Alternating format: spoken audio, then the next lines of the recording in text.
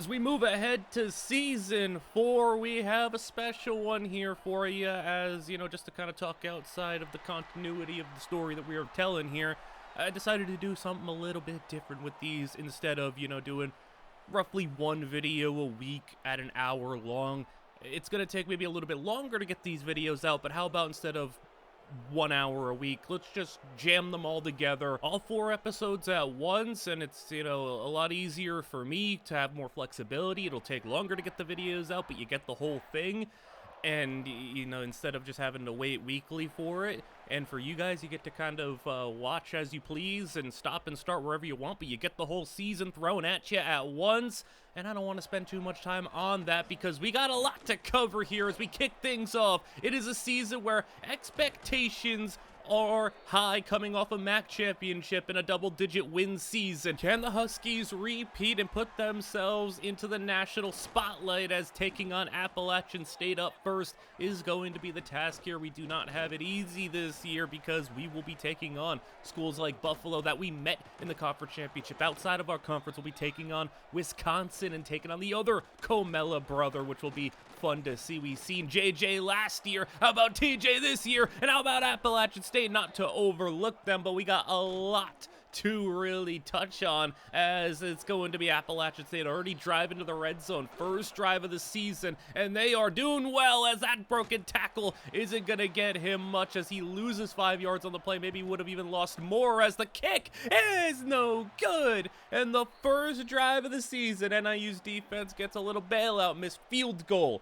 And here comes the new starting quarterback coming over from the transfer portal, straight from Florida, now to NIU. Marvin Booker handing off. Welcome back, Roxy Kennedy, who got, shut down for the last portion of the season due to some injuries. He's fully healthy and ready to go, as Booker kind of provides us not as much mobility as J.D. DeVoe, but will give us some plays like that. He can move. 3rd down and 3. Kennedy, first down, trying to get back to his 1,000-yard form that he had as a true freshman, as Booker will throw. Here's Herndon, new wide receiver coming over in the transfer portal, former 1,000-yard player at Baylor and Northwestern, as Roxy Kennedy, big run, Leanne out in front, and Roxy Kennedy to the 36-yard line, pistol formation. Here's Lee Orlando, who really handled things great when he was the #1 primary back, ran for 1,000 yards last season. Here's also new starting #1 tight end, Seti Elmira. We'll get to see more of him this year after a nice #2 tight end true freshman season out of him. 15-yard line,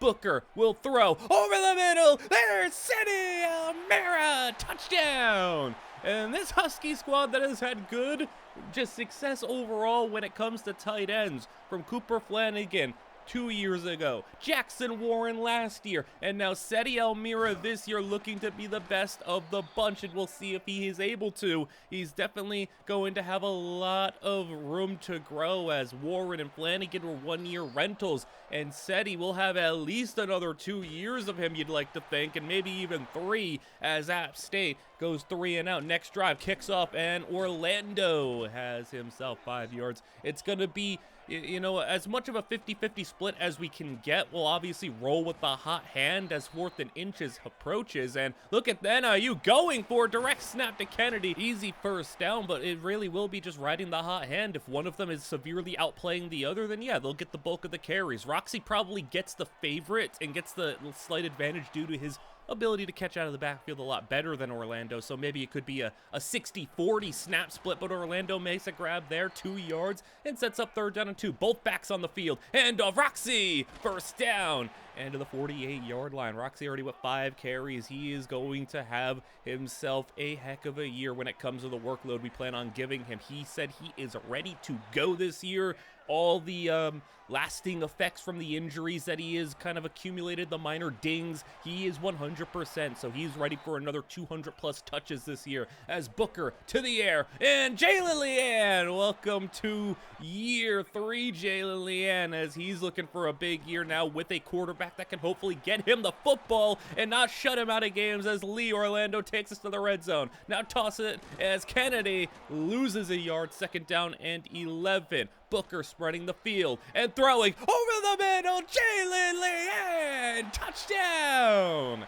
And we're happy to have him here after what was a very stressful midway point in the season last year where Cash Riley iced him out. We'll get to cover a bit of Cash Riley as we advance on in this season. He's starting over at Toledo, and while we don't play them in the regular season, there's always an opportunity to meet them way down the line if a conference championship approaches. They're two of the favorites as another 3-and-out for App State, as there's not really been much to talk about. This defense just playing pretty well after that first drive. As look at the throw on the run over the head of Miles Kendrick. Had a chance at it as Orlando on the toss play. Nice spin move, gets through Lee Orlando. 16 yards on the play. Booker hands it up, and here's Roxy Kennedy in the open field. And Roxy, both running backs running free and having themselves one heck of a first half. Booker is going to get sacked, though, and he'll lose a good amount of yards on the play. Booker will now just set up the screen. Herndon is going to be somebody who can kind of threaten at all three levels, is going to be a nice number 2 piece for this team in the pass-catching game. Booker is sacked again, and they'll have to settle for the field goal as the kick is good. And it'll be 17-0 NIU all over this App State squad as that pass is going to be caught up. Finally a big play for the App State offense. Haven't been able to get many of those so far. And here's another one on the run for number 11. He's got it to the 26-yard line as they sweep it out and get the football to another red zone opportunity. First time didn't go their way. Missed the field goal. This time around, though, they're finding themselves inside the 5-yard line and looking for the score right before the half. Jet pass and touchdown, Mountaineers. Much needed score to make sure the game didn't get too far out of hand as Booker will go jet pass himself. It's going to be Leanne getting to the outside, and as a true freshman led the country in yards after catch. Kind of slowed down a little bit last year. As what was that throw? It's picked off. What in the world, Booker? I think it just slipped out of his hands. He didn't get hit. He didn't get touched. I genuinely think that ball just slipped out his hand, and it's a pick 6. I don't even know what to make of that. It wasn't a bad decision. Leanne was wide open. I guess accidents happen, but Booker now only up by 3. He's going to take off and run, and Booker will get a nice 15-yard gain. I'm just going to hope that doesn't happen often. Maybe he's got small hands. I don't know, but that pass up top, wide open Kendrick. Give him a chance to go up and grab it. No defender even there to contest him, as with 35 seconds, wide open, Miles Kendrick, and make it up for the just absolutely confusing, baffling mistake. Gets the touchdown back on the board to resume a 10-point lead, 24-14. And, well, the offense, aside from that little slip-up, looking pretty good right now. Some new pieces on the offensive line, both running backs healthy, a new receiver, and a explosive, dynamic tight end in the receiving game has really put together an incredible offensive scheme, and that is a 4-yard loss on the screen. But yeah, the scheme here is we can give anybody an opportunity, and that one for Leanne, incomplete, flag is down. But last year it was very much, hey, Jalen Leanne, save us when you need a big play. Now, with having 2 running backs available, and now with having Herndon to lean on, and now with some other, explosive, just because Jackson Ward was really cool and all, but a 6'8" tight end wasn't a great mover, didn't get a lot of separation. Elmira, very much the opposite of that, as that's a sack for the defense. App State maybe in Husky territory looking to push this to a 1-score game, but the defense stops them immediately once they cross midfield as they'll go back to the ground. Orlando had some space, only 3 yards. That was a big tackle there as Booker over the middle of the RPO. Leanne, quick slant, first down, and Booker now having Leanne in motion. They'll go with a little speed option, and Booker should not have pitched that one. Loss of 2, 3rd down and 10 as Booker will throw deep middle. Leanne, incomplete. Well, at least I can say, hey, good on getting your top guy a lot of targets, at least, as Alea coming in there to try to stop that read option. Only a 1-yard gain there. Jet pass. This is what they scored a touchdown on earlier. Not so far this time as a 4-yard gain, 3rd down and 4. with a clean pocket. A lot of time, but a nice job as he jumped on that one, breaking up the pass, and NIU resumes possession as we approach the ending stages of this third quarter. There's Leanne wide open, and Jalen Leanne, first down. I mean, he's going to get like double-digit targets in this one, as look at Kennedy, the room that just opened up, mowing over the defense. Roxy's over 100 yards in his return as play action. Booker! I mean, he was going to get sacked regardless, it looked like, but he tried to overextend, maybe try to get away, but he's not that fast, as that'll really kill the drive and maybe stop us from getting a long field goal try. Instead, it'll be App State's football, third quarter, under a minute to go. 18-yard line, wide open on the slant route. He got space, and this is a team that's starting 2 new players at cornerback. Guys like Vakari Swain and Trevor Holton are gone. We replaced them with portal guys. Aurelius Aritz, the only returning corner on this squad that will be starting, and even then, he's still an underclassman. We also have Alea, like I said, who had a really nice breakout redshirt freshman season, as they're going to test Aritz deep. And Aritz, oh, it's caught! Touchdown! Aritz has taken that right side of the field where Vakari Swain played, and that's his first game on the right, and it was not pretty on that play, but this is looking pretty as the blocking for Orlando. Great, big run, and looking to get back up by 2 scores. Kennedy can't get to the edge and loses 3. 2nd and 13 for Booker, as they'll go over the head of Orlando, had room to run. 3rd and 13 now, wide open. Here's Leanne. That's going to be a first down. Jalen Leanne open on 3rd down, as he typically finds himself doing that, as here. Touchdown, Jalen Leanne again. He got open on the right, he got open on the left, and he finds himself into the end zone. 31-21. And the Huskies closing in on 1-0 on the season. Maybe a little bit closer than we've wanted it to be, as that ball right down the middle is picked off. Shaq Alba. And we'll have the football right back. We're going to talk about it was a little bit closer than we'd like. We are a pretty significant favorite over this App State team, and they've played us pretty tough. We've made some mistakes, but it's kind of those first game jitters, a new quarterback, a couple of new starters. You're going to have to get used to some things, as the screen will be out to Kennedy, and Roxy will be close, and they'll give him the first down.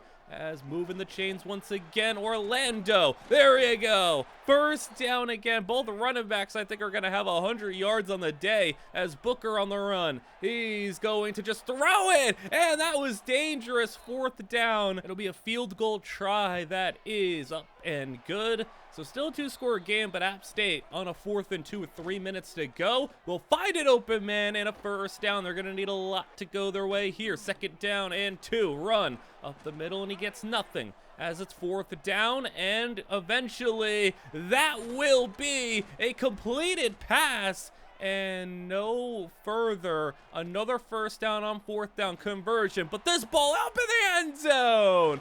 Aurelius Aritz gets one back, a pick to end the game. So Aritz allowed that big touchdown, but he gets an interception to close things out, and game 1 goes to the Huskies, 34-21.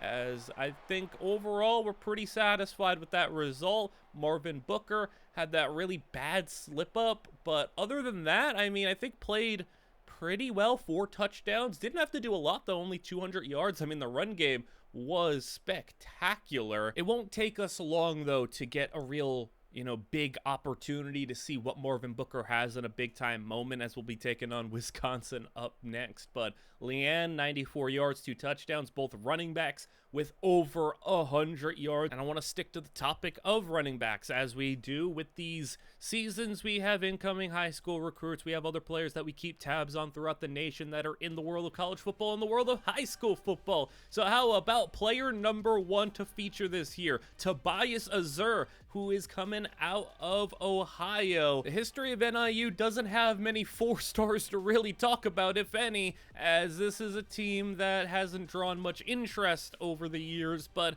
hey, we have a little bit of 4-star interest, and here is one of the 2 players we'll really be focusing on. Azur, a powerful running back who I would say has a lot to offer this team, and any team that he is on when it comes to just an overall power profile, a 5'11", smaller frame, more compact build at 226 pounds. And the thing that he does best, I think better than any running back in the nation, is his blocking, actually. Pass blocking, pass situations. This is the type of running back you're going to have out there as that sixth man, that chip player, that extra guy. He has been able to take on full-on defensive linemen to help out the quarterbacks, but a good pass blocking running back alone does not make you a 4-star. He is also a good runner of the football when it comes to just his overall explosiveness in the short area. He shoots out of a cannon and will get some real steam going, run over defenders, and while he isn't like an absolute home run hitter type of a player, he will get you those tough yards, and he will go and find the end zone, really finish plays strong.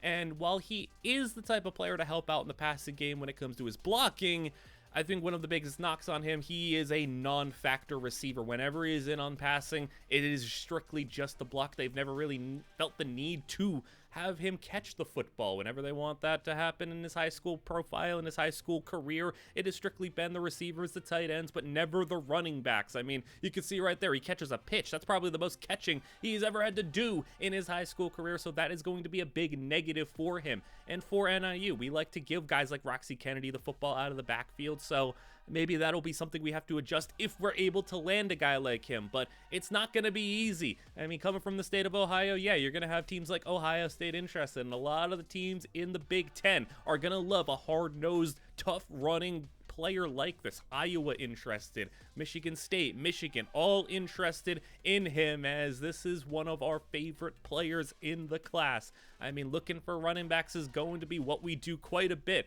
You've seen 2 running backs go over 100 yards on the day, and with Lee Orlando, Roxy Kennedy both being juniors, yeah, we're looking for guys to be the future. Also, we don't know what the future of a guy like Martin Elena has. He had that season-ending injury last year, and this year, he's not on the roster, so we won't even see him. We don't know what the future of running back looks like, but could it be Tobias Azur? We sure hope so. But enough of the talk of the prospects. This is as big of a game in the regular season as you're going to see, and the Huskies are going to get this one out of the way. Game number 2.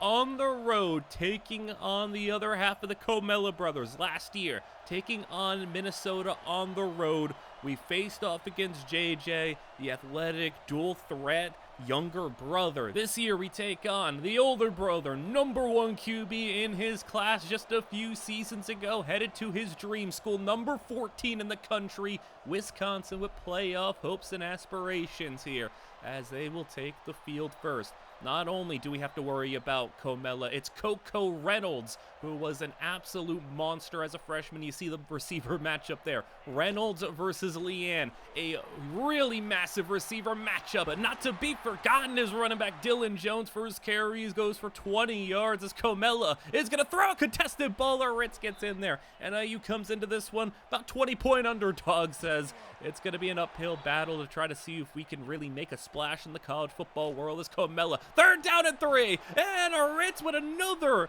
play on the football. 2 big plays from Ritz, gets Wisconsin off the field. Jalen Leanne, coming off his 2-touchdown game, is back out here, as we'll see if Marvin Booker can have a big-time showing against a top-ranked opponent. Booker to the air, 2nd down, as he's hit as he's throwing, incomplete. Didn't have enough time to set up that play, as 3rd down and 8. Booker in the end zone, he's sacked, it's a safety.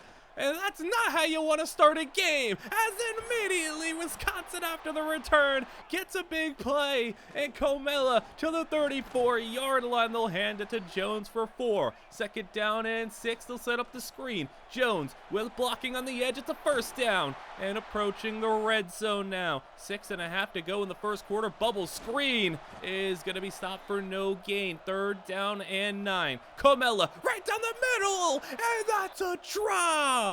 Just a flat out, no one touched him, drop. And that's a bailout for us, as they were very much on their way to getting a touchdown. Instead, it'll be 5-0 after the field goal. Handoff, Roxy.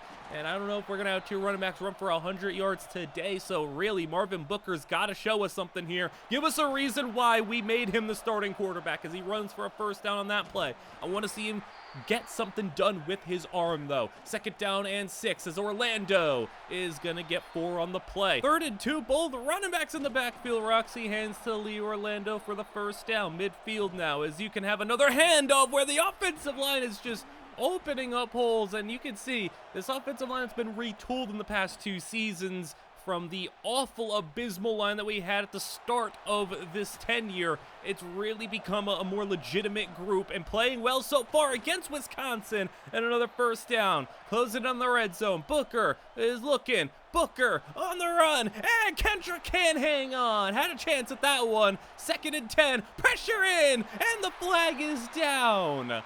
He got rid of the ball, but a flag is going to result in lost yardage anyways. Holding sets them back. 2nd down and 20. Booker is going to go to the outside and finds Herndon wide open. He'll get 8, and he'll set up 3rd down and 12, so at least holding on to field goal range if you cannot take a big loss here. That throw had a chance, and it's incomplete, so a field goal is going to be what it's settled for, and it will be good. 5-3 your score as Comella takes over. Play action. Throwing over the middle for a 1st down. And Aritz has been targeted early and often. He's kind of risen to the challenge so far, but it got beat on that one. 8 yards on 1st down. They'll go 2nd and 2. Quick throw! And another completion. My goodness. They are really just all out going after Aritz, and then here's Coco Reynolds on the screen. Reynolds, stiff arm, and Coco Reynolds for 21.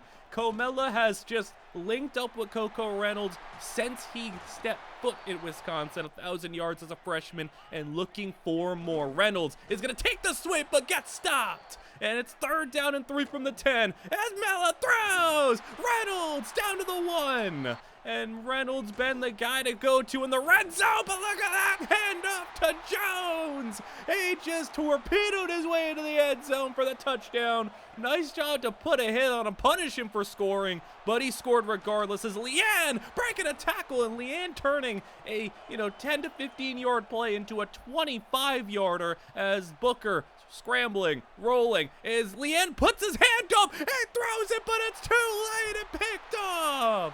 And he had a chance with Leanne, who had good positioning initially, but he gave the defender far too much time to make a play on that football. He should have thrown it either sooner or not at all. Instead, it's Wisconsin with the ball. 12-3 your score as that pass caught. Comella dealing so far, and he's handing off. Dylan Jones to the edge with a lot of room, and the blocking is just phenomenal from the receivers as Comella will get his man Coco Reynolds again for a 1st down. Kind of feel bad. Aritz has just been absolutely targeted, and I don't think he's played a bad game so far, but you're playing against these elite level receivers. Screen on 3rd down.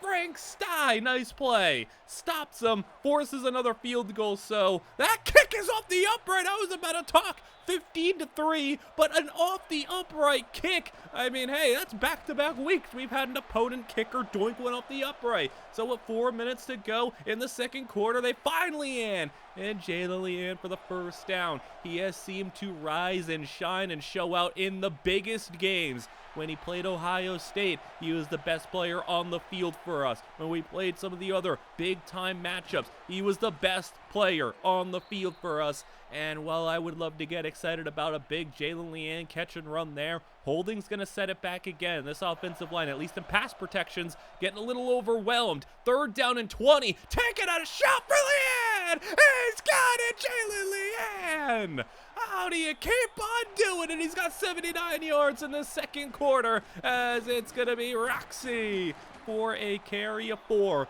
Headed towards the red zone. Give it to Lee Orlando. I think he had a hole if he went to the outside. Instead, he kind of just ran into the line. Orlando on 3rd down stopped.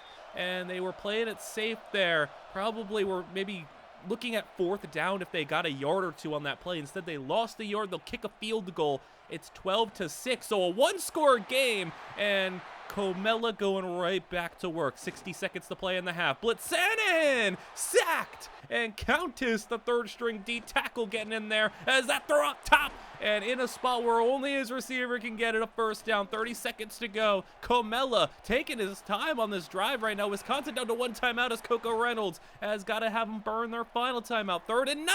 He got by him. Armstrong got beat on the outside, and now with 18 seconds to go, they're at the 12-yard line. Comella finds the tight end, and he's down first and goal. That would have been big if they stopped them shy. Clock gets stopped, though. 10 seconds to go. You should really be taking a shot at the end zone or nothing at all, really, as Comella throwing. End zone! Oh, it's intercepted! Westbrook's in the end zone! That is massive! Wisconsin can't believe it. Comella doesn't know what he just did. A pick in the end zone with 2 seconds to go in the half, and it will be 12-6 going into the locker rooms. A huge flip there, as we were looking at potentially 19-6, at the very least 15-6. Instead, 1-score game. Huskies get the ball to start the second half. Orlando takes the carry, and he'll get 6 yards on the play. 2nd down and 4. Orlando, another carry. Orlando gets free, and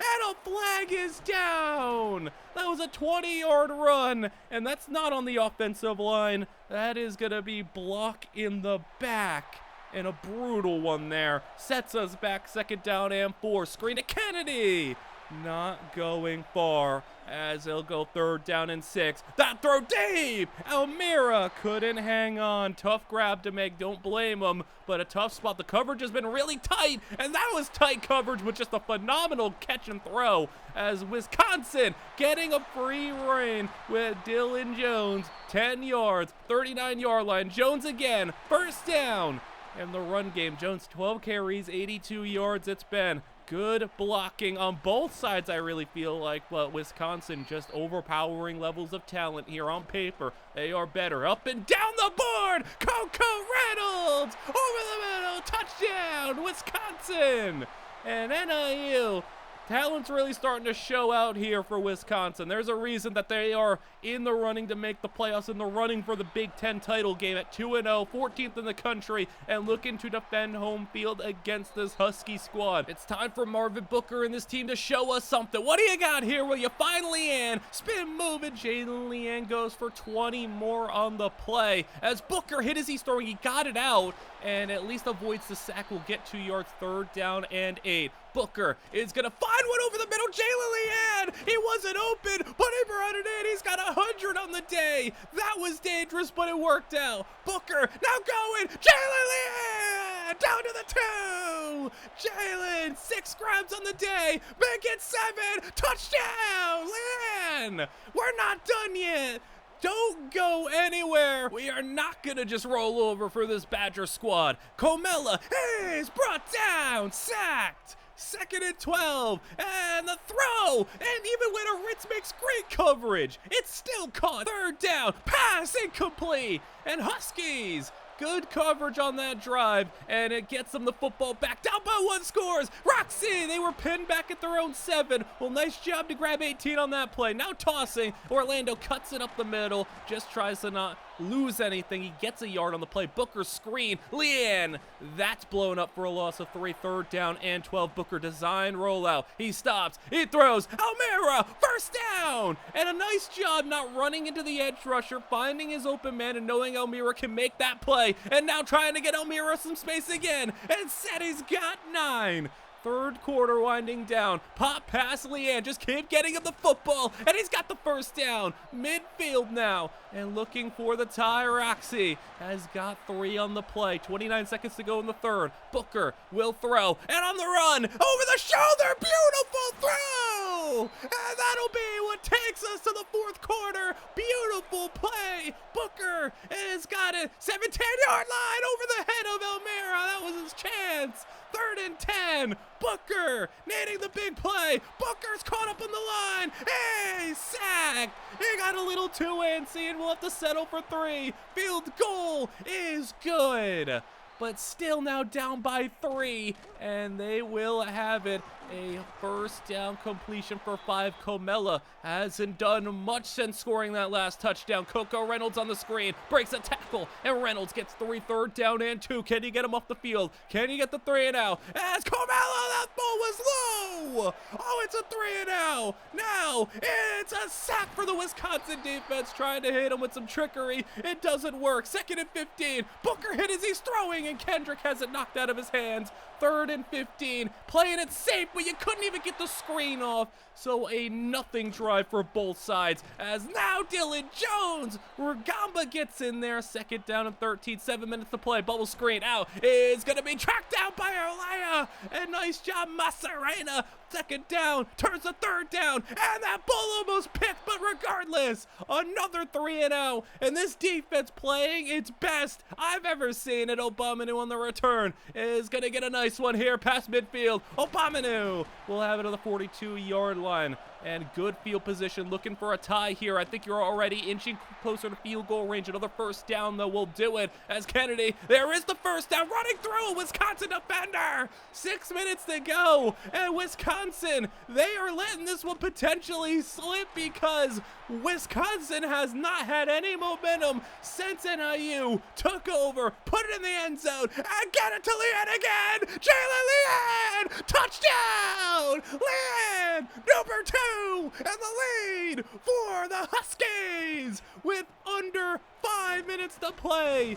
TJ Comella is going to have to put something together as he's throwing to a wide open receiver. That's a 1st down, 36-yard line, 3:30 to go. They got plenty of time, all their timeouts, and if it's in their decision here, if it's in their control, they want to make this the last actual drive of the game. They don't want to give us any time because we're playing our best football. Dylan Jones on the check down, taking it for a big play. Dylan Jones, he's got 33 on the play. Handoff, back up, running back comes in and loses a yard. 2.5 to go. Jones on the carry. Alea got ran through, but they bring him down. 3rd down and 5. Needing a conversion. Comella outside. It's caught. And a 1st down and goal at the 8-yard line. Handoff. Dylan Jones breaking a tackle. And he's down to the 4. 2-minute warning here in Wisconsin. Upset alert hidden coming. But Dylan Jones. Touchdown. And the Badgers got the lead. It looks like you got one drive to make this happen.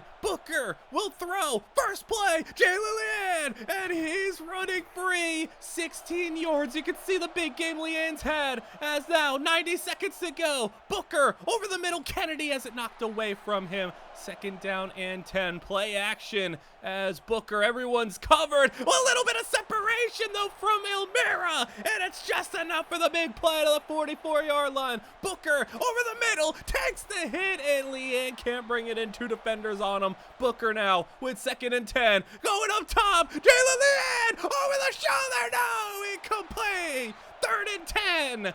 And now, needing the conversion, obviously it's 4-down territory. Booker hit as he's throwing. It's 4th down, and the game on the line. Booker, what do you got for us? He'll throw outside. Got a man. It's caught along the sidelines. What a time for your 1st career catch, Frank Carney, the 5th-string receiver. And now Herndon to the 12. You can tie this game, but NIU, they want the touchdown. Booker will throw. He's got Carney down to the 7-yard line. Timeout burned by the Huskies. Play action. Booker rolling. Booker, corner of the end zone. Oh, it's Herndon. Touchdown. Touchdown Huskies. And they got the lead with under a minute to play. Oh, you gotta be kidding me. The Wisconsin Badgers don't know what hit them. Screen to the edge. They still got time, but they need a touchdown. Jones is going to go down to the 42. Can't celebrate yet. Blitz sent in. They floated out. Jones is wide open, and he will have it to the 46. 22 seconds to play. He's got time, and he's taking his time. He'll just throw to the open man. 1st down, and Wisconsin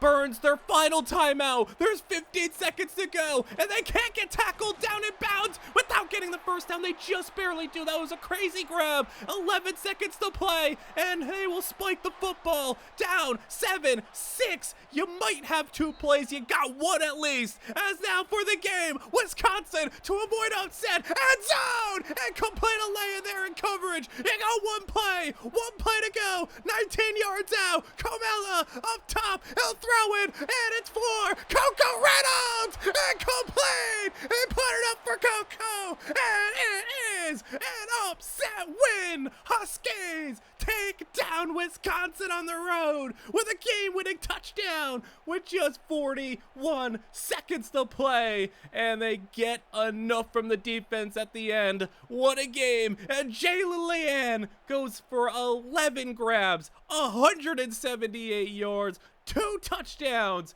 and in the time where it mattered the most, actually Marvin Booker showed out in a way that we really needed to see from our potential quarterback. And I don't want to say potential anymore. I think the doubts have maybe subsided, at least for now. I think that is our quarterback. Coco Reynolds and all these receivers, they had a lot of production here, but none of them came close to what Jalen Leanne did for us. And like I had already said, in the big moments, the big time players, it's Jalen Leanne and it's everybody else, but Leanne is the one that we follow to the very end. And when it comes to the topic of Jalen Leanne, well, the topic of Cash Riley will also come up. And, you know, even though he's not out here playing Wisconsin, the team that we just beat in the bowl game this past season, San Jose State, was a factor for Cash Riley. He did get his opportunity against them, and he was putting on a show. The coaching staff for Toledo has really let Cash Riley just do his thing, which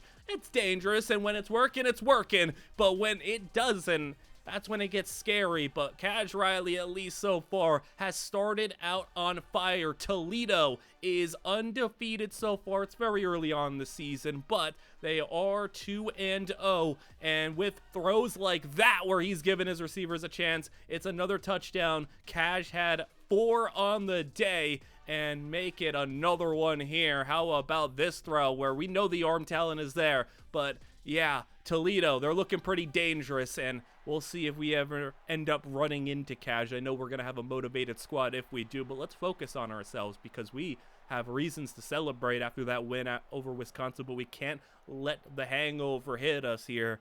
We got the win, yeah, but we still got another 10 games the rest of the way, and non-conference continues against Memphis, where Memphis, a pretty solid team. It's not, like I said, an easy non-conference schedule. We play Memphis. We also play Syracuse as well, so it's going to be a tough road, but for this team, I would like to think we got some confidence that we can go out there and beat anybody. If we went out there and beat Wisconsin the way we did, I have to believe we can go and beat just about anybody. Memphis included, Syracuse included, anybody in the MAC included, as Booker is going to get hit as he's throwing and the pass is incomplete. An early stop for Memphis as Caleb Odom, their star player, wide receiver, 6'5". He is a freak of nature type of guy, and he is going to be the one to watch out for as I pass up top. Oh, Memphis coming out swinging with that big play. Worst thing you can do is to come out here and just play flat and really let that win against Wisconsin go to waste. You got to keep the momentum rolling. You got to keep things going and keep that confidence high.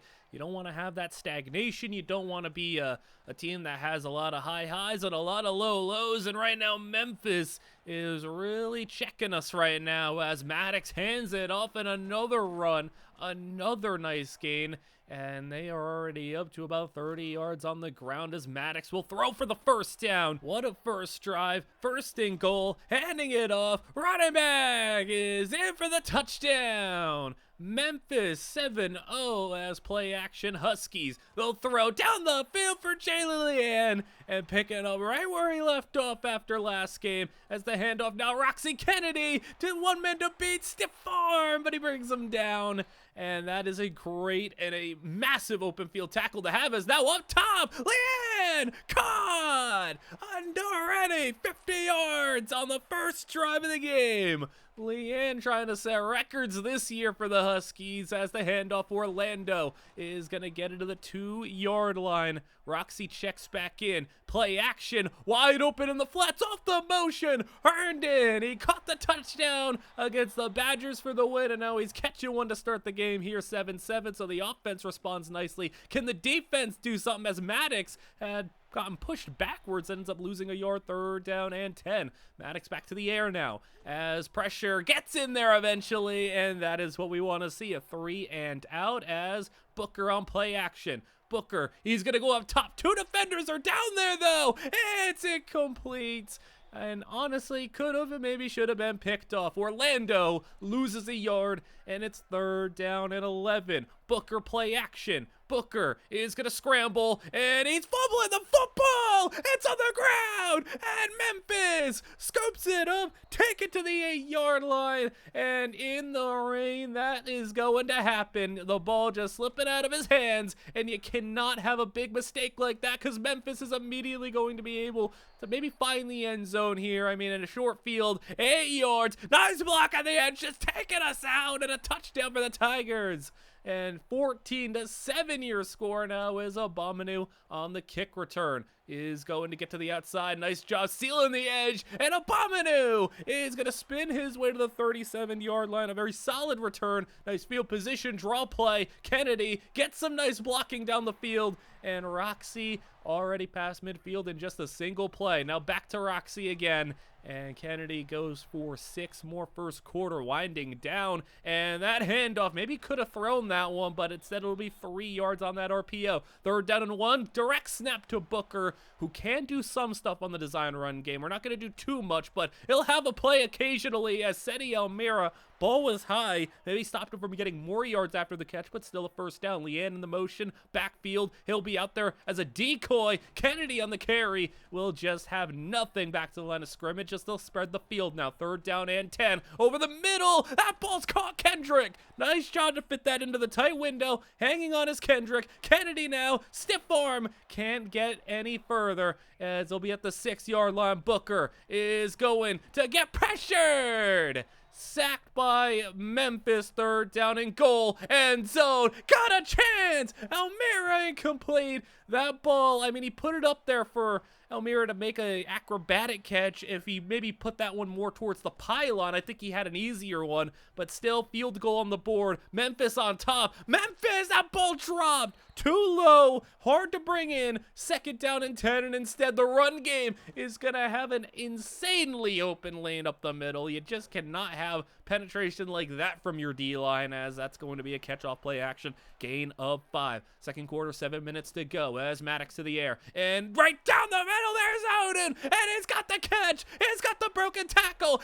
He's got the touchdown. 63 yards. I said, watch out for him. Everybody knew Memphis was going to be trying to get him going, and they did for a big touchdown. And now a fumble. And Memphis, I don't know if that was a fumble, though. It's going to be a challenge here. I want to take another look at that one before we get too distraught after the start of this 2nd quarter and how things have gone. Having the opportunity and not getting the touchdown from the goal line and then the 60-yard touchdown. But yeah, it looks like that is not a fumble, which is massive for us. It'll remain our football, be a first down, and not let things get out of hand here as Orlando on the carry will get 9. Down by 11, it's still very much fine. You don't have to worry. You don't have to panic, but maybe the defense can play a little bit better. Oh, this is an actual fumble now. And Memphis scoops it up and down to the 20. That's an actual fumble, not a reviewable one that will be in our favor. That is going to just be brutal. The rain's really messing with us right now. I think that's got to be the only excuse we have, but at least the defense will get a quick 3 and out and a field goal. Are you kidding me? 3 games in a row off the upright. And we got a little luck on our side as with 4 minutes to go. It's still just an 11-point game. Booker has a lot of room up the middle, and Booker gets it to the 35-yard line, handing it off. And Kennedy is going to maybe stumble a little bit. He made a nice move initially, but it looked like maybe the ball was about to slip out of his hands or something. He had to get both hands on it. Instead, it'll be 2nd and 16, and Almira open in the flats, and that is going to really make up that deficit that we lost on first down, as now another set of downs. Kennedy spin move, and that is how you turn a loss of yards into a gain of 6. Roxy just so slippery for a powerful back as Kennedy gets it on 3rd down and converts. And now split backfield. Booker, they missed the block. And the tight end in the backfield who was lined up at fullback had a blocking assignment, just straight up missed it. And now J.D. DeVoe checks in as Booker got hurt. DeVoe on the pass, and he'll have Herndon for the first down. So DeVoe is the number 2 quarterback. We know what he brings to the table, and we know what he offers to this team. He'll throw an incomplete pass there, but 2nd down and 10, the handoff. Kennedy Roxy, a lot of room. Roxy inside the 10 to the 6, and with a minute to play, Booker checks back in. Just a minor little shakeup, so at least we have that to be okay about. Is that from the 1-yard line? Roxy Kennedy, touchdown, and the Huskies are down by 4 now with a minute to play. And Maddox, stiff arm on the read option, and Maddox, look at him run.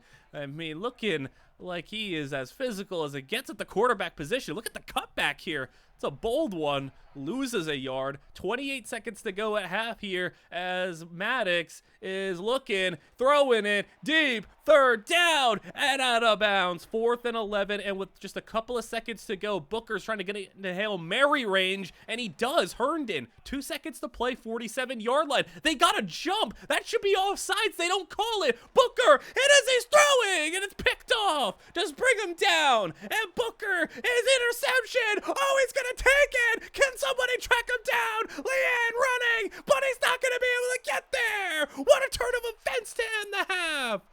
That is brutal. The pick 6 at the end of the half, but you seen on the pre-snap play where they did the hard count, they got a jump. They didn't get the call. The only reason that even happened is because we didn't get the flag that we earned, I guess. Like, that was a jump. And instead, that is going to turn into a pick 6 for Memphis. Everything went wrong on that play. The missed call, the hit as he's throwing, right into a defender's hand, and right back to a 2-score game. Memphis gets the ball to start the half, and they're already driving here. Run game, getting them going. Pass for 8 yards there. 2nd down and 2 from the 38 and a 1st down. And this is looking brutal for NIU. Play action Maddox, and he's going to the outside. That's going to be a loss of yards.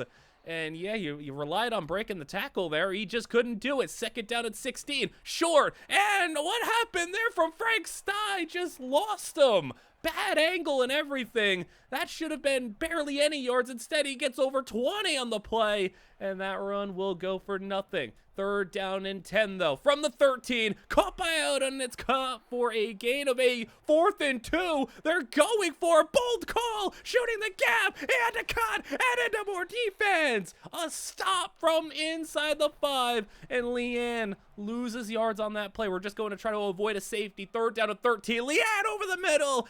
Jalen Leanne coming up big again in that situation as we go faking the pass and incomplete. We faked the jet pass, had to get rid of it. Hit as he's throwing. Booker now 3rd down again, and another 3rd down conversion. Roxy out of the backfield to the 30-yard line, and this would be such a massive drive to find points after being inside our own 5-yard line to get all the way to where we are at a midfield opportunity right at the 50. Orlando on the ground as Booker has Leanne in the flats. Leanne spin move, gets a couple extra yards. He'll have 6.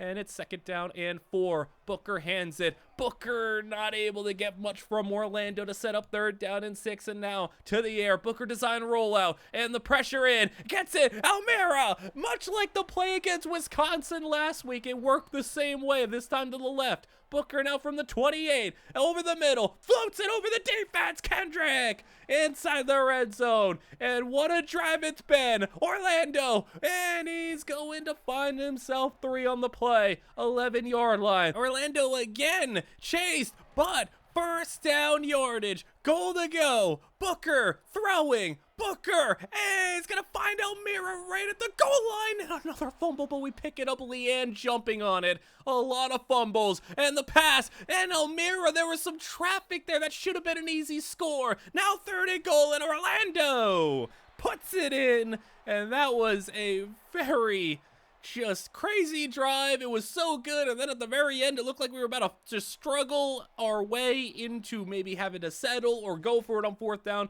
They missed the 2-point conversion, but it's been ugly. But it is just a 5-point game as we head to the 4th quarter in just a couple of plays, as this one to the outside, spinning off a defender. He'll have 8. 13 seconds to go. 3rd quarter is going to be done with this play, and it'll be a 1st down. So New set of downs. Start of the fourth, and they'll have a loss of 1. Second down and 11 for Maddox. It'll go underneath and caught. Not much, though. Third down and 6 for Maddox. Will he look for Odom? Yes, he will. Up top, 1-on-1. It's caught. No, over the defense. Down to the 2-yard line, and Memphis finds the end zone again. Another 2-score hole for the Huskies, and this time it's 12 points. Booker, I mean, the offense has done at least fine. They put up some points, but some turnovers have hurt. It's been really the defense struggling in some aspects and some areas that really need to improve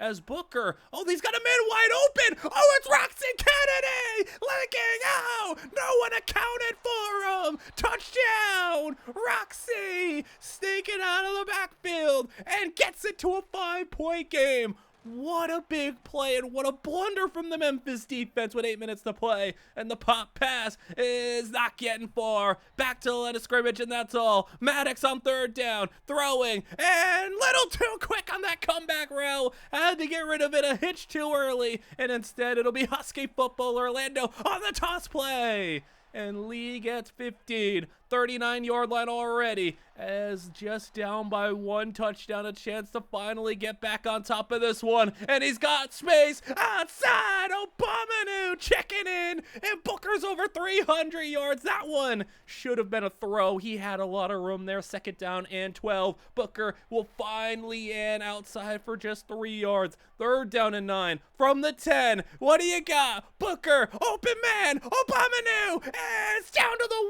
1, and goal to go. Handing it off. Kennedy is stopped. And he lost, I'd say, half a yard on that one. Booker back to Kennedy, and Roxy, touchdown. Huskies on top by 1. 2-point conversion upcoming. Booker looking for the field goal lead. It's stopped shy. Leanne with the grab, but the defender swarmed all over him. 5 minutes to go. It's 35-36. Memphis with the football. Maddox, screen set up on 2nd and 14. And with a man to beat in the open field, he gets by. Gets a couple extra 9 yards on the play. Third down and 5. Maddox goes play action. Big play on the run. Throws it for the first down.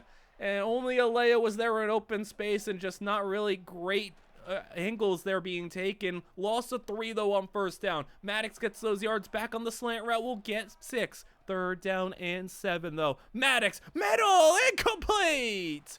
And a turnover to the offense, where we will have a chance to run out this clock. They didn't want to go for it. They're opting to rely on their defense, and it's going to be third down and 10. So maybe it'll work out. Booker in the face of pressure. It's incomplete. And Memphis will get another chance at it, needing just a field goal. Great field position, and they're already in Husky territory. 43-yard line. Middle, that's gonna be caught, and they're in field goal range. They did have a field goal doink off the upright earlier. I don't know if we're gonna get that lucky to have it happen again. Third down and inches. Maddox hands it. He's stopped, and at least we'll get the football back with 1:27 to go. Field goal. Oh, it's wide left. He missed it. Memphis had their chance, and they let it slip away. 2 missed field goals today. Kennedy is gonna have the first down. 1 more to end it, to just survive. Orlando is gonna have it to 2nd down and 5. Handing it off again. Roxy runs through. First down. Game over.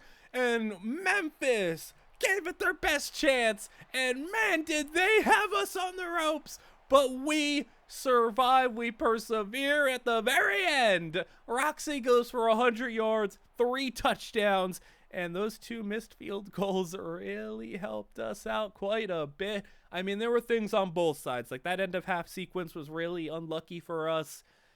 It's one of those games where no matter who lost, they would feel like they got maybe wronged or they got unlucky in some type of way. But it was us coming out on top. And Orlando and Roxy carried the ball combined 40 times.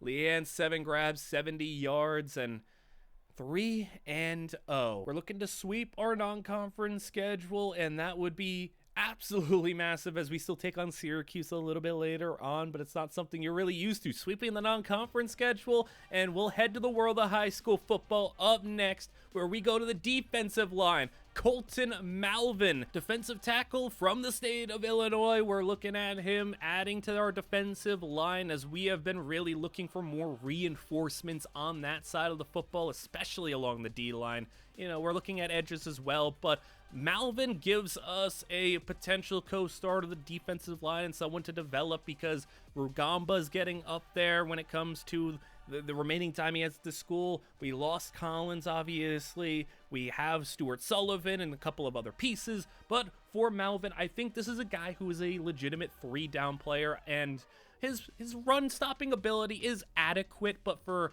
you know, comparing him to somebody like Baraka Rugamba, who's a pure run-stopper, who has the occasional flashes in pass rushing, I think it's kind of the opposite with Malvin, who is a mostly pass-rushing interior D lineman who has some really nice flashes when it comes to his run-stopping ability. He'll get kind of bodied at times when it comes to trying to get off certain blocks and reach around. He doesn't have that type of lateral movement, but when it comes to just teeing off on third down especially and getting after the quarterback, this is the type of guy you want. At the very least, you're looking at a designated pass rusher for us if we can go and land him.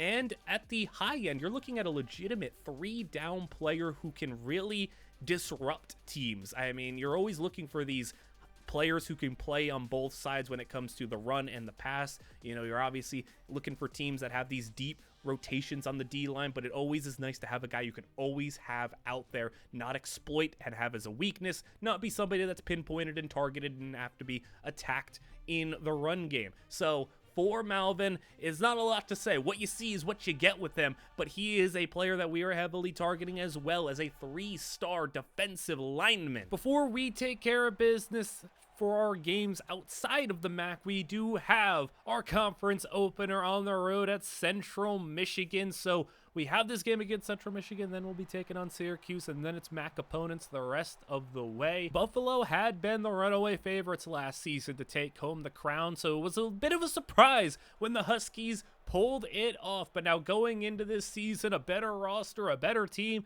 more stability, and everybody that is important to us from last year coming back this year, feels like, yeah, we are the odds-on favorites. It's us, it's Buffalo once again, and Toledo with their hot start. But Central Michigan's been playing well as well. 2-1 on the season so far, and getting their conference play underway where the offense takes over for the Huskies to start the game in a first down. Now a handoff to Kennedy, who gets stopped in the backfield for a loss of 2. An early 2-carry, 0 yards for him as Booker rolling out. And Booker on the run, and over the defender's head, Herndon coming up with the big play from the 43. Both running backs in the game. Kennedy takes the carry, and it will be a gain of 3. Injury for our tackle Haywood, but as the middle passes Kendrick, that is an impressive catch, a bold throw, and a first down to the red zone for the Huskies. I mean, that's a throw that you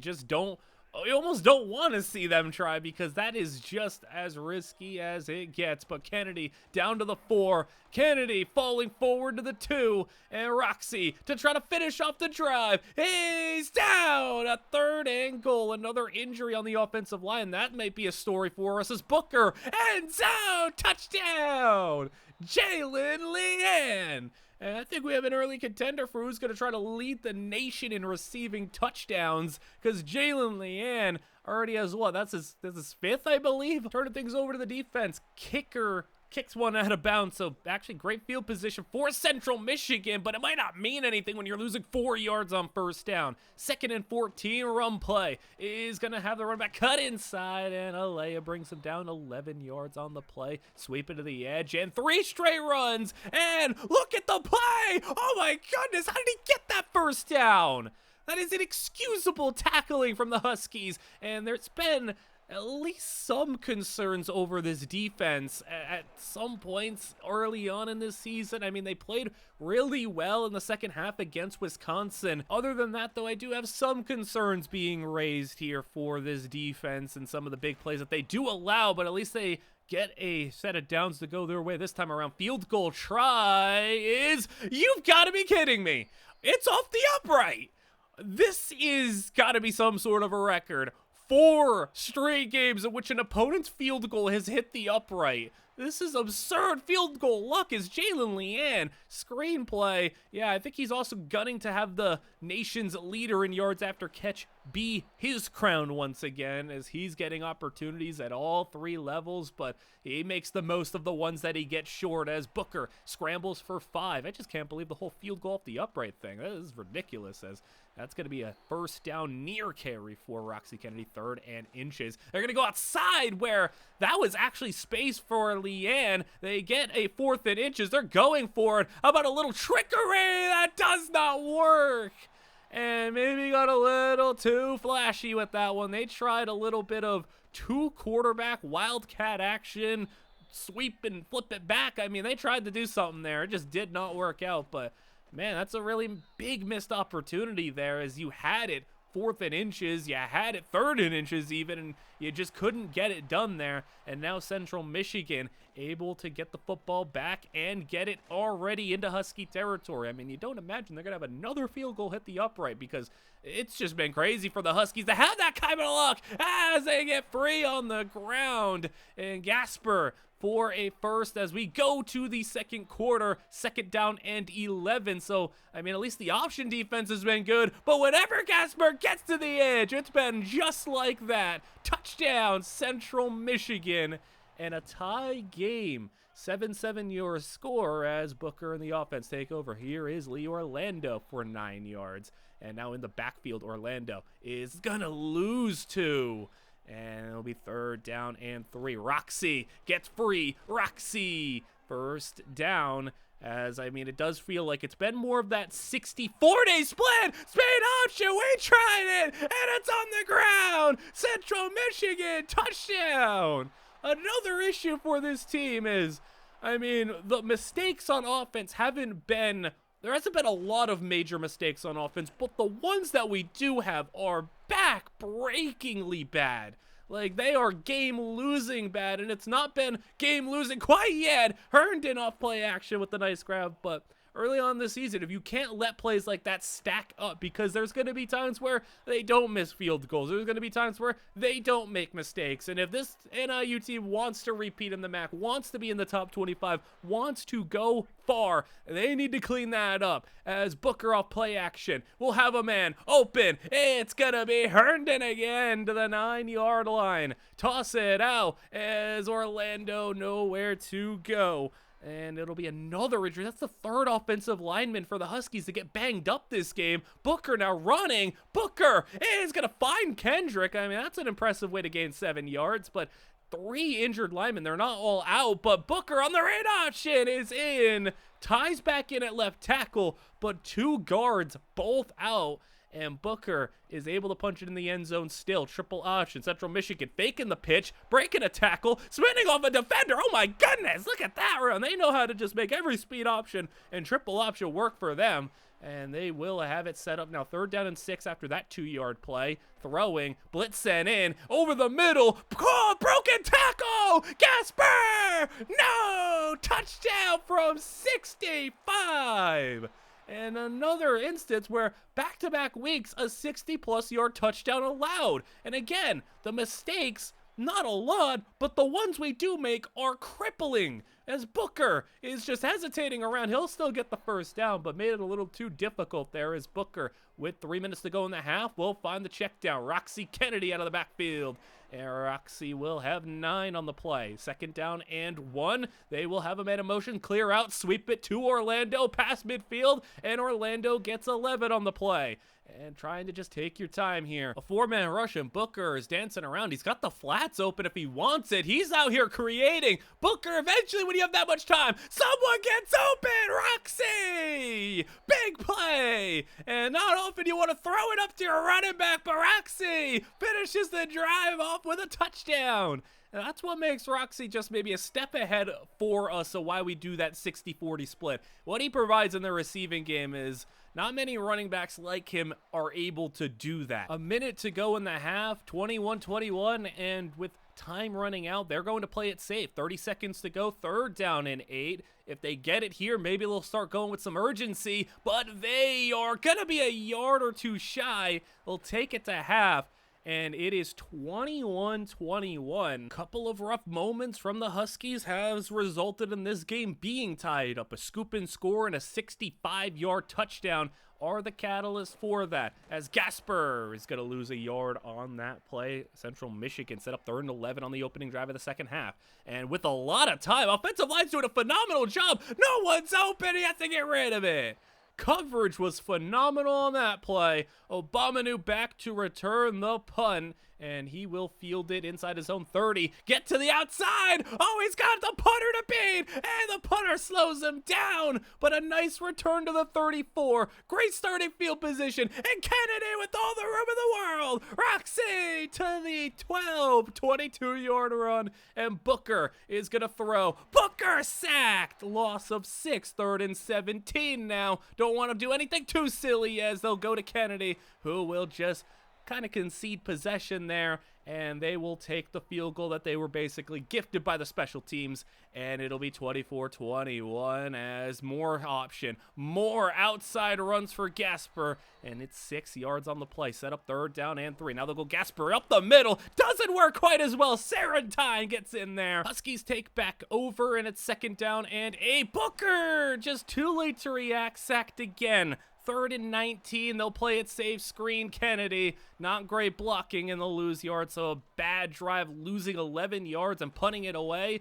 As with a halfway point in the 3rd quarter, it's been a little bit of defense coming up here as that throw. Oh, that is so close, but he couldn't get it for the 1st down, as that will be Husky ball again. 3 and outs traded back and forth. 2nd down and 12. We're trying to avoid back-to-back 3 and outs, but not looking good as our other tackle gets hurt now.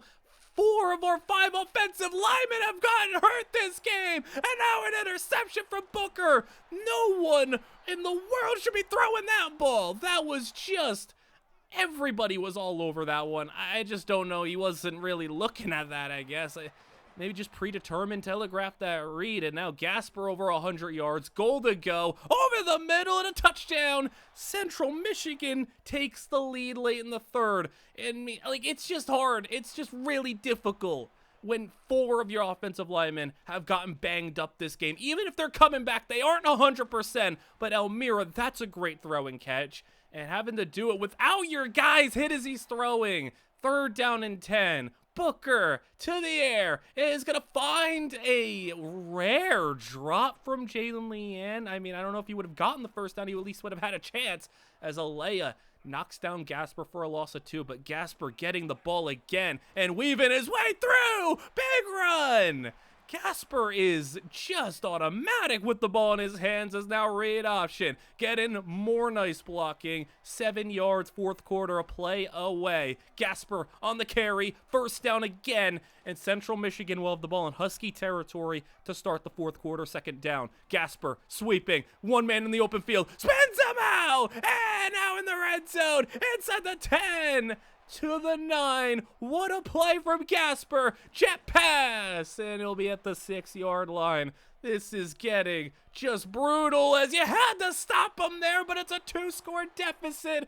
And now things are getting dire. You don't want to drop the MAC opener. Kick deep. Obamanu had a nice punt return earlier. Now in the kick return. Gets good blocking through the middle. Jetting up the middle of the field. And he's gone. Touchdown, Huskies. And they needed that one. 2-point conversion. And Leanne is got it. 2 is good. 35-32. And I feel like I'm watching very similar game to last week. Mistakes on our end, big plays on their end, and a 2-score deficit that has to be overcome in the 4th quarter. We did it last time, and after a 3 and out here, we have a chance to do it this time. Leanne, not able to get anything, loses 2. Under 7 minutes to play. Booker is going to throw. He's got City! Up top! City!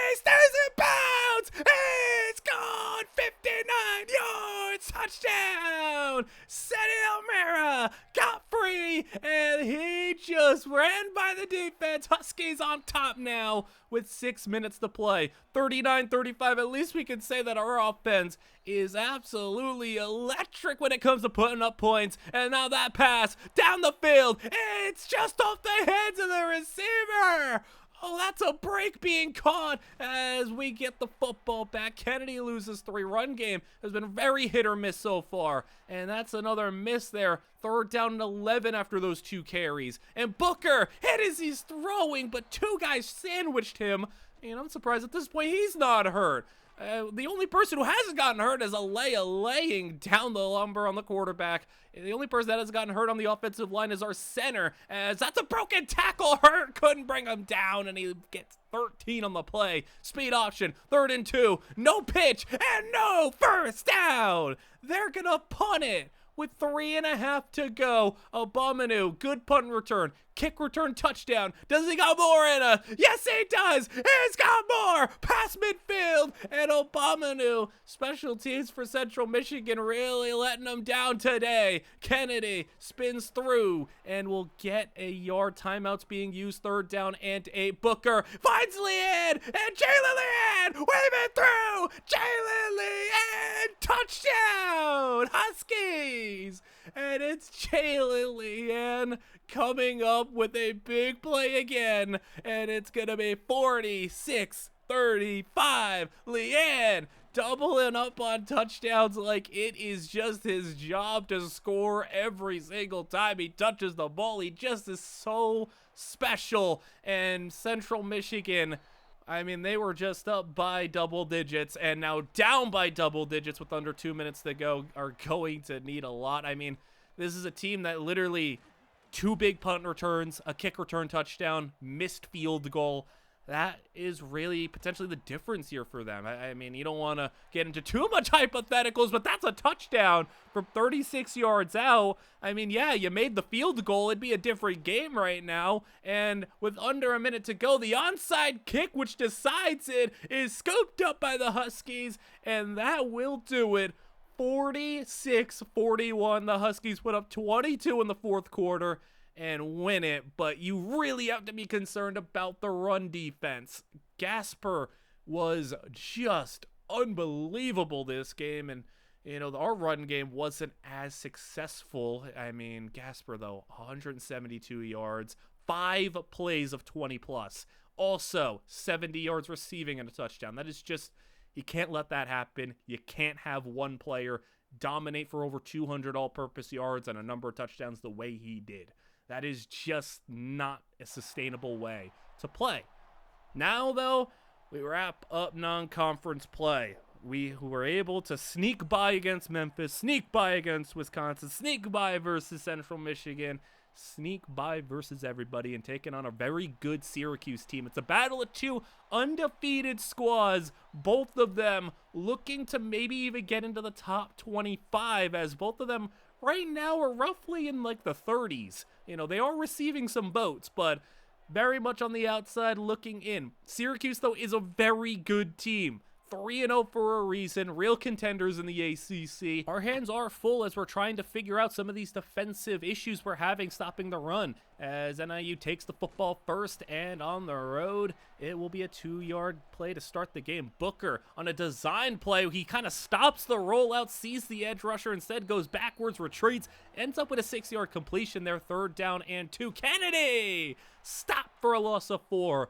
None of the offensive line injuries are major significant ones, but everyone's kind of rocking up to this game a little banged up, which is not ideal. So we're going to hope that the offensive line does not hold us back, as that was a play that almost got jumped, taken the other way. Instead, it'll be a loss of 3. Syracuse is going to have an open man over the middle for a completion at 7 yards, 3rd down and 6, looking to avoid 3 and out to start this game. Hit as he's thrown by Sarentine, gets it off and a 1st down. Just a second too late from Sarentine, as another big open field run. We cannot let this be a thing. Edward Witten goes for a big run. And now Syracuse, that's off his back foot. Unnecessary but effective.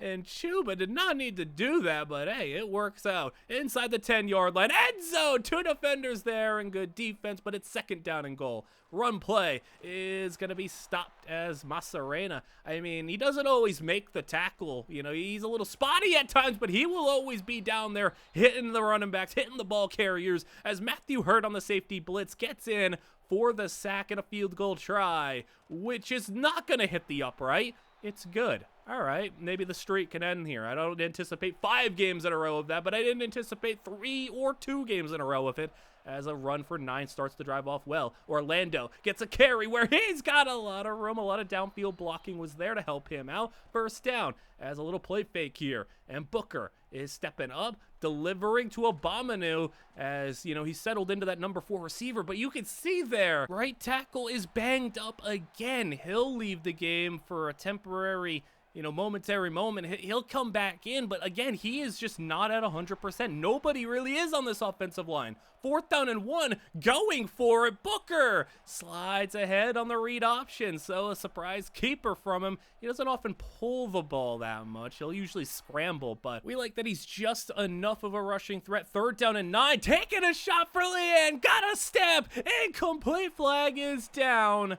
And yeah, that's going to be holding, and I mean, not a good game for him. He's already gotten banged up going in, banged up during the game, and now a holding penalty.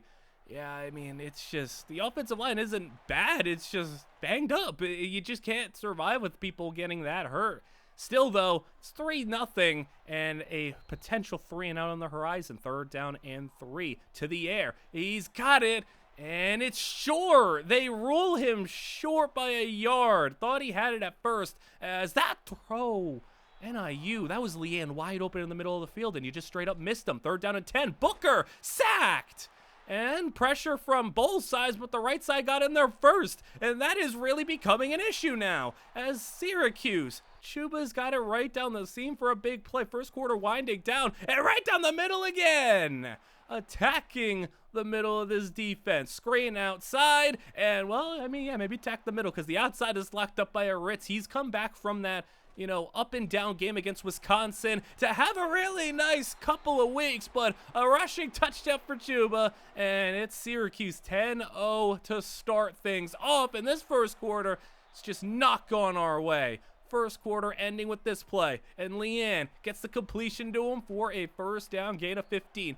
2nd underway now as Leanne in motion and trying to just create something else. Triple option, Leanne on the run, and he'll have just 5 on the play. 2nd down now as Booker will go middle. Kendrick 1st.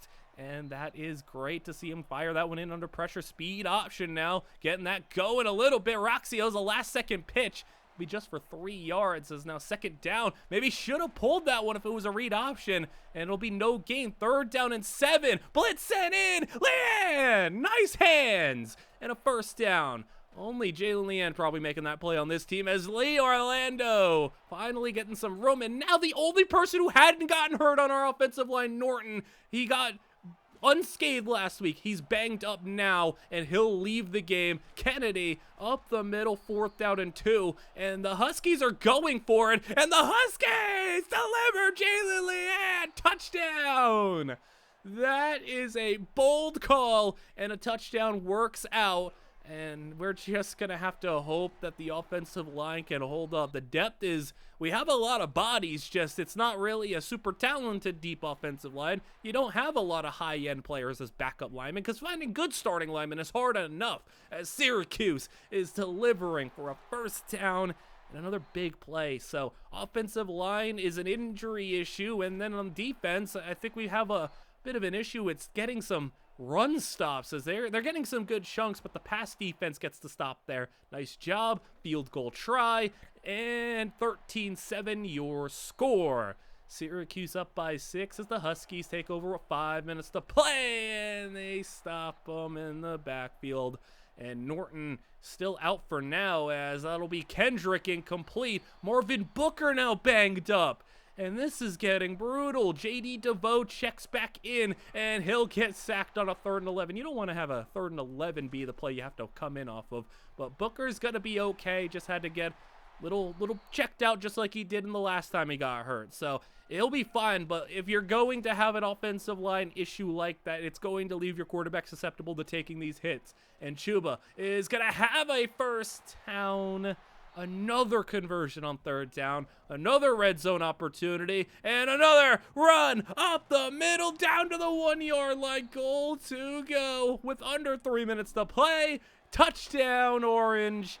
Man, this has been a rough half for us. Still, though, this team's been down double digits in their last 3 games. They've won all 3 of them. It can happen again. It just doesn't feel the same as you don't have a team at full capacity, at full health right now. And Kennedy with the run. A yard on the play, 2-minute warning, play action. And you can see the rush, 3 guys in, incomplete. As it's just a brutal amount of injury. Luck on that. It's going to be a fumble. I mean, 3rd and 9, they just tried to get maybe a run to the outside, but it's just not going our way. Syracuse, that's an incredible grab on the sidelines to keep on moving things ahead, where Chuba's got 200 yards in the first half.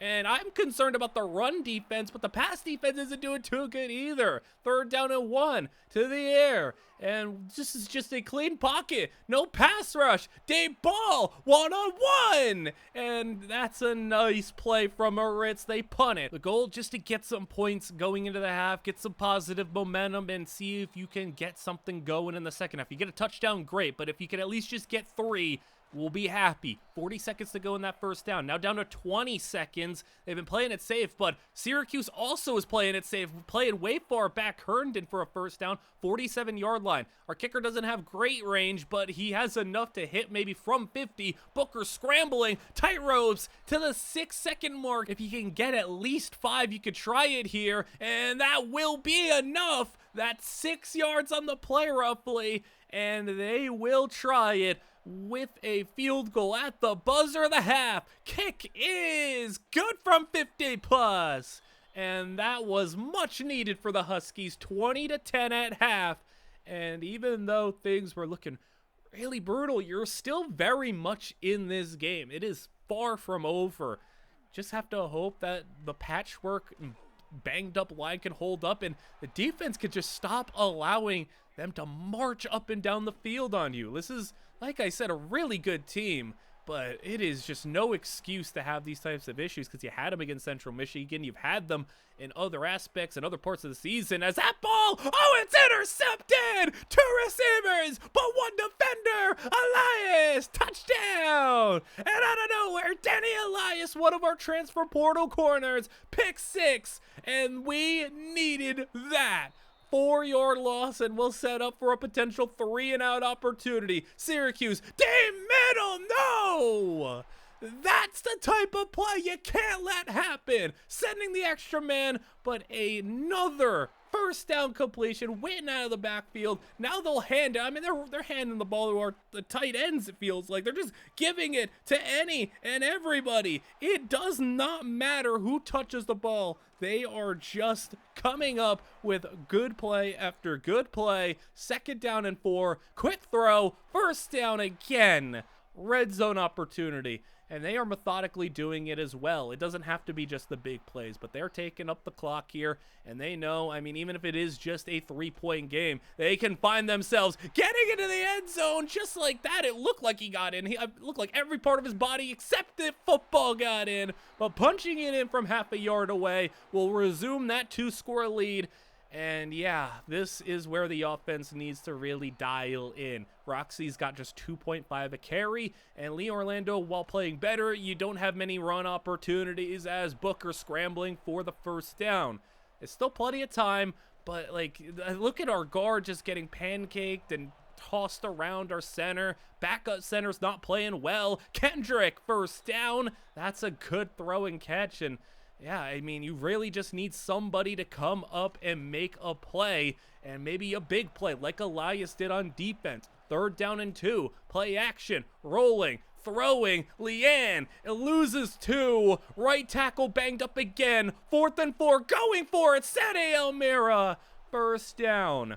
I mean, just Brutal injuries, though, from the line. And Elmira coming free open on the RPO. Elmira falling forward to the 20. And Seti is maybe becoming our team's number 2 go-to guy, slowly but surely, as play action. 2nd down and 14. Booker just floats in, and the defensive pressure, it's picked off. He just wanted to get rid of that football, put it in the vicinity of the running back, but probably aim for an incomplete pass. But because of the pressure, because of the hit, it kind of just floated up there long enough for the defenders to swoop in.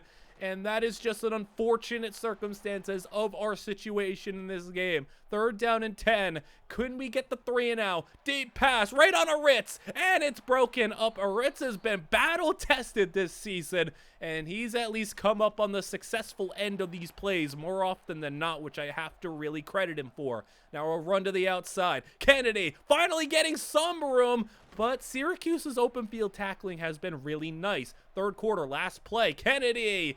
That is just a brutal play. 3rd down and 14. 10 minutes to go. Kennedy into block and throwing deep middle. Leanne, that was double coverage. Lucky it wasn't picked. And Syracuse, with the 10-point lead, takes over.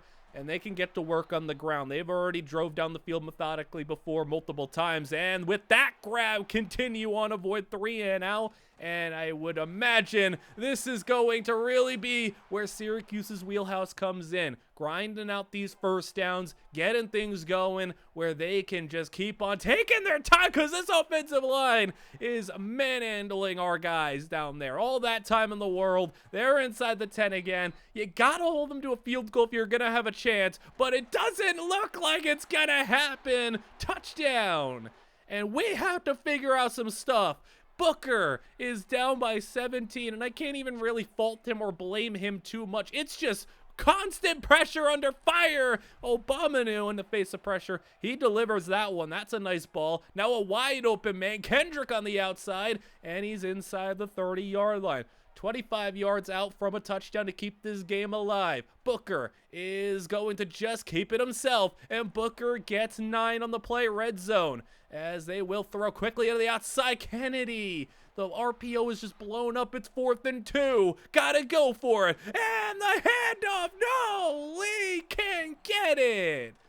And it's 34-17 on the turnover on downs, and that was maybe your last chance. Instead, Syracuse will go 3 and out. So, not done yet. This for sure is your final chance. Hit as he's throwing. He had him open down the field, but he got hit again. It's just too much pressure, and maybe he's rattled now. 4th and 10. Booker, game on the line, throwing, and tipped it incomplete. That'll be your game. Syracuse put up a field goal. NIU is going to throw a pick on the final drive that they get, and that will do it. Not only is it a loss, but it is a 37-17 loss, and don't want to hit any panic buttons. Obviously, the team is 4-1, so it's not like they're doing bad, but a lot of close calls in the games that they've won. Syracuse put up over 440 yards, and I mean, it has just been frustrating. Expectations and the standards are higher. You got to play better. You can't make the mistakes that you're making. You can't allow the big plays that you're making,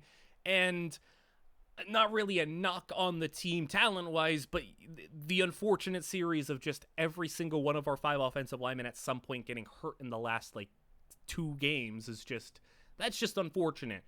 They're not going to miss significant amounts of time, but the wear and tear early on this season is really setting in as we get to our next highlight prospect, and this is one that we are actually heavy favorites on. How about linebacker Lynn Bryan, a rangy sideline-to-sideline guy, a very nice coverage player as well. This is a team that I do think needs some coverage linebacker ability. We've had great guys with Owen Chambliss, and we've had Frank Stye, and we've had Miles Graham, all of them more behind the backfield, pass rushing, run stopping linebackers. So how about getting a guy who could do a little bit of everything for us? He's got some athleticism. He will shoot out of a cannon and really go in there and actually light up a ball carrier. But The thing that really separates him, makes him that 4-star prospect, is it's not just a match of athleticism and run-stopping ability. The fact that he's able to just seamlessly flip from person to person in passing off zone coverages and actually sticking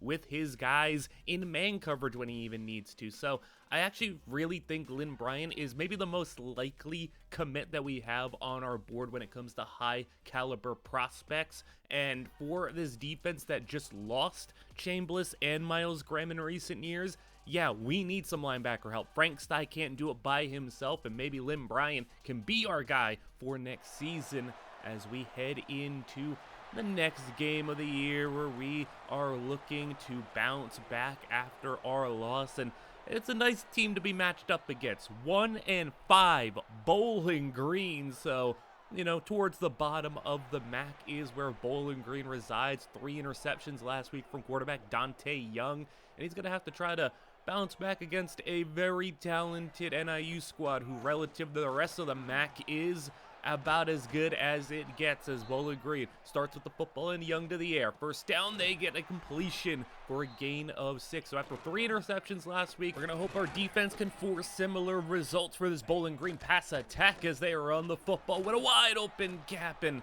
I mean, you're not going to have really much of any excuse against these teams in the MAC. Maybe Syracuse, maybe Wisconsin, you can give us a little bit of leeway, but not against Bowling Green, not against these MAC schools. We cannot allow these gaps to open up the way that they do.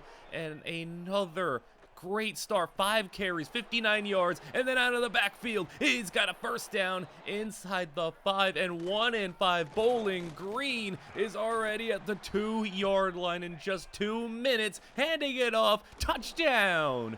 Bowling Green runs it right down the field with ease, as we have a little matchup here. Wendell Crothers going to be taking on Jalen Leanne one-on-one on the outside when they get those opportunities, but Leanne obviously playing much of his snaps within the slot, so we'll see how much traveling goes on there between their top defensive back and Leanne as a first down carry. Orlando and Roxy getting things going on the ground where Roxy cuts back, and Kennedy gets 2 on the play. 2nd down and 8 for Booker, as he had obviously a very tough week last week, and yeah, we're going to see if he is able to reel things in. He gave us a lot to really like in these first couple of games in the non-conference, especially the Wisconsin game where he really dialed in at the end. Though, how do you respond to adversity? How do you respond to more pressure? And how do you respond to a loss? Well, it's a good start on this drive as the run right up the middle for Roxy gets 6 more. Red zone opportunity, play action. There is Elmira wide open in the flats, and if he was getting that one block from Miles Kendrick, he would have been off to the end zone. Instead, it'll be Roxy Kennedy finishing off the drive.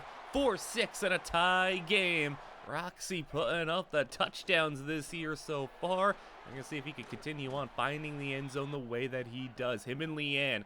I mean, the way that they find the end zone, it is tremendous as Frank Stye. We talked about what he gives us. He's able to shoot into the backfield, but getting a guy like Lynn Bryant or whatever other coverage potential linebacker that we have would be important for this team. Nice stop from the defense, though, as Jalen Leanne on the screen will set up 3rd down and 8, so don't want to go 3 and out here in this good field position. Outside! Roxy was open. Would have had a chance at the first down. Not going to happen, and the punt will be what looks like a good one, down to the 3. One of the best punts you'll see from this NIU squad this year, and a long way to go for Bowling Green as they'll be at 3rd down and 7, and the completion! That ball, little difficult to bring in with the adjustment, almost had his foot out of bounds when he caught it, and here goes the run game again.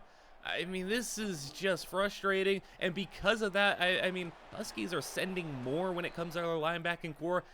Like, they have to account for their lack of ability to generate good pass rush from a 4-man rush and get penetration in the run game, and it is just forcing us to take away resources from our coverage, because if you don't, you give them a lot of time. If you do, you don't have a lot of people covering. That is an issue. They find themselves at the end of the first quarter in the red zone, now inside the 10, 4th and inches. They're gonna go forward, and the handoff is through for the first down. Met before the line to gain, but he got there in the end. Alea in the backfield with that tackle. 2nd and goal from the 1. He's in for the touchdown. I appreciate Alea bringing him down into the end zone again. Alea does do a good job getting in there as that box safety, but he can't do it himself as Seti Almira on that little tight end screen. We love throwing those out to him because he is one of the better run after catch tight end threats. Look at the juke to the outside. Roxy, nice cut, and Kennedy to the 27-yard line. We have all the confidence that our offense can keep up with just about anybody the MAC has to throw at us. It's just a matter of if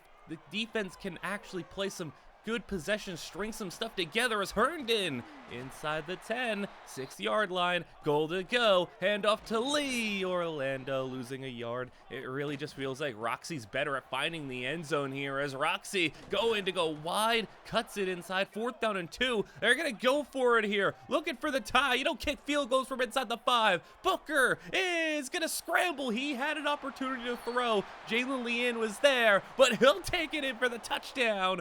And 14-14 your score with 6 to go in the second quarter. And the throw out into the flats is going to be caught for a gain of 5. Now straight up, handoff, Countess. Nice job upending the running back. Maybe he needs to play a little bit more, because if he's getting run stops like that, that goes a long way for this team. 1st down and 10 though after the conversion. They throw it up. Alea hits him in the back and drills him for the ball popping out. And you've seen Stuart Sullivan goes down, so I guess that will have to make us dip into our reserves on the D-line. 3rd down and 4. Rugamba, nice push. Had to make him roll, and he gets sacked. You see in there up the middle, Rugamba had a great push to force him to flush, and that was really what generated that sack there. 2nd down and 7. NIU taking over play action. Booker into the flats. Here's cutting the backup tight end. Just a pure blocker, but he'll have a couple of catches every once in a while as Roxy for the 1st down and closing in on midfield. 3 minutes to go in the half as Orlando taken out by the legs, and he'll get 2. Booker play action now as he had it deep over the middle for Leanne. Instead he goes short to Herndon, and Herndon, oh, he's got the speed, and Herndon, touchdown. Maybe you questioned why he didn't go down the field to Leanne. Well, that works too. 49 yards for the score. The Huskies got the lead, and then immediately it's Clinton with the pick on the screen, and the Huskies turn them over. That is a sudden change of events where we got a 7-point lead in the red zone. Orlando has 3 on the plate. We hit the 2-minute warning. Play action. Booker floating one for Almira, and Compton couldn't get a foot in bounds, a little too far out. 3rd down and 7 instead. Booker is trying to run but gets stopped, sacked. Field goal opportunity. I mean, it was a free possession, a free drive, so we'll take a free 3. 10-point lead now as Bowling Green had kept pace up until this point, but 1 turnover is really all it takes to really unravel your entire game plan. And how about 2 turnovers? Pinner, the other linebacker, with an interception. We have a new cast of guys at linebacker. Really been the story the last couple of minutes here. And yeah, we have a new cast of guys. We have people surrounding Frank Stye, and that's a big interception from Pinner to get us the football right back in the red zone. Handoff on the draw play. Kennedy is pushing for timeout. Bowling Green now a 3rd down and 2. QB draw. Booker walks it in for the touchdown. And all of a sudden, look at the scoreboard. It's 31-14. It was just tied up like 3 minutes ago. And now Bowling Green, you gotta find some points before the half to give yourselves a chance to feel like you can maybe pull this one off. That's a deep bomb!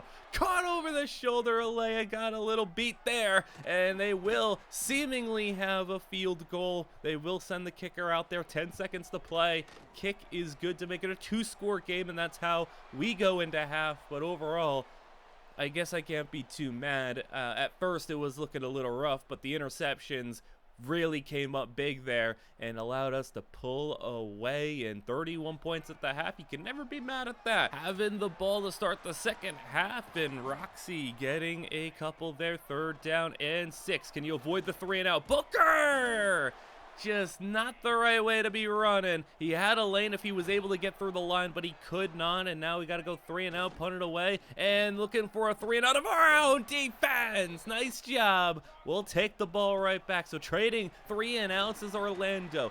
takes it for 9 yards, and we could really pull away here. I don't think a team like Bowling Green can come back down 3 scores, maybe down 2 scores, but if we get a 3-score lead here in the second half, that'd be huge, as there's Jalen Leanne off play action, gets the block from Herndon, and Jalen Leanne is gone! Touchdown! Huskies! All the way, Jalen Leanne! Coming up with another big play this season. It never gets old, does it? And Jalen Leanne with yet another touchdown on the year and a 21-point lead, as the run game at least has slowed down, mostly due to the fact that running the ball has become a little bit more difficult when you're down by 21. You can't always get away with doing that. Obviously, we're only halfway through the third quarter, so you can say you got enough time, but after a stop there, NIU football again, do you really have enough time to come back, especially against this high-powered offense for the Huskies? As we go, little end around, Jalen Leanne, that's a lot of room! Leanne, can he go? One meant to be, he's got the angle, makes a miss, but it slows him down just enough, and a big 40-plus yard run from Leanne. Yeah, he could do it on the ground too. 4 yards on that play. 3 minutes to go in the third. Orlando bursts down. And Orlando taking us inside the 25-yard line. Here goes Roxy Kennedy. Roxy inside the 10, cuts it, and down to the 1-yard line. Roxy's over 100 on the day as we are headed for another score. Roxy, touchdown. What a turn of events ever since that end of the first half sequence. It has been pure domination, and we'll head to the fourth quarter, catch you with anything that is worth noting here as that ball incomplete. 4th and 17, and Bowling Green, hey, last chance maybe if you have a miracle in ya, knocked away. Nice job, and the Huskies take back over. It will be a throw from Booker, gets it out to Kennedy on the screen, and Roxy gets the blocking downfield and cuts it inside. Roxy, hey, he's gone again. Touchdown, Kennedy. How about another trifecta scores for Roxy Kennedy? 52-17, and this is more like it. Back deep pass, and oh my goodness, it's getting out of hand here. Alba with the pick. Yeah, I mean, this is just, it was 14-14. Now 52-17, 8 minutes to play. Shaq Alba with an interception. JD DeVoe and the backups end up checking in, take their time, run out the clock, and JD DeVoe punches in a late game touchdown to even add more points to the lead. So that will do it. Backups got to close this one out, 59-17. And a monster scoring output for the Huskies, 250 rushing yards on the day. Booker, look at that game, 12 completions on 15 attempts, but 250 yards and 3 touchdowns. Both quarterbacks for Bowling Green. Rough day. Still, though, I am concerned about the ground game. We allowed yet another 100-yard rusher. That is the number one concern. Losing Collins, losing Graham, losing Chambliss up the middle really has hurt us. Rugamba's still there, and he's pretty good and all, but he can't do it by himself. Masarena Alea is doing good stuff in the run defense as well, but we just need to get some guys to step up on the inside, and we'll move on to about a little game here. It's actually not a little game. It's a big game. Minnesota versus Ohio State. I want to check in on the other brother. We already took out TJ, but let's see what JJ's doing, because he's got his Minnesota Golden Gophers up to 7-0 this season. What a start for Minnesota, and they are on the road at Ohio State. So a tough task, a tough test, and was Comella up for the challenge? Well, you can see here, Comella scrambling and getting his team into the red zone with a first down. Eventually finds himself throwing a touchdown, and at Ohio State, Comella once again rised and shown out in a big game with throws like that are just hard to guard. And in Ohio State territory, Comella up top, getting past the safety, and a touchdown for the Gophers. Comella number 2 on the day, and looking for more on the run. Nice throw, and look at Comella and his team just roll. It was a very competitive, very back and forth game. Every single time Ohio State put up points, and trust me, they were putting up points, Gophers had a response. How about Comella's 3rd touchdown there on the game? And it was a late game scenario at the very end where Comella, how about on the run, read option all the way for the touchdown to get them right back in a situation where they tied the game up. They get the football back, and Comella trying to orchestrate a 2-minute drill for the win. How about 2 first downs there? Closing in on the midfield stripe as Comella moving, running. He's gonna scramble and into field goal range. Comella is leaping over defenders, putting his body on the line and getting his team into the red zone where they, at a 34-34 game, could kick a field goal for the win, and it is good. They go to Ohio State, a top 25 matchup, take out the Buckeyes, and go to 8-0 on the season. How about the Gophers, and how about Comella? Maybe so far being the better of the two brothers, improving himself right to go to Minnesota. 345 yards, 4 touchdowns. What a day, and we will see what things for them continue to be as the season goes on, because the top 25, it is within sight for the Huskies here at 5-1 halfway through the season. We start the second half of the year where they are on the outside looking in. They are receiving quite a bit of votes, with the only loss being against a very talented Syracuse team, the win over Wisconsin. We take on another poor MAC opponent, though, and a rivalry game, Ball State. They're 1-5 on the season, so back-to-back one-win teams. They did kind of pack the tougher of the opponents for us in the MAC at the back end. We do play Buffalo and Akron later on in the season, but how about what we could do against our rivals? You know how rivalry games work. Anything can happen here as Booker throwing middle, started off the game hot with a big play, 24 yards to Kendrick, and handoff. Orlando is getting about 7 on the play on his first carry as Booker with time is looking. He's throwing comeback for Kendrick and a first down. And this is how NIU loves to start their games. Started off hot and a tackle for loss, though loss of 5. Couldn't get the pitch off. And second down 15 now. Go to Kennedy out of the backfield, get those yards back, make it a 3rd down and 9, as this team is not afraid of having 4th down territory. Some congestion there. That really could have been some pass interference, but they call it maybe inadvertent, as that field goal is good. It is heavy rain here, and because of that, the kicking situation not going to be easy, but able to hit it from inside 50 yards. Don't know if 50 plus is going to be possible for us today, as that run for Ball State picking up where this defense left off with these tough, just right up the middle runs. I mean, the outside's been rough at times, but at least we have some speed to get to the contain and get to the edge, and you know, guys like Alea are out there. But how about those up the middle runs just really crushing us, at least when we are getting them throwing the ball down the field and we're contesting them? There hasn't been many times this season where the opponents come down with it, as there's Orlando, big time draw play, getting 20 plus on it. Booker underneath for Herndon, and Herndon is going all the way to the 33-yard line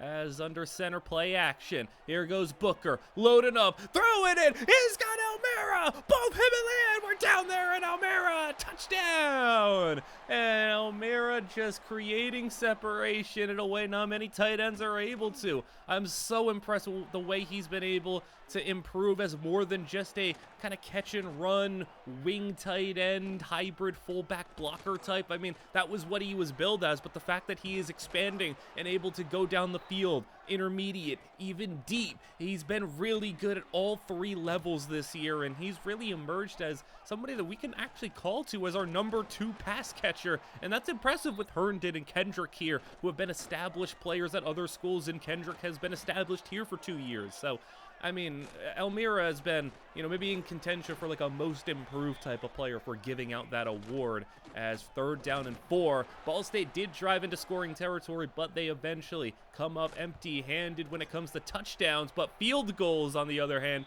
they are able to boot it through. First quarter coming to an end where Leanne on the pass gets a jet pass to him, loses yards on the play, backs us up 3rd down and long, where Booker maybe could have stepped up. Instead, he steps back, and it'll be an incomplete pass. He definitely had a lane to run if he wanted to step up, but he was trying to create with his arm. Maybe needed to do it with his legs as Ball State. Incomplete pass there yet again. Another contested ball. Another one there. 2nd down, incomplete. And like I said, when they are able to contest passes like this one, how about 3 straight deflections for this team? Yeah, when they're able to contest, when they are there, they play the ball very well.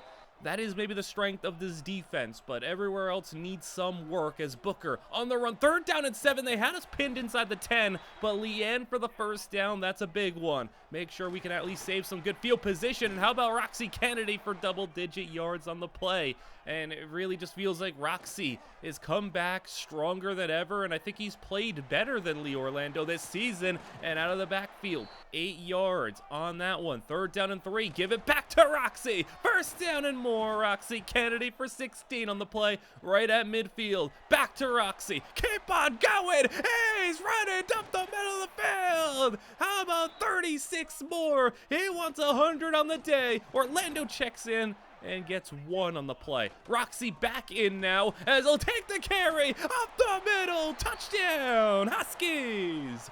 Roxy gets a lot of credit on that drive. He got, like probably 60 plus yards on that drive and takes it in 17-3. Huskies all over Ball State right now. Run game for Ball State, though, is still effective, more than we would like. 7 yards there. Now another one. Sweep to the edge. Nice blocking. Cuts it in for another 15-yarder. They got 90 yards on 12 carries, and it's just the first half.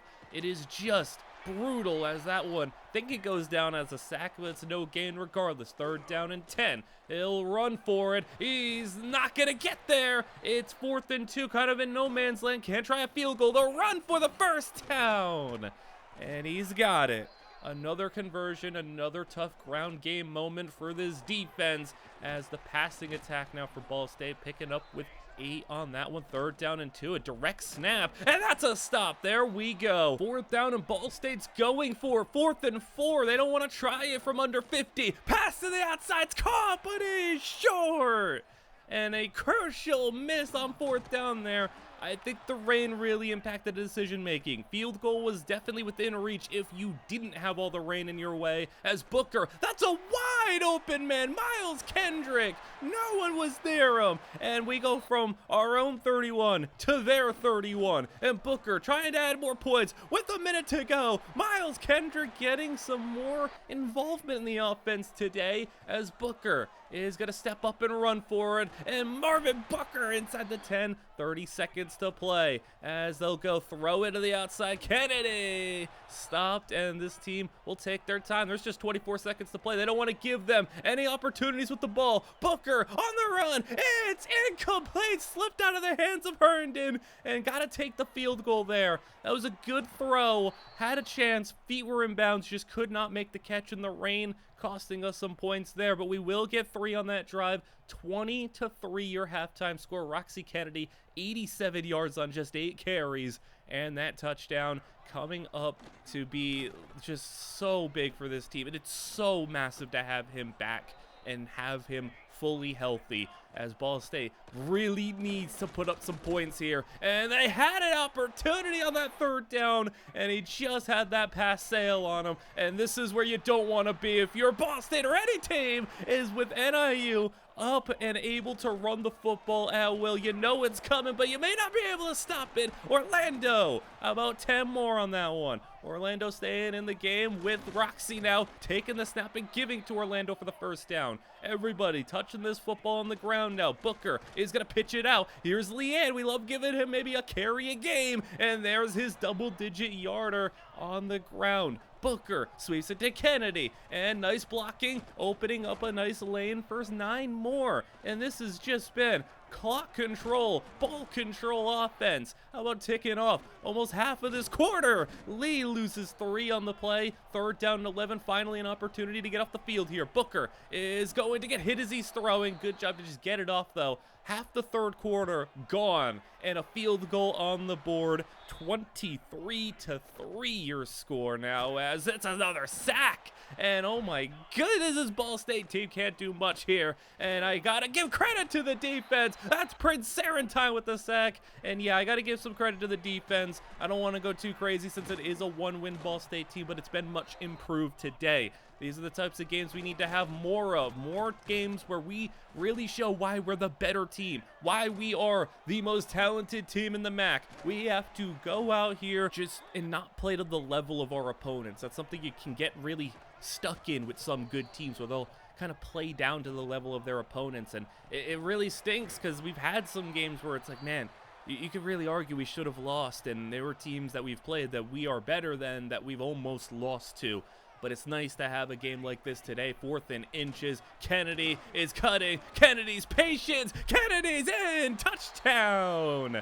Roxy again. Another score. 30-3, and we'll go on to show you the rest of this one. Only one play really left to show you, as Jalen Leanne got a screen here and takes it for a big 29-yard gain with 2 minutes to play. That's where things end. 30-3 was the score going into the 4th, and that's the score at the end of the 4th quarter, as a win for the Huskies. Dominant fashion, and a much needed, I would say, reprieve in a way, where we are able to not have these tough matchups and have these stressful games against Memphis and have these stressful games against all these other schools like Central Michigan that we've had. How about the pass defense, though? 34 yards allowed. We still did allow a 100-yard rusher, but it's hard to win if they run for 100 yards, even still with their running back, but they only throw for 34 yards on the game. So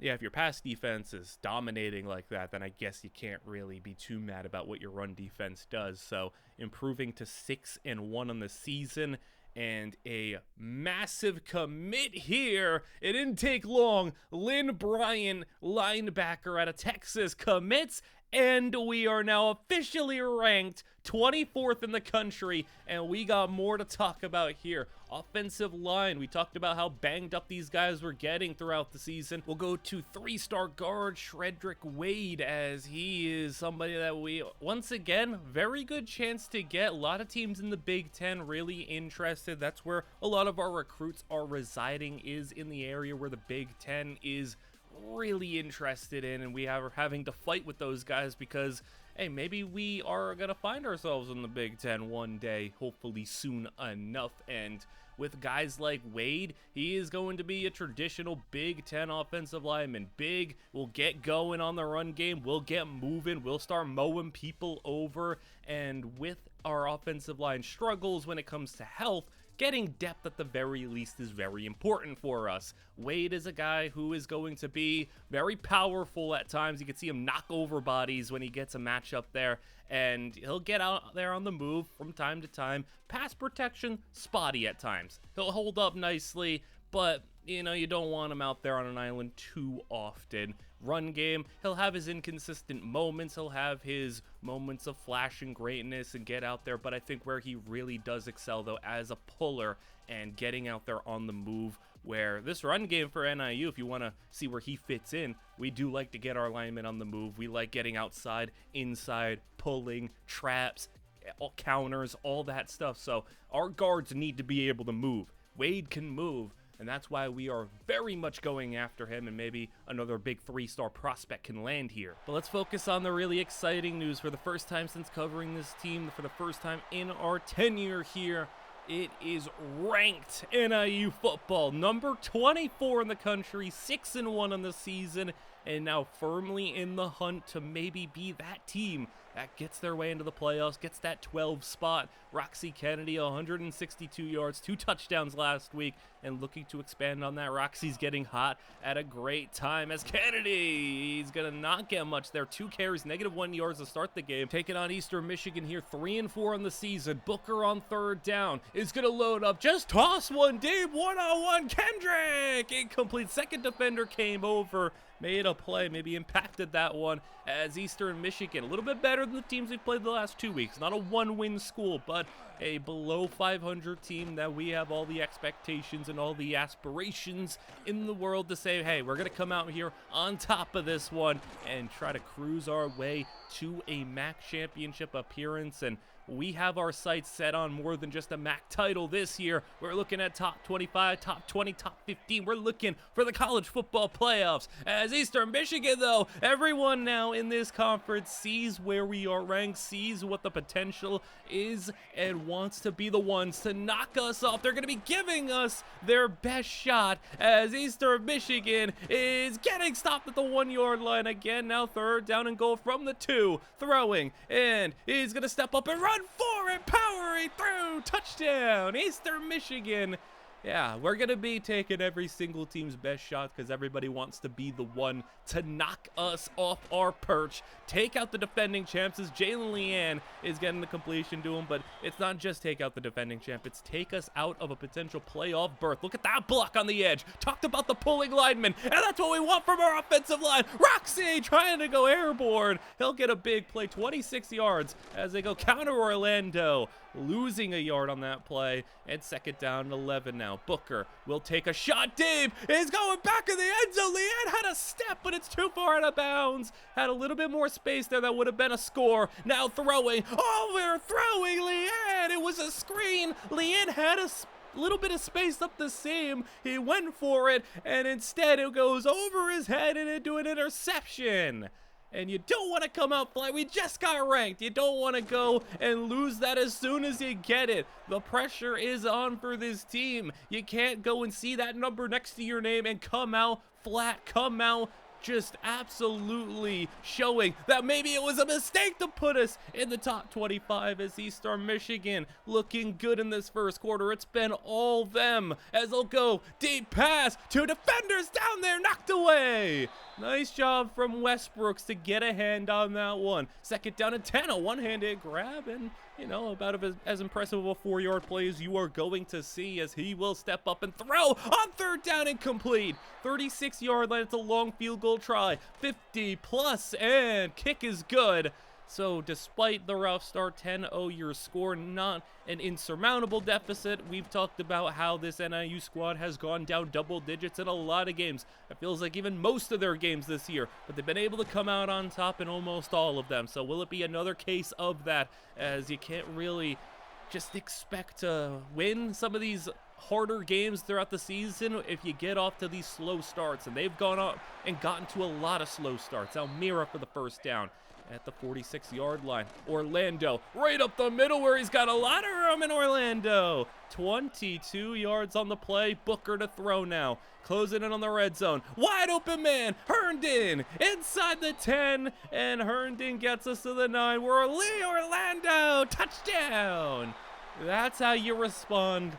Cool things down. Ease things a little bit. And this crowd is going to be, hopefully, you know, we should be getting sellouts at this point in the season with the way we are going. Like, how are we not selling out the stadium? We're ranked for the first time forever. Come on, guys. 3rd down and 9. Over the middle. Oh, that's caught. And right in front of Shaq Alba. That is a completion for a big-time 1st down.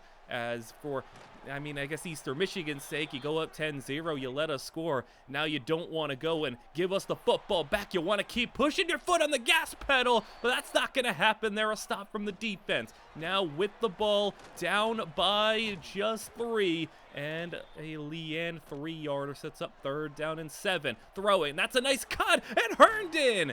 Good timing, good job from Herndon to get the positioning there, and we'll be having a 1st down where Roxy Kennedy spinning his way through for 7 7 yards on the play. 2nd down and 3. There's Jalen Leanne. That ball, it somehow pulled in. Defender was all over him. I mean, you might be talking about some of the best hands in the nation, as that is just an explosive play from the D-line of Eastern Michigan, losing 5 on that one. Booker is off play action, getting to Seti Elmira, and more targets heading Elmira's way in these key situations. How about 3rd down? Kendrick sitting there wide open for the 1st down. They just gave it to him. 24 yards out. Orlando is trying to go off first contact, but the tackle is made. 7 yards still, and Kennedy stretch is not going to get the 1st down. It'll be 3rd down and 2. 16-yard line. Booker to the air. He's got 2 guys open. He goes Elmira's way instead of the middle of the field. I mean, I guess it didn't matter. It's the same result regardless. 11 yards out. Booker will throw wide open over the middle. That's Miles Kendrick. Touchdown.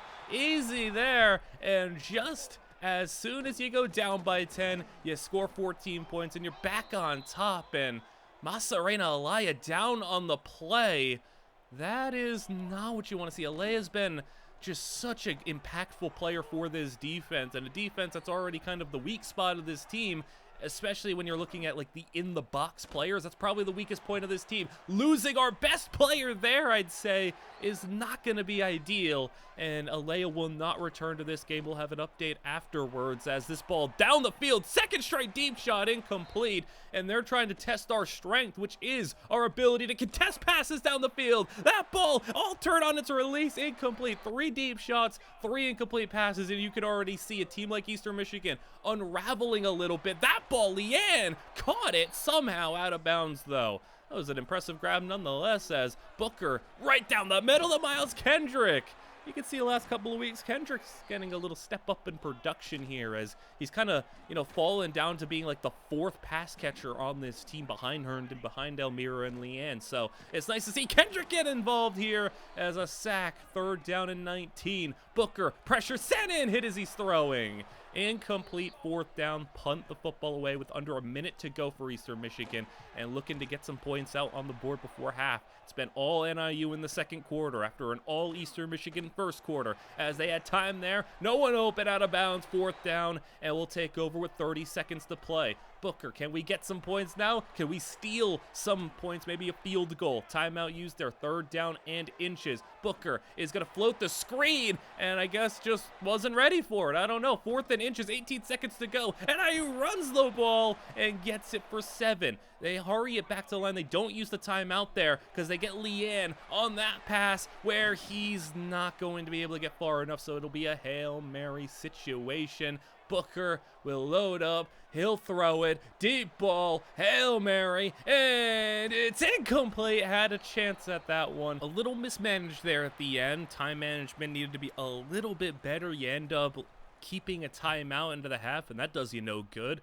So maybe if you had used that timeout, the 1st down, hadn't taken 6 seconds to go and get back to the line, then yeah, you maybe had a chance at a field goal or one play to get you into field goal range. Regardless, though, it's 14-10, 2nd half. Eastern Michigan starts off their drive with a big run. How about another deep ball? And how about another play? Aurelius Ritz with the deflection. I mean, they are trying. It's just not working. And over the middle, that's going to be more what you should be attacking if you're Eastern Michigan. Down the middle is where our weakness is. I'd say running up the middle and that 10-yard intermediate area is where our weak spots are. But not deep middle, because that is everybody getting down there. Ritz, Alba, and I mean, before Masarena's injury, everybody was down there. Cameron Hurd is the guy who's stepping in for Alea's injury. How about a deep field goal try now? How about 59 yards? That's an impressive kick, and it goes through. So a 1-point game as we start off. Jalen Leanne, and that's just Jalen Leanne doing his thing. Incredible as always, as Booker should have got rid of that football, should have thrown that one. 2nd down and 14. Booker rolling. Booker is got a little bit of space there. Herndon! That's an impressive throw and catch. And I mean, you see some of the impressive plays that Booker is able to make. And I mean, keep in mind, these are his first starts here. This is only game number 8 for him in college. He didn't play last year. He was sitting the bench. He was riding the bench. And I think this guy has so much room to grow. He's able to make some spectacular plays.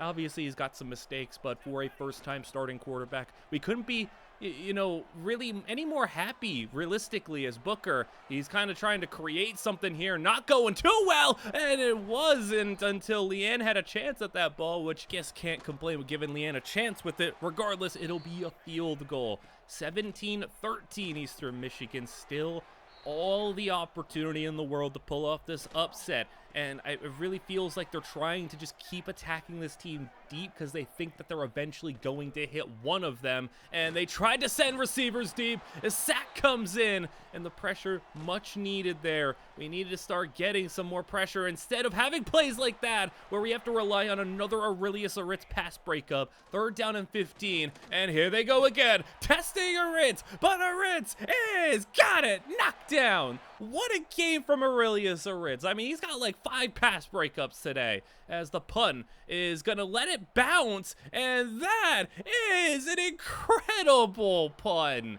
I mean, Obamanu just kind of lost it, let it bounce, and I don't think you were expecting that and Kennedy, I think he really wants to get airborne one of these plays. He's almost gotten it twice now in recent carries, but hey, he's not able to get it there. Instead, we'll have it 2nd down and 3, and Booker has got 2 wide open receivers. Yeah, pick your receiver. He goes Kendrick, and Kendrick gets a nice block and gets it to the 30-yard line. And that was almost 2 open. 29-yard line. Orlando, a lot of room and opening up for a 9-yard gain. Orlando in the backfield still, and a just quick rollout where he throws it to Almira. This team loving to get the design rollout game as Almira running through a defender to the 5-yard line. Goal to go, and guess who? Roxy Kennedy, touchdown.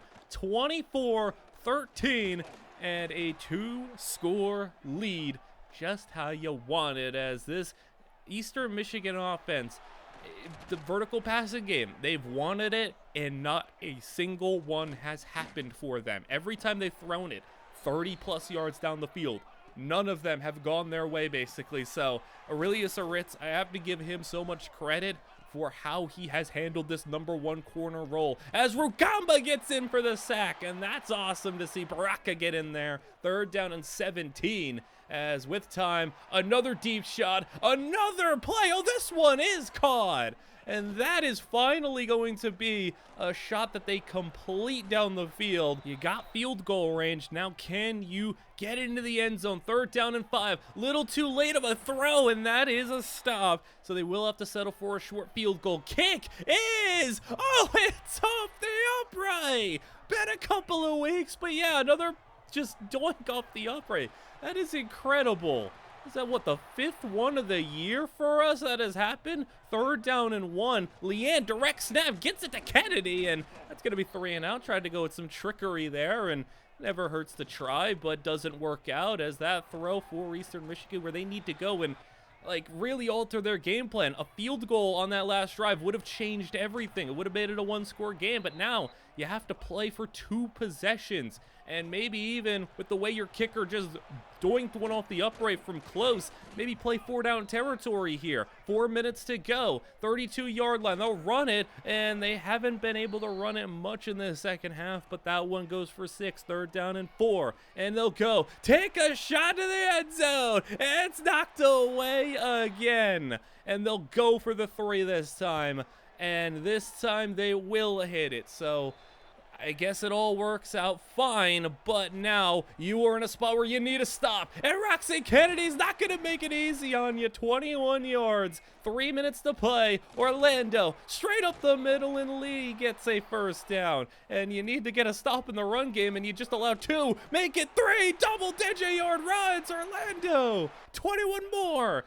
2:30 to play. Orlando finally doesn't just get a 1-play 1st down. It's 3rd down and 2. Orlando stopped in the backfield, and it will still result in 3, though. The stop is not what matters here. It's the 3 points on the field goal that gives us right back to the 11-point lead with 2 minutes to play, and Eastern Michigan now out of timeouts. And you know what they're playing for. They're playing for not just a score here, but they need the onside kick. They need a lot to go their way. And the screen, 3rd down and 3. They get a solid gain, but I mean, NIU not too concerned about that right now. as they will throw short. I mean, yeah, you can have all of the short stuff like that you want, especially if you're going to stay in bounds for a 5-yard gain. Lose time on the clock, and a sack comes in now. And the pressure increasing, 4-man rush again, and we have given them time, and they are not going to get a downfield pass. Another pass breakup. 4th and 15. Will it be the end? They got a lot of time, and they are eventually going to find a wide open receiver. And yeah, 4-man rushes for this team, just not an ideal move. It doesn't really work much, but you know, it's not going to be too much of an issue. Oh, that ball's tipped it into the end zone. That's the only other way they're complaining. A deep shot tip ball, touchdown, 27 seconds to play, 2-point conversion's good, but the onside kick is going to be picked up.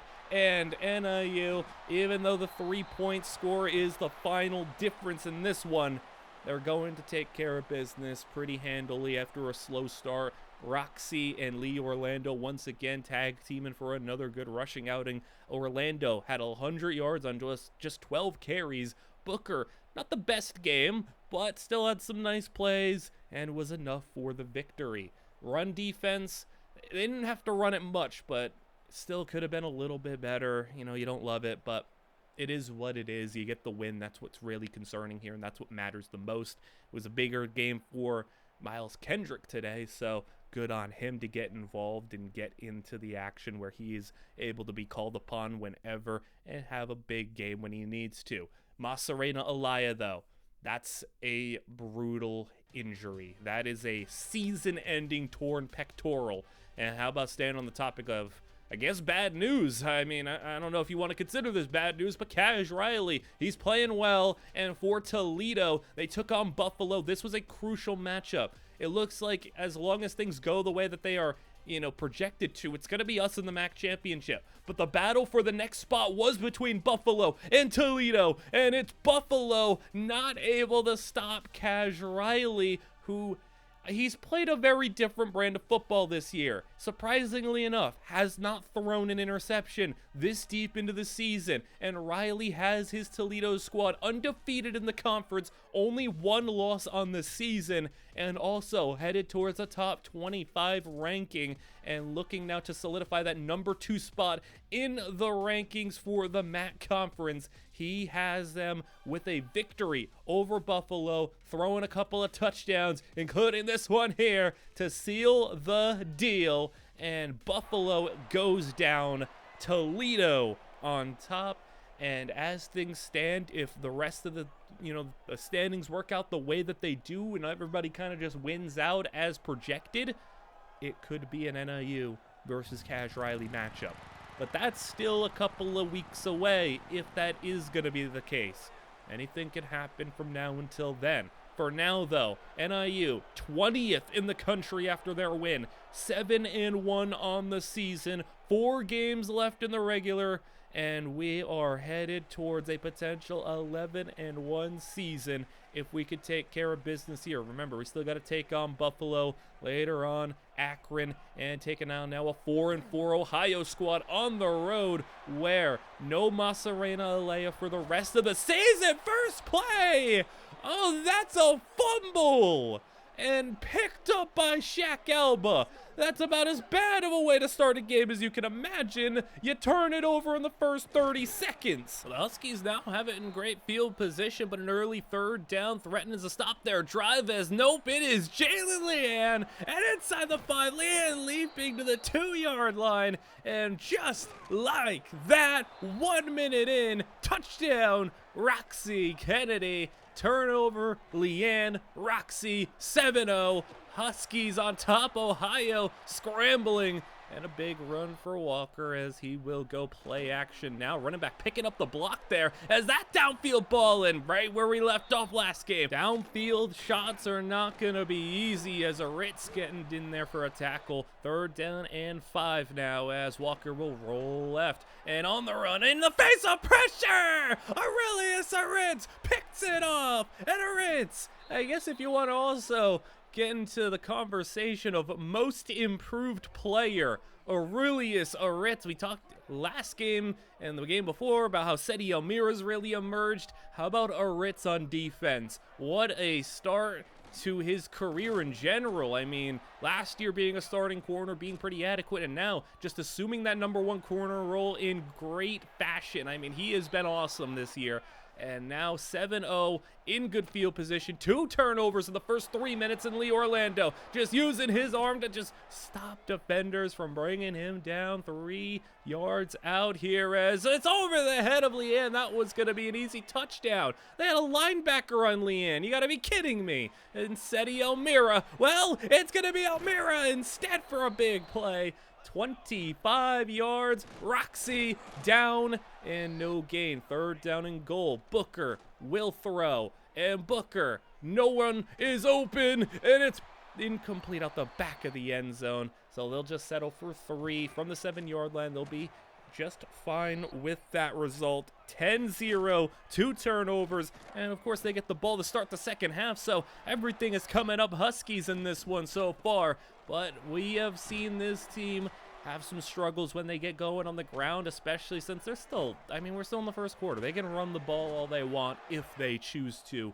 And we need to see if we could prove that we have gotten better as the season has gone along in the run defense. No Alea there also hurts, as that was a spot that Alea usually plays in. Another deep shot, almost picked off by Shaq Alba.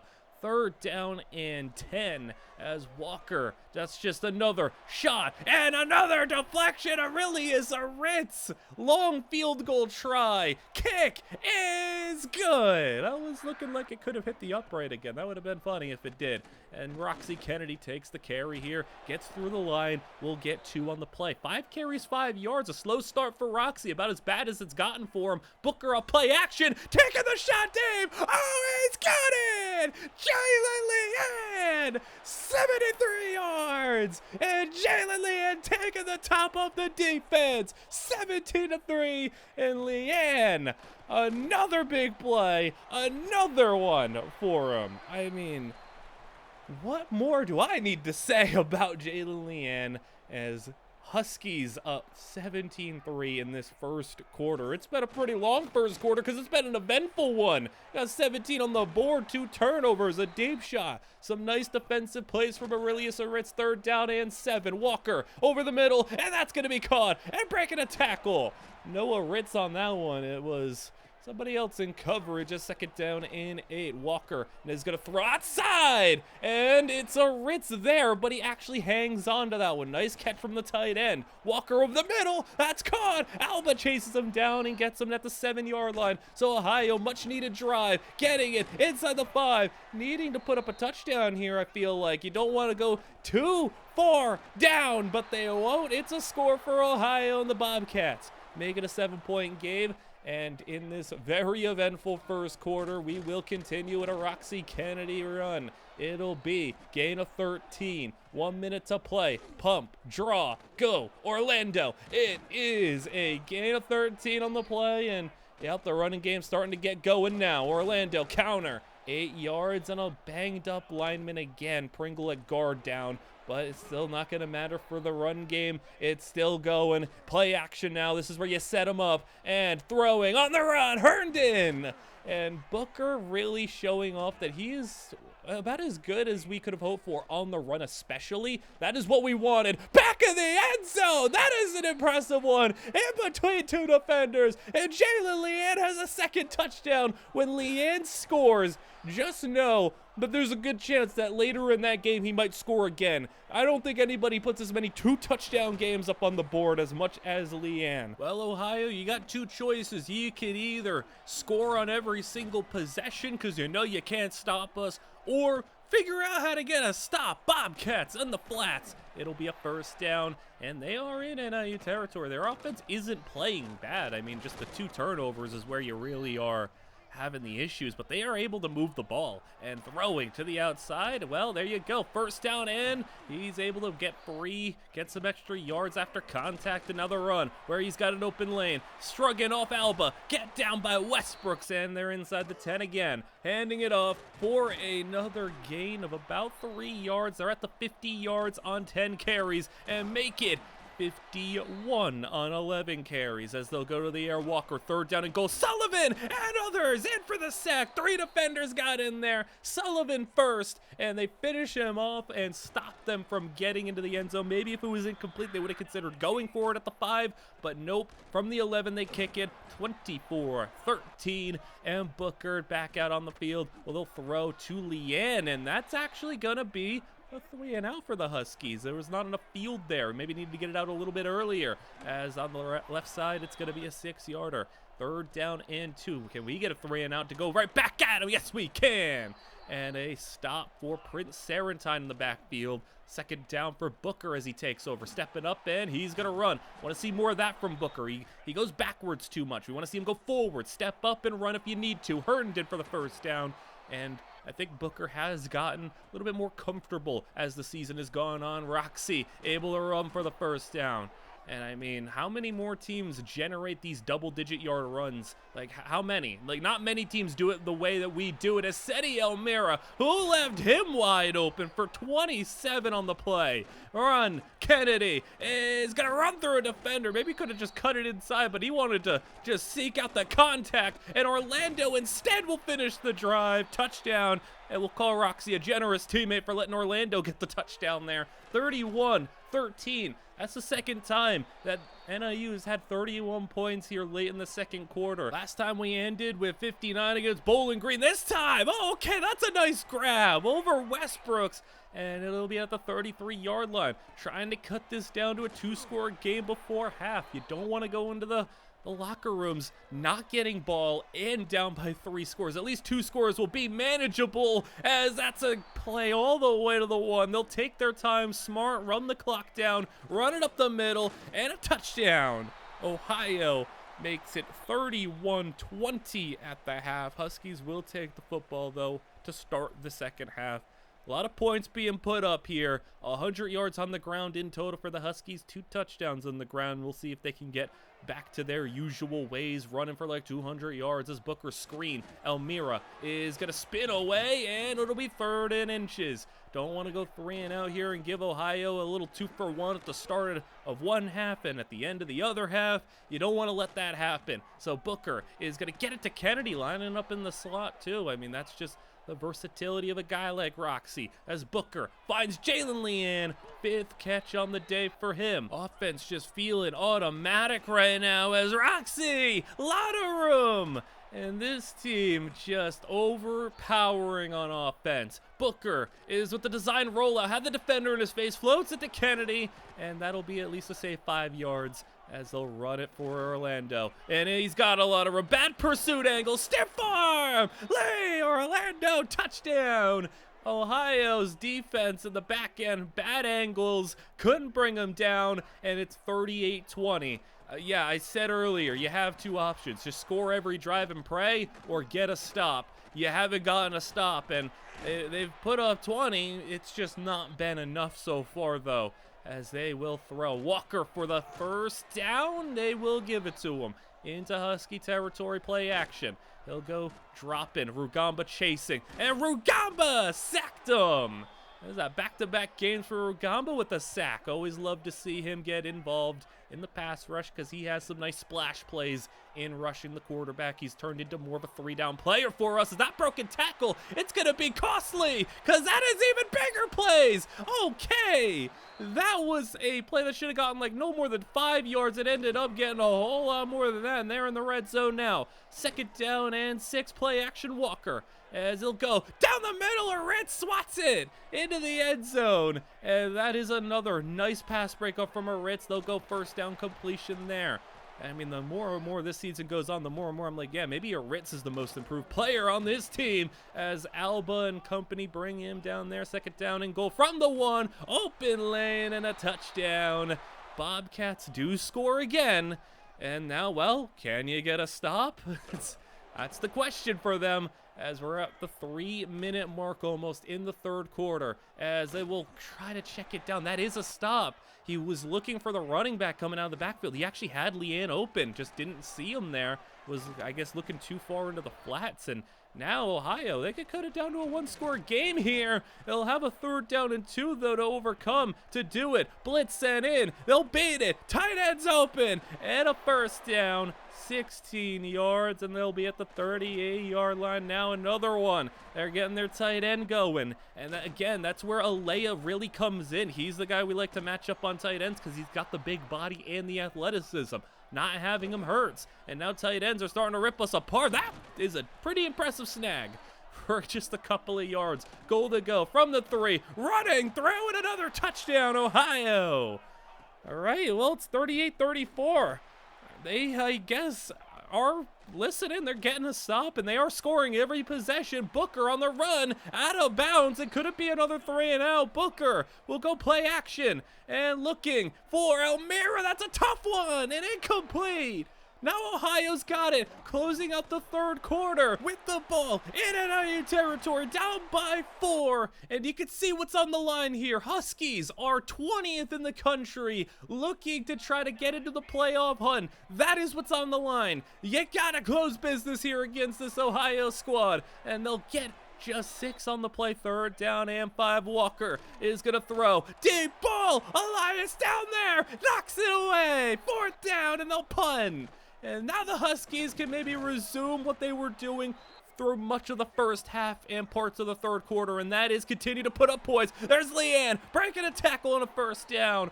21-yard line, 8.5 to go. They'll go read option. Here's Booker. Nice run, Booker. And he sneaks through for a double-digit yarder as Kennedy on the ground. Once again, Kennedy's slow start has been, not really felt, at least in the first half, but I guess in the second half of the run game, it's been more Lee Orlando. But hey, when you turn to somebody else who's having a hot hand, that's the benefit of having multiple running backs that you can rely upon. Because you have Lee Orlando breaking tackles and getting a 1st down. He's up over 100 on the day. Kennedy back in. They'll go play action. And Booker will throw deep middle, and that's Copper Hearned into the 7.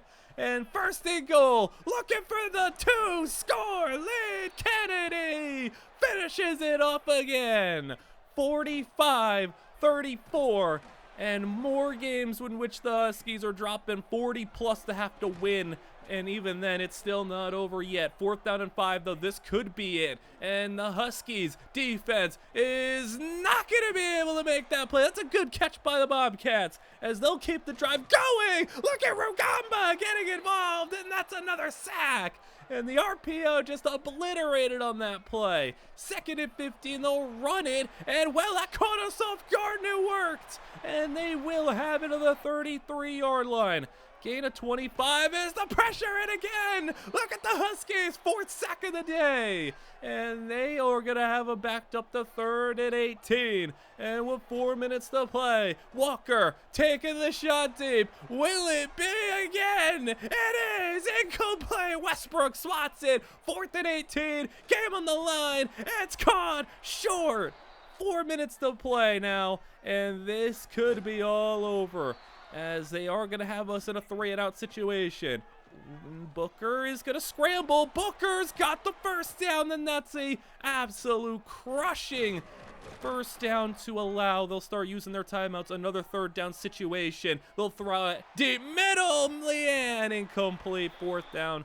And Ohio will have the ball. Under 2 minutes to play, but no timeouts. And Walker brought down Sarentine. They won't call that one a sack. That's just a tackle for no gain, as Walker is not going to have it on 4th down. And that should do it. Kennedy is going to run his way through for a 1st down. Orlando seals the game and is going to push us to 8-1 on the season. What a job from this Huskies squad. It gets really stressful. They managed to make this really difficult, because how about 1,000 yards of combined offense between these two teams? The defense still worries me. I think that's very clear that they are a worrying defense, because this is just too much. Another 100-yard rusher, 4 touchdowns for their running back. You can't let that happen. But every time I keep saying, you can't let that happen. We let it happen, and then we win. So can we not let it happen?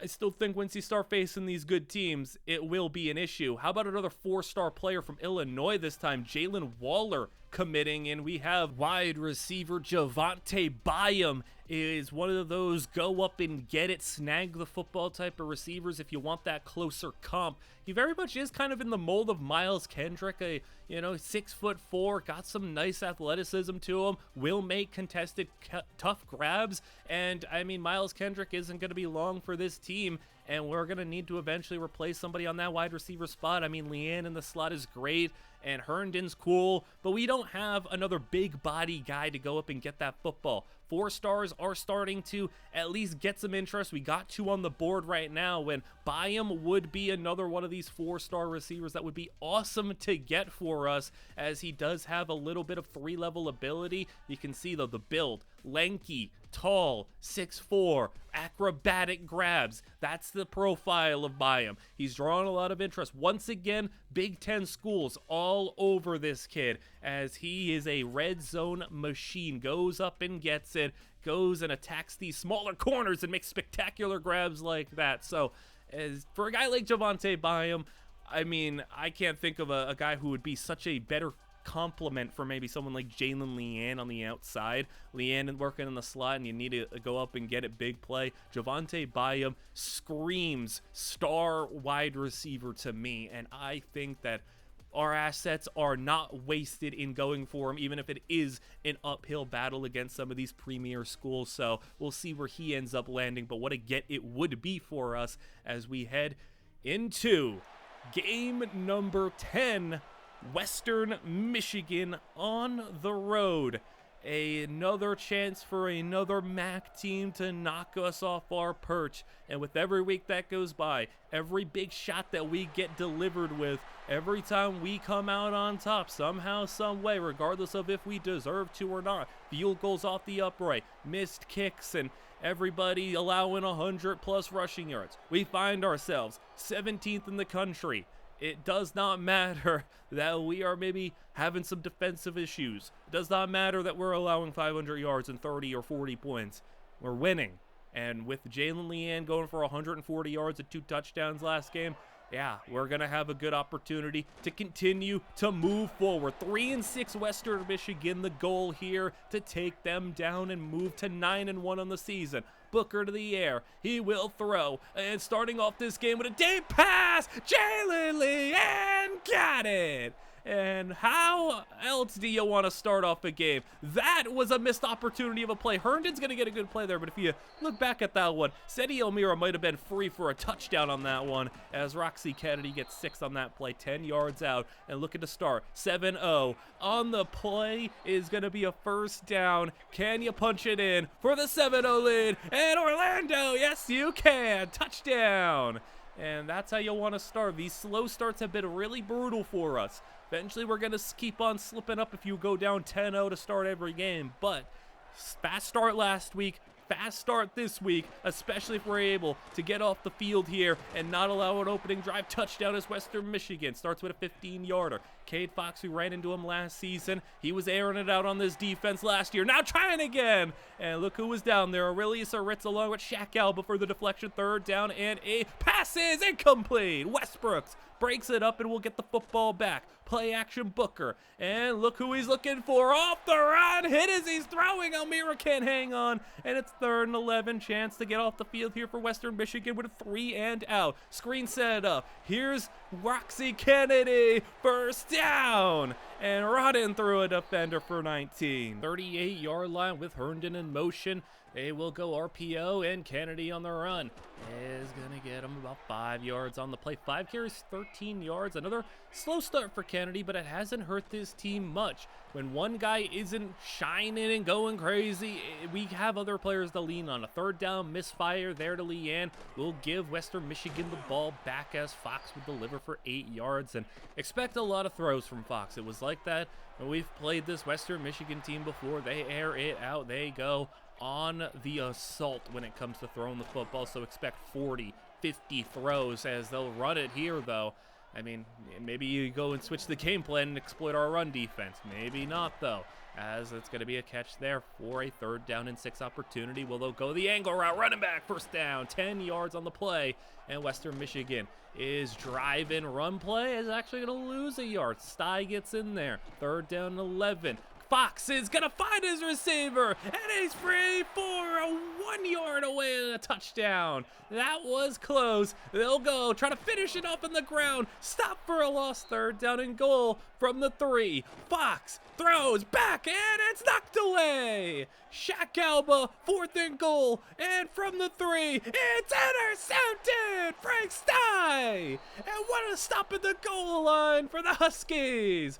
From 1 yard away to 4 plays, a bunch of stops and a pick in the end zone. Nice job from the defense. You love to see them coming up big in that type of moment there. It's not been a lot of that for us. It's been really when they get inside the 5, we kind of get walked all over. So that's a really good sign for us that we can make it happen when they get that close. We can bend down a little bit on the defensive line as Booker off play action. There's Almira. That is impressive to get that off with that arm angle, getting drilled like that as we go 2 running backs in the backfield. We go to a little sweep. Pitch it. Leanne. It's a forward pitch. And Leanne. Oh, it's got the speed. Turning it all the way. Touchdown. 43 yards on that wacky play. Jalen Leanne coming across the formation. Sneaks through. Pitch it forward on a touchdown as the extra point's blocked and it's scooped up. Western Michigan, what's going on here? As they're running, Kenning track him down, is on his heels, he is gone. That was a wild 2 plays. 13-2 is your score as Western Michigan takes over, and they'll throw out the screen. Alba getting through, and he'll at least force him to get stopped for a short gain. 3rd down and 7 for Fox. Wide open man, that's a high grab, and another just crazy snag. These receivers are making these catches look easy as Fox is throwing one into the flats, and another completion, another 1st down. And Cade Fox, I mean, yeah, this is going to be what you see a lot of, just all aerial assault. 1st quarter ends and an odd 13-2 score as that completion for a 1st down to the 34 keeps things going. Play action, and that one was in traffic and still caught. 3 yards away on 2nd down as Fox not finding anybody open. Coverage is great. Pressure is coming in. Fox, nice job to just manage everything and get a 1st down scrambling. Didn't just get rattled or anything. Just held on to the football just like he's doing here. Designing the keeper. Touchdown, Cade Fox. And he's got him within 1 score. 13-9 your score. Now play action. Booker. Instant pressure. Nothing you can do there. Sacked, and it's 2nd down and 20 now as Booker is just dropping deep back. And he's got Miles Kendrick. And you got to be frustrated to allow a 2nd down and 20 conversion as Roxy is going to go for 9 on the play. What a luxury it is to have these types of runs, though, on 1st down. You get to set them up, and even if you don't get a lot of yards there, hey, it's a 1st down, and Lee Orlando. That's not what you want to see. 3-yard loss on 1st down as we'll go curl route. Miles Kendrick.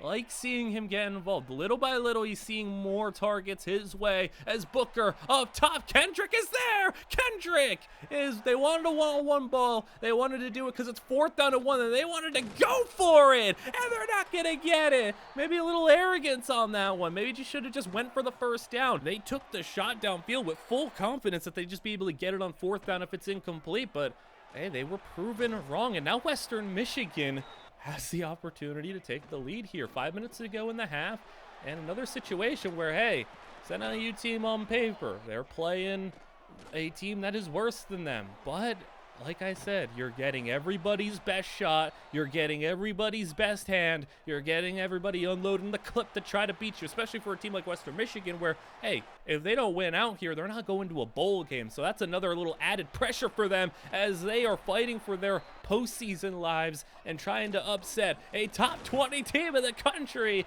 And with goal to go, Frank Sty banged up. That's not what you want to see. Handoff. That's a stop. Nice job. 3rd down and goal from the 2. And the quick pass. Touchdown. Western Michigan leads it 16-13 as Booker will throw a short pass to Kennedy. That's a nice way to start your drive, 5 yards, and now set to 3rd down and 4. Booker throwing middle. That's a tough ball that Cobb played right in front of the safety, and he does. Couldn't make a play on that one, and a 1st down as another little banged up offensive lineman moment for us. 3rd down situation. Miles Kendrick again.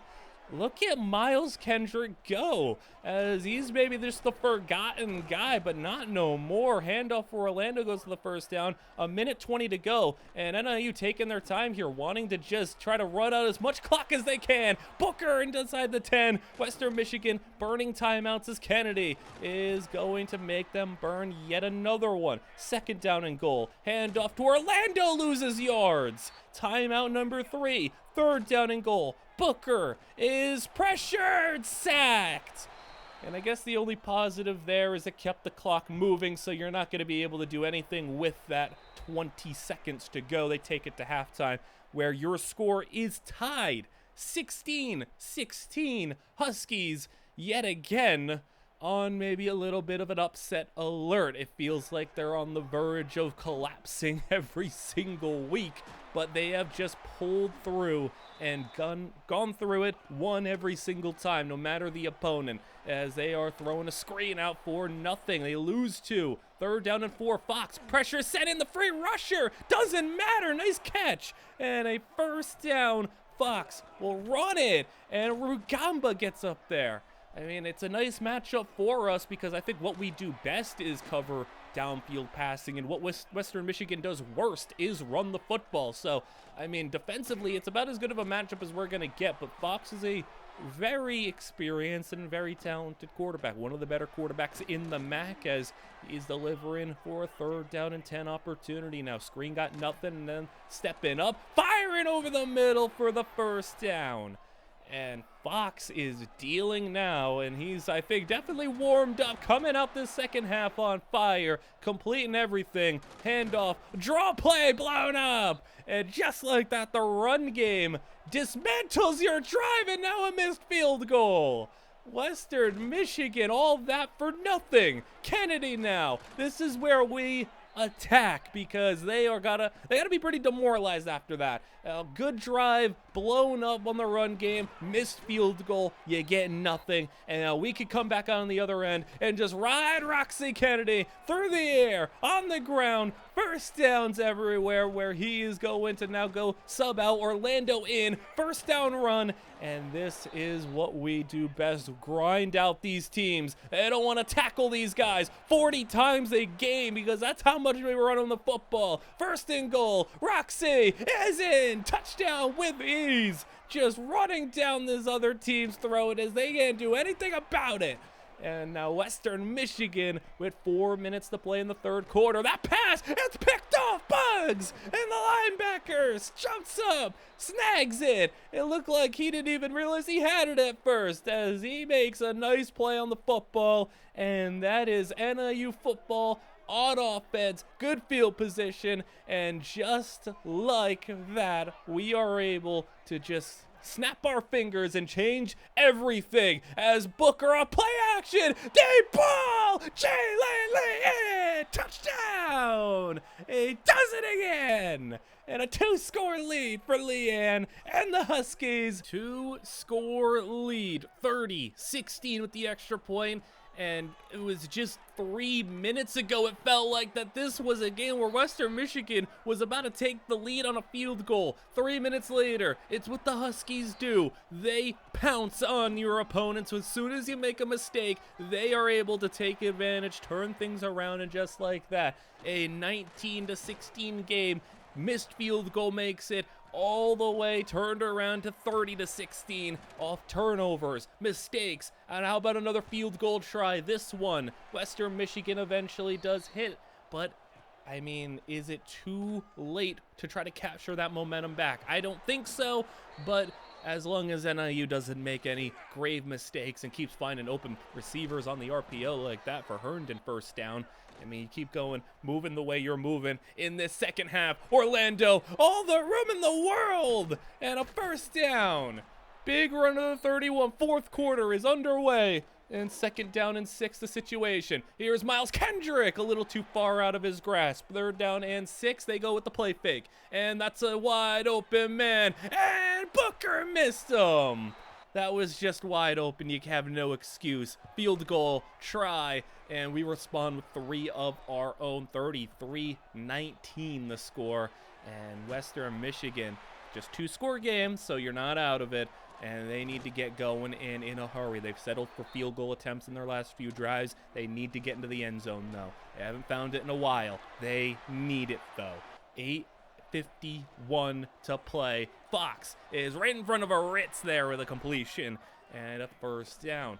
46-yard line. That's a nice stop on the ground, as that's Bugs who got the pick earlier getting in there, and they'll throw as that ball floated open man and a 1st down. You can see Frank Stye is back in the game, which is huge. The injury, not substantial, not significant. He's all right. Couldn't afford to lose another important player in that section of our defense, as Fox with a lot of time. Ball is swatted away, and a incomplete pass. It's up 4th and 6. Fox pressure in, gets it short of the line, and stopped Elias in there with the tackle. And the Huskies taking over. 7 minutes to play. Leanne has 9 on the little jet pass. Run the ball up the middle, Roxy. This is our wheelhouse. Run the ball up by 2 scores. How you gonna stop it? Booker gets a little fake, and it's not a lot of room. And there's Herndon getting past the defense, and Herndon to the 20-yard line. And Booker up to 3:39 on the game. Make it more. Leanne on the RPO, and this team just working it down the field, taking their time and looking to go up by 3 scores. Booker, he'll take the sack there. No issues. It keeps the clock rolling. You kick a field goal, and that very well could and should be the game. 17 up with just 4.5 to play. We'll let Western Michigan do as they please, as if they want to run the ball, yeah, you can do that. Nice job from Westbrooks. He was lined up on that right side, making a play on the football. Rugamba gets in, no sack, but the pressure forces an early throw. 4th and inches now, and Fox with 4.5 to play. He'll try to look for somebody, and that's a tip, almost pick. And that will do it. Game over. Defense really locked in the 2nd half. Just 3 points allowed. 14 in the 1st half. Obviously, we're not counting the 2 points against them. So 17 total points allowed by the defense. We'll be A-okay with that, as another 500 yards for the Huskies on offense. Fox threw the ball 60 times. That is ridiculous. And Booker, 350 just about. Both running backs, that is hilarious right there. 17 for 86 and a touchdown.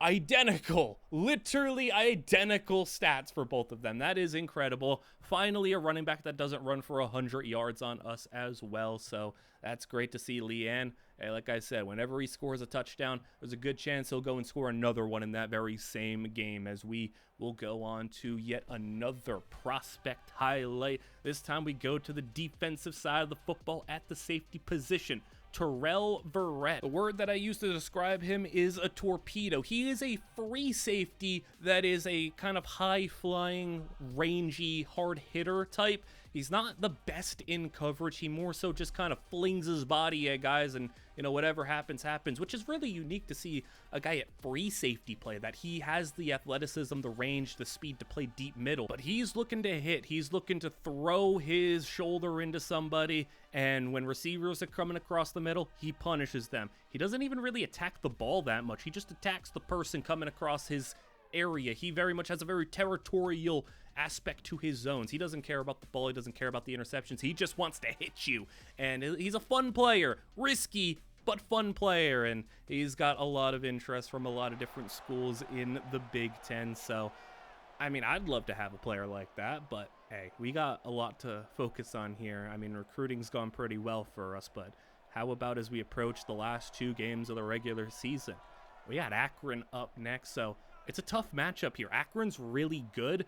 I said that they kind of pushed our best MAC opponents to the end of the schedule. Well, here is that end of the schedule. The final 2 games is against Akron and Buffalo. Akron is 7-3. They're 5-1 in the conference. So they are kind of the team that can throw a wrench into the MAC title picture. If they win here and Toledo continues to win out and everything kind of situates the way that it could, if Akron just wins out and Toledo wins out, we'd actually be on the outside looking in. Toledo would be undefeated in the conference and Akron would have the tiebreaker on us. This is a massive game. And for Akron, even if they aren't able to knock us out, if they win, they can maybe hope for a Toledo loss, and Toledo could get knocked out. So, I mean, there's a lot on the line here. The MAC title picture is basically down to 3. Buffalo has 2 losses in the conference, so I don't think they're going to be able to find their way in unless they get some help.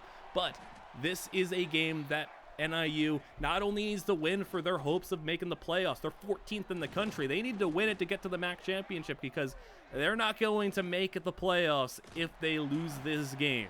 They can't. They just cannot do it. Booker is throwing. They got the opening drive and they received the football. Herndon for the first down. He's already got 2 catches on this drive. Orlando on the counter and he's trying to break through, but instead he's ended up going to only get a yard on the play. No forward progress helping him out there. Booker to throw now. 2nd down and 9. He's rolling. He's got room to run. He's going to, and he'll just take it for a very conservative 5 yards. 3rd down and 4. Felt like he could have got the first down pretty easily there. Instead, he'll play it more aggressive this time, and he's got a lot of room to the 5-yard line. And Booker from the 4 now, throwing. Back of the end zone was maybe he had a chance there with some of those receivers, but instead, no risk taking. And on 3rd down and goal, Leanne didn't have any space there, and they'll have to settle for 3. Field goal, that was close. Hey, it hit off the upright, but we had ours go in. Taking on now, this is a tough matchup. Anthony Quinn. 900 plus rushing yards on the season in 10 games. He's averaging just under 100 rushing yards a game. And for this defense, yeah, it might be a bit of an issue, but Akron actually getting it going through the air to start. 28 yards on the play, and now pressure in and a sack. Rugamba banged up, Sullivan with the sack, and they'll go 2nd and 16, completed for 8 yards. They get half of them back and throw, and now on 3rd down and 8. That's a deep shot, and it's knocked away. 3 defenders all down there by the end, and NIU takes over. So we didn't have to really deal with their rushing attack, surprisingly enough. I would have thought they'd be all over that, but Roxy Kennedy, our Russian attack, we're not going to forget about it. As Leanne, we're taking the shot deep. He's got a step and ball just over his head. That would have been a beautiful one, but just slightly too far, and 3 yards there. 3rd down and 7. Booker will deliver to Leanne, and Jalen Leanne get the first down, and a gain of 17 on the play. Run it. Roxy is not going to get anything. It'll be just a yard on the play they'll give him. And now 3rd down and 9. That's an open man. Leanne had that, but hit as he's throwing, and that disrupts the play. And now, with the ball is Akron, and we'll see what they eventually decide to do on the ground. They haven't really ran it yet, which is surprising, but this play is going to get them a decent amount on the jet pass. Cameron Dyer handing it off, and here goes Quinn, breaking a tackle, and stopped in the backfield for a loss of 1. Now handing it off. Here goes Quinn again, right up the middle, and 10 yards. That's the weakness, and if you just go straight dive on this team, you're going to have a lot of success. Another first down, and a gain to the 42-yard line. It's a fast-moving first quarter, and Quinn to the outside. There we go. Nice stop in the run game. All right, we're holding up pretty decently after 1 quarter as we head into number 2 with a 3rd down and 2. They'll go sweep. Quinn is going to cut inside. Nice job on Alba, who had to contain, but no one was there to fill that gap. Now 1st down, another run. Here goes Quinn again, breaking a tackle. Oh, here he goes. Quinn is gonna go. Touchdown, 44 yards. And it was going pretty okay, at least, until he just broke free, got all the way, and now Akron on top. Obama knew with the kick return, and he'll go get to the left side of the field. 30-yard line, fast to the 40-yard line, right before out of bounds at the 39. Handoff Orlando, and he'll get 3, but another instance, we're getting another team's best shot, and this is a game where our weaknesses will be exploited in the run defense. Deep ball, no, picked off. Leanne was down there, overthrown. Defender came over, and I mean, I guess a really good throwing punt if you want to go and look at the positives at least is from the 3-yard line. Oh, here goes Quinn, big run. Quinn breaks a tackle. Oh, Quinn, gotta track him down, and a huge run. Come on. Gain of over 50 on the play, and now Quinn, he's up over 100 yards already with ease. Tight end screen. He's got 2 40-plus yard runs on the game. And I don't want this to get that ugly. I mean, he's well over 1,000 on the season now as a jet pass with the blocking on the edge. Touchdown, Akron. And a familiar spot for the Huskies. Down by 2 scores, down by double digits. We've been here. It's always a 10 or 11 point deficit, it feels like. Blitz sent in, gets it off. Almera can't hang on. 3rd and 9. And this team, can they persevere again? Booker lets it fly. Almera got separation. First down and a lot more. Sene down to the 36-yard line. And a run. Kennedy stopped for a loss of 3. Now 3rd down and 13. And Booker, in the face of pressure, just heaves it down the field. No, it's intercepted again. And picked off, just threw one out there. I mean, I don't even know if you call that maybe just attempt to desperately throw it away or kind of put it in the vicinity of a receiver so you don't get grounding, but I mean, it's picked off regardless. The defense, though, comes up big with a 3 and out, needed that one badly, as you don't want to be on the opposite end of having the snowball effect happen. Obamanu on the return. Oh, here goes Obamanu. Nice return, and cuts it to the 30-yard line. And that is huge for us, the special teams. Coming up big screen, Leanne. They are just surrounding Leanne and making sure he can't do much as Booker will heave it down the field. That's a jump ball in Orlando. Oh, look at a rarely Orlando great play in the receiving game. And Roxy Kennedy finishes off the drive. 5-yard touchdown. They make that deficit down to 4. And the next drive starts off Prince Serentine with the sack. 2nd down and 15. And the throw will be short. Not even going to get all the sack yardage back. And Dyer will go a 3rd down and 11. And take that shot down the field over everybody's head. And a punt. Now we can get to work here. Don't got to worry. We have the ball. We got a 1-score deficit. And this is where we can get a little bit more comfortable, get a little settled in, and get away from those interceptions that we threw early on. 3 minutes to go in the half. Booker gets it out. Leanne got too much space there, and you can't let Jalen Leanne have room to run. There's 10 yards on the play. And now play action. Booker rolling left. He's looking. He's going to just keep it himself, not take a risk, just take 3 yards. 3rd down and 6 now, as they will have a couple of guys coming across the middle of the field. Miles Kendrick, 1st down, and they'll have it at the 2-minute warning. 22-yard line, run, and Orlando cuts it inside for a 7-yard gain. 1:20 to go, taking their time in this one. RPO, and Leanne to the 5. Timeouts from Akron being used as Orlando stop, but Akron out of timeouts will run this down to 35 seconds. Booker will roll. Booker, he can run for it. He'll stop and throw, but it's incomplete. A flag is down, though. And he tackled him a little too early. Maybe a bit of a bailout for NIU. I mean, Booker really should have just ran it. And now we'll get the touchdown on the next play. Roxy Kennedy pounds it in. That's another touchdown for him, number 2. And we'll take it to half, where yet another slow start for the Huskies. Go down by 2 scores. Come back around, lock in, and it's 17-14 going into the 3rd quarter as Dyer hands it off. Quinn, massive first half, and he's continuing in the 2nd half. Look at Quinn go. And that's another 40-yarder. That's his 3rd 40-plus yard run of the game. And Quinn, there's a reason he is up there for the most productive running backs in the nation. I mean, 100 yards plus a game now, counting this game. Yeah, there's a reason for that. He is spectacular, breaking a tackle and getting 5 on the play. He's helped Akron get to the 7-3 record. He's helped them be in contention to ban the MAC championship, but they fumbled there. And the Huskies pick it up. You can't stop the run. Attack the ball, and you'll have good things happen. And we get the football back, and that's a heck of a way to dismantle their opening drive of the 2nd half. Fortunately, though, we find ourselves in an early 3rd down, 3rd and 8, and they're going to go to Leanne underneath, and short of the line. It'll be about 1.5 yards, 2 yards shy. Offense still out there. They're going to go for it. It's a bold call, and I don't think it's going to work. No, it doesn't. And maybe the overconfidence of this Husky offense coming through. Touchdown, Akron. They went for it because To be quite honest, they didn't trust their defense to stop Quinn on the ground. They got lucky with a fumble. They weren't going to get lucky. Now Akron on top. How about another return? Obamanu's had a nice day, and he finds a lane, and there goes Obamanu again past midfield.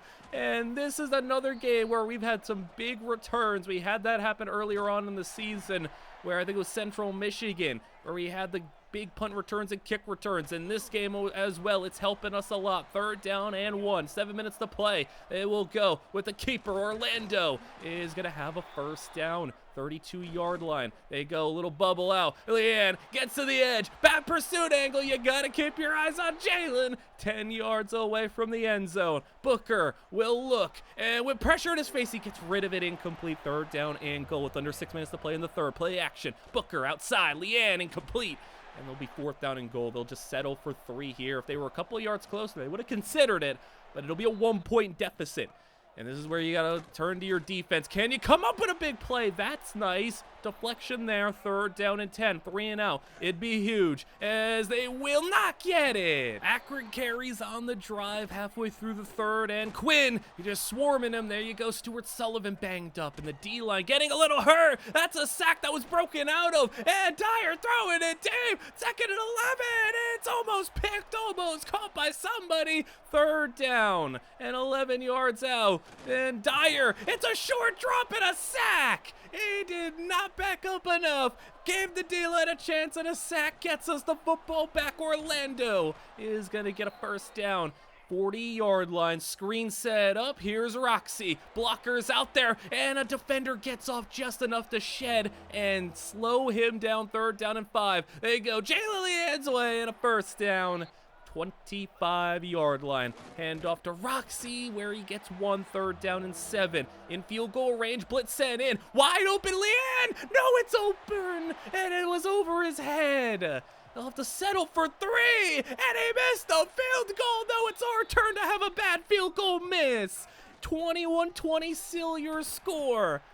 Man, that was just almost on a multitude of occasions. Oh, Dyer, he avoided 1 sack, not 2. Huskies are sending all of the pressure that they can to try to put on this Akron team. Try to make sure that they just rely on their one-on-one attack on the outside because that's where they trust it most. Send 5, send 6, send 7 if they have to go and attack the quarterback whichever way you can. Stack the box, and this offense now back into field goal range. 4th quarter underway in a big season-altering matchup. Booker has got some open receivers, but he's just going to keep it himself. Booker is going to get past the 1st down line to the 7-yard line, and Booker now goes triple option, flips it out. Roxy is in. Touchdown, Kennedy. It's another score and a lead. 2-point conversion now for the 7-pointer, and it's good. 7 points on top. Akron down, and Quinn hasn't gotten going since that last big run. They've been sending pressure, extra men on the rush, and a 3rd down shot is incomplete. We'll take that football right back. 9 minutes to go, and here's where the ground game's got to get going. Roxy is gonna get 2 on the play. Orlando checks in. 2nd down and 8. They'll go with a little play action throwback screen. That's a lot of room, and Leanne gets a block. Jalen Leanne all the way. 1 man can't get him. Touchdown, Jalen Leanne. And another big play from Jalen, and a score over the 2-score lead. And we're gonna be headed to the MAC championship. 1 game away from that 11-1 record, but we can't get too far ahead of ourselves. Yeah, we gotta close business here. Dyer caught it, and it's going to be past midfield. And the Huskies defense now playing a lot better. And the more pressure they have sent, the more guys that they have had go after Quinn, go after Dyer. It's helped them out. 4-man rush, they'll get a Ritz on top, and a big hit from Alba. Pokes that one out. 4th down and 3. Dyer in a crucial situation. He's got time. 4-man rush, and they got all the time in the world. That's a great grab. It was good coverage, but a better catch. And Dyer with 7 minutes to go. Rolling, and he's got freedom inside the 5. Touchdown. Akron makes it a 1-score game again. And now 1st play of the next drive. Roxy gets to the outside. Nice move. Nice block from Leanne. Oh, come on. Roxy taken 75 yards to touchdown! What a move! And a block from Leanne to the outside of Roxy Kennedy is going to give us that lead right back by 2 scores. Every single time we lean on these stars, they get the job done. And I just cannot say enough. Leanne and Roxy, but look at Quinn is willing his team. And Quinn, how about another 51-yard run? Hurt is hurt. And we have still got to stop this Akron team. Quinn down in the backfield. And Quinn well over 250 yards, I think, on this one. 3rd down and 12, though. Dyer, they need a touchdown. And that pass caught up high and a 1st down inside the 10. It's goal to go. Under 6 to go. Quinn spins his way through for 4. 3rd down and goal from the 1. Quinn is in. Touchdown. Akron is not done yet. And we have to do even more to put this one away. 6 yards to start the drive there. 2nd down and 4. They'll go Kennedy and Roxy. They're just riding him primarily for this one because he's been on fire today. Booker finds Jaylen Leanne and another conversion for Jaylen Leanne. And another 1st down, another big clutch play. Kennedy, keep it going. 1st down, Roxy. And now 2nd and 9. Kennedy up the middle. Roxy first, 5 more. 3rd down and 4. They go Orlando this time. And Lee Orlando tackled shy. It'll be 2-minute warning and a clutch field goal here for the 2-score lead. Kick is good. And even though they eventually get off the field, it's not before allowing 3 points and all their timeouts gone. Dyer is sacked. Both guys got in there. 5 sacks on the day. They have none. That's been a big difference. And even though they'll convert here, they're losing a lot of time. A minute to go. Now we're down to all the way to 40 seconds. Dyer sending everybody deep. Quinn with a nice block out there, but just no one's getting open. And a sack. It's another one for the defense. 20 seconds to go. 4th down. And Prince Sarantine ends it. Game over. 25 points in the 4th quarter and a bunch of touchdowns between both teams in the 4th. Roxy Kennedy goes for 166 yards and 4 touchdowns. Another game. Both teams, look at the yardage. A 500-yard rushing day between the 2 teams. That is an all-timer. Roxy 166, Orlando 42, Booker 54, and Quinn 253 yards. And just, I think you know what I'm going to say about the run defense, but hey, it worked out. We got really aggressive in the 2nd half. We were blitzing like every play. It worked out. 7 sacks for the defense, a lot of them at the end there. And as a little cool down before we get into the final game of the regular season to try to lock things up for the MAC championship and our opportunity to fight for a playoff spot, how about we go round 2 in the world of college football? JJ versus TJ Comella. It is a history that has been very one-sided. TJ, the older brother, has won both times in high school, in college last year, but Minnesota 11-0. This year, though, JJ Comella has tried so much to just overcome the narrative, to just overcome the fact that he is the better brother, and it was a nice start, a touchdown on the opening drive, but very quickly things turned very sour as TJ Comella leads them on a drive where the run game dominated and Wisconsin ties it up. And as things went on, the pressure started to maybe make JJ crack as he was running around, running for his life. It was not all his fault, but hey, you have to come up big in these situations. And in maybe the biggest game of his career to try to finally beat his brother, go to 12-0 in the regular season, it was not going his way. And TJ Comella once again driving his team down, and the running game finishes it off. Touchdown Wisconsin.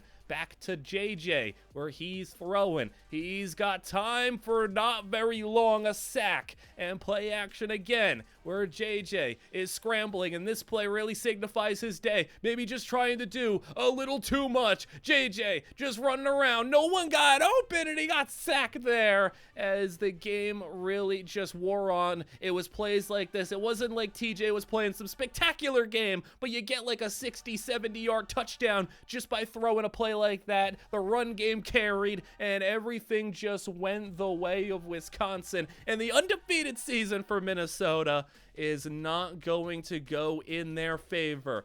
JJ won 11 games, and the one game that probably meant the most to him was that 12th against Wisconsin. But in the end, it's just not gonna happen. Sacked again. He was sacked. I mean, look at that play. Sacked 7 times on the game for number 7. And another one.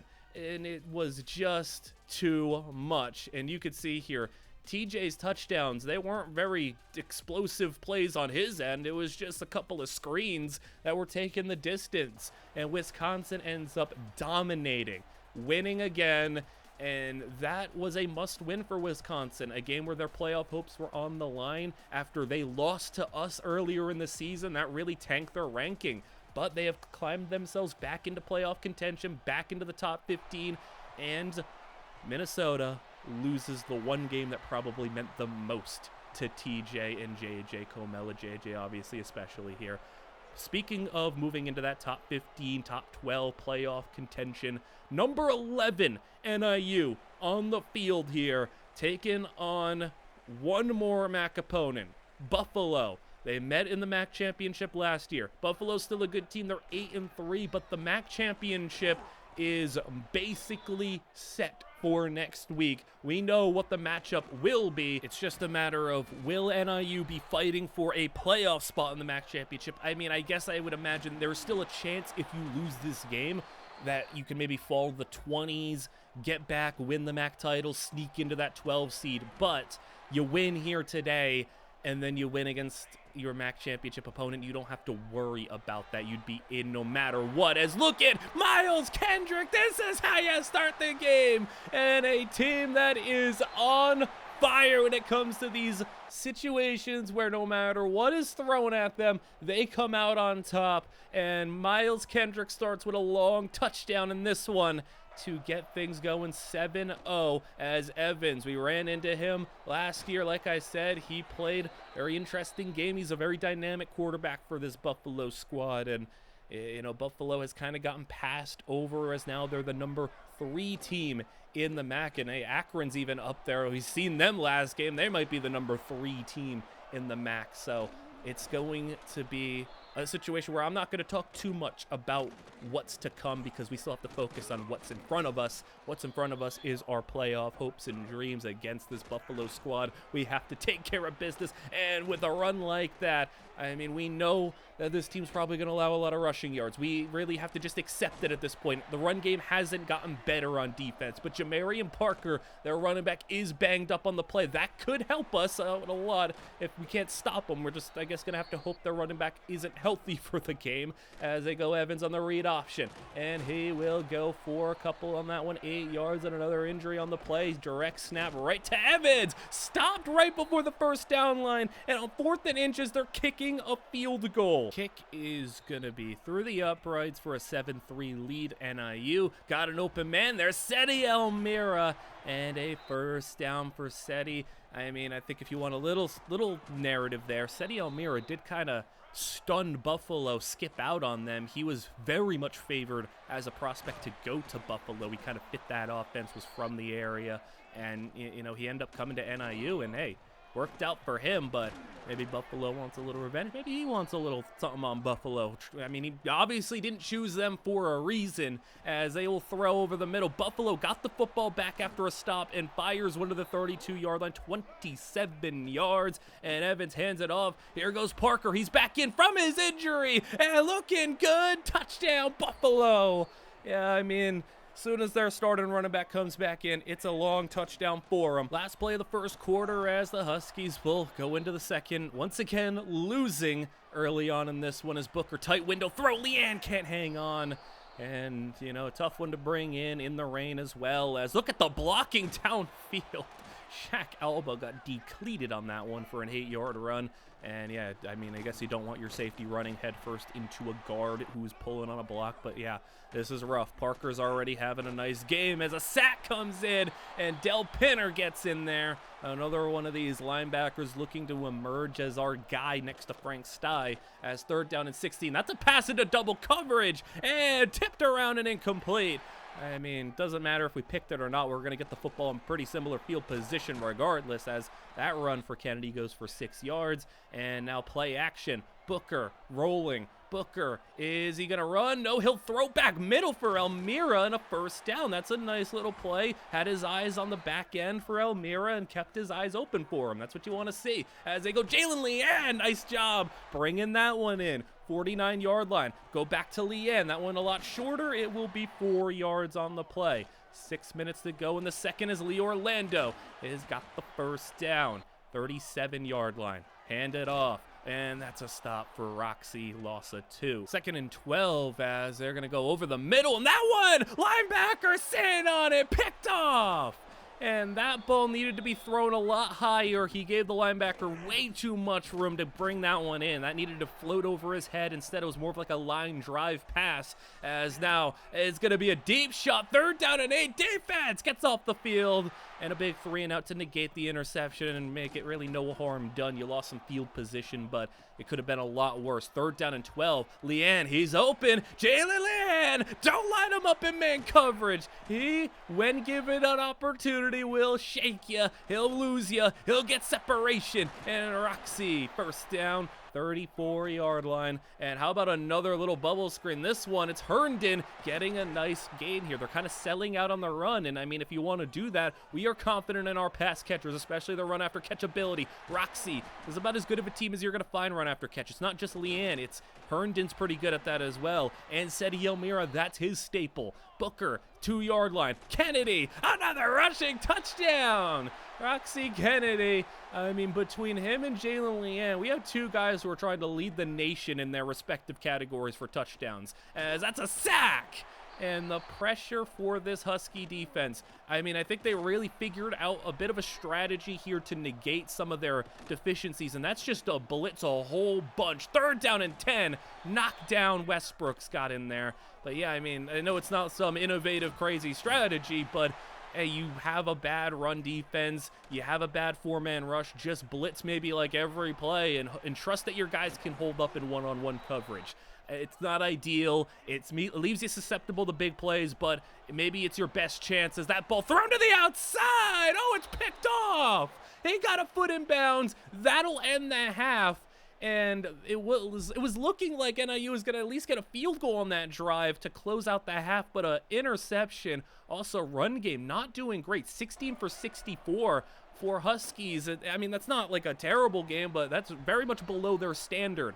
As it's 14-10, Buffalo takes over in the second half, and as if your big game to close out the season, your senior game obviously as well for these guys who are going to be hanging up the cleats one last time for the Huskies. You don't want to have it go out in a negative light, lose your opportunity to make it to the college football playoffs, but Buffalo wants to get a little revenge for last year as Parker up the middle. It's going to be a gain of 2. 3rd down and 3. Evans with a man in motion. They'll go jet pass. And to the edge. Got the 1st down in the red zone. And 11 to the 16.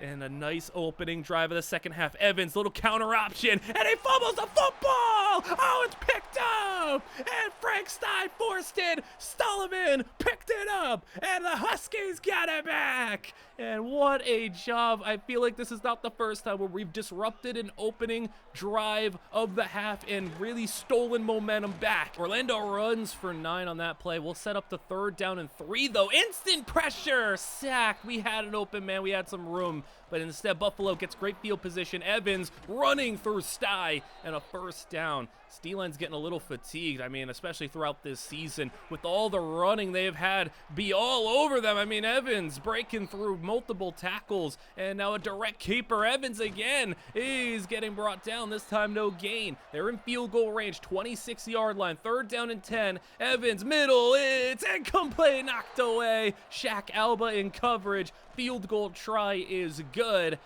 1-point game. Toss it out, and Orlando gets a nice block on the edge, and Lee Orlando.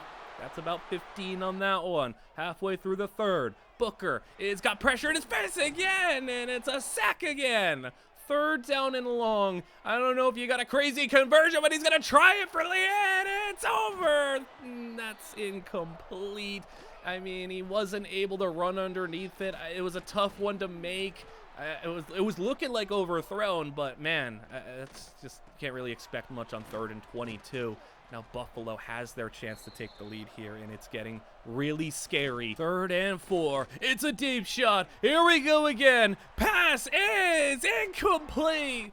No matter how many deep shots you try, we are there. Kennedy is gonna have 14 on the play. 2nd down and 10. Booker after taking over that pass. Oh, it's picked off. No, it's intercepted. Intended for Herndon. It was very much a predetermined play. A timing pass to the outside, and timing was a little off. Buffalo all over it, and a 3rd interception for Booker.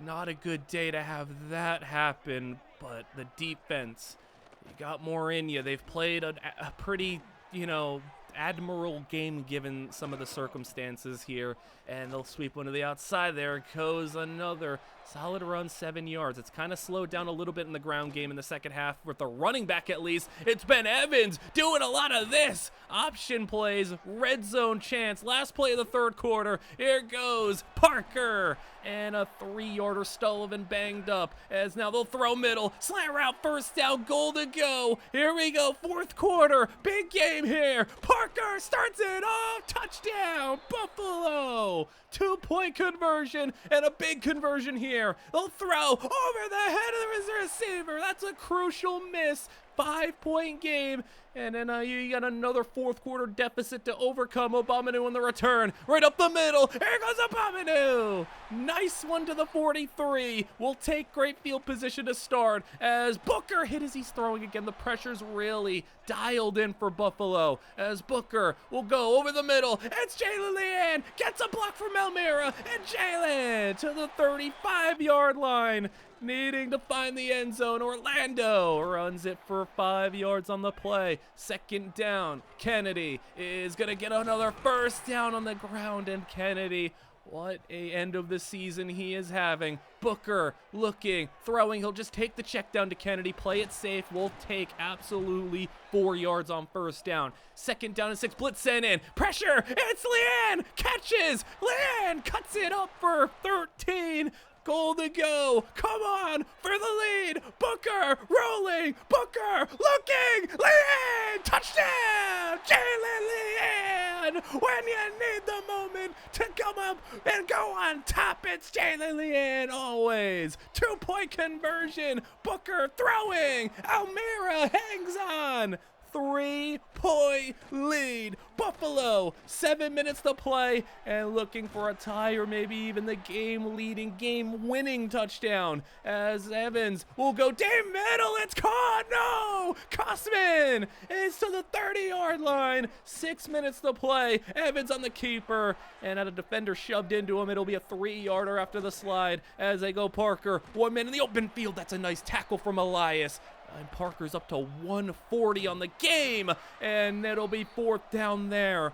All right, field goal. We are all tied up with under 5 to go. This is the chance to end things. End this regular season. Sweep the MAC. Kennedy is tackled in the backfield. Lost the 2. 3rd down. Run it, Kennedy. He is close. He falls forward. again. First down. And NIU going to take their time on this drive. Here goes Obamanu on the reception. Hasn't caught a ball in a little while, but there's a nice one as Kennedy will get the ground game going again. And more clock time ticking down as we're going to head towards under 3 minutes. Closing in on that 2-minute warning. Booker on the run. That's a dangerous one. Incomplete. Fourth down. This is as big of a call as it gets, and he has it. First down. That is bold. That is risky. But if you want to win, if you want to go to the playoffs, you got to make bold calls. And they have it. First down again. Orlando. Buffalo's going to have to start burning timeouts. 1 second on the play clock. They get the snap off. Here goes Buffalo with timeout 1. And now Orlando. Orlando, he can go for a touchdown. He stops. He goes and stops. We run the rest of the clock out. And the field goal for the win is good. You take over with 5 minutes to go and 2 crucial plays. A fourth down. You could have kicked it away. You weren't going to be able to make a field goal. You could have kicked it away, tried to play for overtime, play for a stop. They didn't want to. And then the next one, Lee Orlando had a walk-in touchdown if he wanted it. Nice job being a team player there, getting down, playing it smart, and making sure Buffalo never touched the ball again. A 5-minute drive closes things out, and even though every single time it's so close, it's tight, it's a deficit to overcome, it's something. This team is battle-tested, they have persevered, they have come through, and they have won 11-1 on the regular season. They will be headed to the MAC championship, and waiting for us on the other side is another team that also sweeped the MAC. Toledo, Cash Riley, undefeated in the MAC. They also went 11-1. They also are ranked. They also are fighting for maybe playoffs. Cash Riley has played an entirely different brand of football since he's come to Toledo. You could question if it's good or bad. He's kind of more so played the, in quotations, perfect quarterback where, you know, he tries not to make mistakes. He hasn't thrown an interception on the season, which is really impressive. He has thrown the ball away a lot. He's limited the team's upside in some aspects, but he's also raised their floor. You don't turn the football over. You don't make crucial back-breaking mistakes. You have a better chance of winning, but I think it's all to try to put on this idea like, hey, my touchdown interception ratio is this good. I'm not throwing picks. I'm not doing this. I'm not doing that. But you're also missing maybe some open receivers. You're having some mistakes here, you know. Just because you aren't throwing interceptions doesn't mean you're playing mistake-free football, as Riley's going to take the football to start the drive, start the game, start things off in his revenge tour. I think if you asked him, you gave him the choice, hey, would you rather win the national championship or beat NIU? I think he might rather pick NIU because, again, he is just fueled by spite, revenge. This team, in a sense, chose Jalen Leanne over Cash Riley. They chose a wide receiver over a quarterback. They chose to cater to their best player and not their quarterback. And it's a big game for Jalen Leanne, too. You ever want to see a motivated Jalen Leanne play? I mean, he's motivated every game, but more so today. But Toledo focusing in on the action right now. Riley's got him down in the red zone, and the handoff is going to be a gain of 2. Riley, 3rd down and 8. End zone, too low and incomplete. It'll be a Toledo field goal in the first 3 minutes of this game, so an opening drive score, they'll take that, but now NIU takes over, and Roxy with the football, obviously. Cash is going to sit there on the sidelines. He knows what's coming very well. He knows Roxy. He knows Lee Orlando. He knows Jalen Leanne. And Leanne getting an early catch on this one. 3rd down, and he converts. Sweep it. Here goes Orlando. And cuts it inside. Lee Orlando for the first down. 42-yard line as Booker will move and just float one for cutting. And the tight end fullback hybrid this season, number 2 tight end, gets the catch, and then Roxy loses 2 on that play. 3rd down, Booker floats one, deep ball, Jalen Leanne down inside the 10, goal to go, and Leanne, he's having fun already. 2 catches on the drive, and inside the 10, Roxy trying to punch it in, he gets 4. 3 yards out, 2nd and goal, gets it out, Jalen Leanne, touchdown!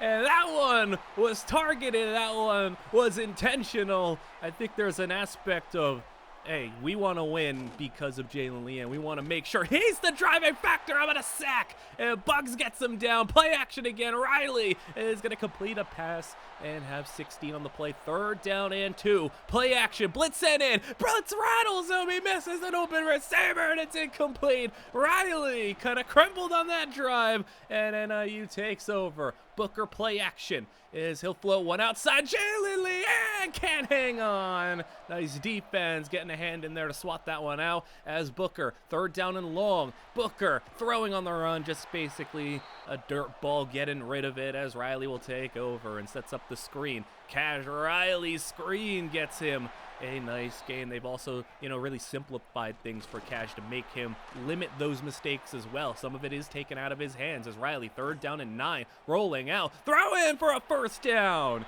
And it's going to be inside NIU territory, but the run game not going far. Rugamba gets him down and gets hurt as they are going to have another run play stop. 4th down, and they'll have to punt as soon as they get in our territory. Orlando loses 3, so far maybe a little bit more of a defensive battle, you can say, as both teams had a nice opening drive, but beyond that, it's been a couple of, lackluster possessions, as that's another one, 3 and out, where Huskies have to punt, and Cash Riley is got a completion for 8. He's up over 100 early on in this one as they sweep it out. Dahl not able to get far. I mean, the run defense, 5 carries, -2 yards. I mean, this team's playing a little bit more motivated in the run defense, and I think that it's fair. This defense wants to make Cash Riley pay. It wasn't just Jalen Leanne. It wasn't just coaches. Everybody who was on this team last year has an issue with Cash Riley, and they want to beat him. Dahl, though,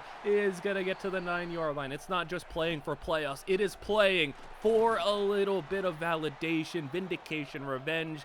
And now Cash with the read option. Sty tackle for loss. 3rd down and goal. Riley throws it, and that's short of the line. 2 yards away. 4th down. They'll kick the field goal. And it's 7-6 on this game. And 5 minutes to go in the half as Herndon on the bubble is going to make a cut, and Herndon to the 41-yard line. Again, low scoring, but it's more Jalen Leanne on the outside. Gets past the defense, and Jalen Leanne to the 30-yard line. 80 yards on the day. Toss one out. Orlando at the edge. Orlando in the red zone.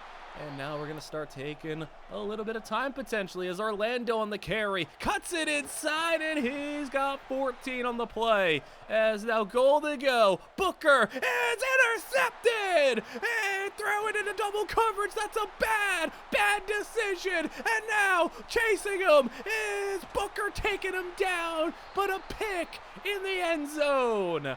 That does not happen often. An interception in the end zone, a turnover that close. NIU's not had many of those, but that is a bad time to have it happen. Now first play of the drive for Riley. Hands it off. Sullivan! Oh, he blew him up! Fumble! And it's immediately Husky ball right back!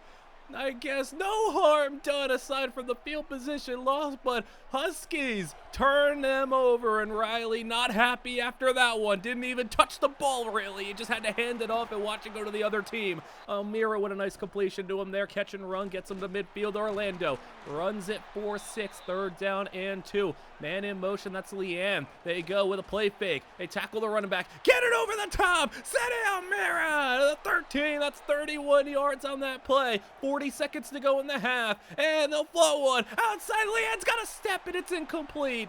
3rd down and 9, just overthrew it, as now Booker is going to find Kennedy out of the backfield, and with 30 seconds to go, that'll be a timeout, and now 1 yard away. Play action. There he is, Jalen Leanne. 2nd touchdown of the half, and that is how we will go into the break.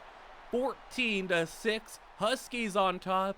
Jalen Leanne, all the points on the board for the Huskies, and you can see 10 targets on the game. Yeah, I think you know what the strategy is for this one. Booker, to start the second half, will have 2 open men. He goes with the deeper one, and that's Seti Almira out of bounds. Big play to start that half as they'll run Orlando with it. And the run game hasn't been anything too crazy. Roxy Kennedy especially has had a pretty quiet game so far, at least, as Booker. That's going to be a shovel pass, Leanne for 4. 3rd down and 1. 2 tight ends in. Roxy got the first. That was close. Split backfield now. Back to Roxy. Right up the middle for Roxy for a nice gain. 3rd down and 3. Got another conversion. He missed Kendrick immediately. Should have thrown that one. Instead, Elmira makes the grab. It'll also 1. This is kind of that no man's land. 37-yard line. They go with the conversion on 4th down. Kendrick! Bad angle from the corner, and that's going to work out in our favor. 1st down. They didn't want to try it from 54. Kennedy out of the backfield, and all Cash could do is watch on the sidelines. 12 yards out. Roxy is got to the 6-yard line. 2nd down. Turns to 3rd down. 2 yards away. Play action. Look who's open in the flats. Jalen Leanne, number 3. Take a bow. Look right at Cash Riley. And that's his 3rd touchdown. He's outscored the entire Toledo team. As now Dahl is going to have a big run. And Cash Riley is not having fun right now. Riley throws middle. That's high but incomplete. 3rd down and 7. Riley to the air. He's needing to find the end zone. He hasn't yet, and he's going to have a chance now with that completion for 15. 26-yard line. Jet pass incoming. They'll pop it to him, and that will not go far. 3 yards, 3rd down and 7. Sending the extra man on the blitz. He'll go over the middle. That's caught, and breaking a tackle inside the 5 down to the 2. Toledo finally looking for the end zone. Dahl! Stop, 3rd down and goal. Riley, 3rd quarter winding down. Cash is got time. Back in the end zone. Touchdown. Toledo finds the score, and they finally are able to get to the end zone. 1-score game, 8 points. Booker, comeback rally. There you go, in. 2 feet inbounds. He's up over 100 on the day as Orlando got a run there for 4. 3rd quarter might be the last play. Booker is going to have the conversion. Orlando out of bounds. And there you go. 4th quarter underway. 8-point lead for a chance at the college football playoffs and a MAC title. Booker had people open. Just too many people in his face to even set him throw that one. 3rd down and 8 as Booker is going to fire one over the middle. Herndon, tough one to bring in. Couldn't do it. And they'll have to punt. Toledo now has their chance to tie this game up. It'll be a touchdown. A 2-point conversion is what they need. 9 minutes to go. Handing it off. Dahl breaks a tackle. Dahl down. A Ritz for 3rd down and 6. Riley, design rollouts. He'll throw it. It's going to be caught right along the sidelines. It was looking maybe like it was a little high, but he reeled it in and out. Dahl with the block. Dahl has got 17 more. Rugamba banged up again. Riley pump fake left. He'll eventually throw it left. And the check down. Swarming on it is the defense. And Sarantine got out there. 5-yard loss. They'll throw a screen now, as that's a nice block to get 3 for 5 to get those lost yardage back, but it's still 3rd down and 10. 7 minutes to play. Riley is down. Cash goes down, and we get it back. Lee Orlando. 3 yards on that run. Booker, play action, roll out. Booker is looking down the field. That's an open man, wide open, Herndon. And at the 10-yard line, Booker looking for the 2-score lead. We'll hand it to Lee Orlando. We can play it safe if we want to. Booker is going to go with the little throw screen. And Elmira, 4th down and 4. Yeah, this is where you go for the field goal here. Kick on its way. It is good. And Booker leads us for an 11-point lead. I mean, for so many games, it's been us down by 10 or 11. It's nice to be up by 11 as Riley, with under 4 minutes to go, needs a big play and just misses. 4th down and 5. Do you got it, Cash? And he's going to throw it up top. And incomplete. Huskies take over. And now play action for Booker. Incomplete. 3rd down and 9. Booker looking for maybe a dagger shot here. Wants the touchdown to Andy in. Intercepted. I mean, to him, I guess the field goal didn't mean all that much. He wanted the touchdown to Leanne to just seal it. Doesn't work out. And Cash gets one more try at it. If he gets, and I guess a field goal would be acceptable, but a touchdown's what they're looking for first with the 2-point conversion to make it a field goal game. You got to see if you can hold on to those timeouts. Riley, with time, checks it down. Dahl. 1st down and 2-minute warning closing in. That's a catch, and that'll take us to the 2-minute warning for 7 yards.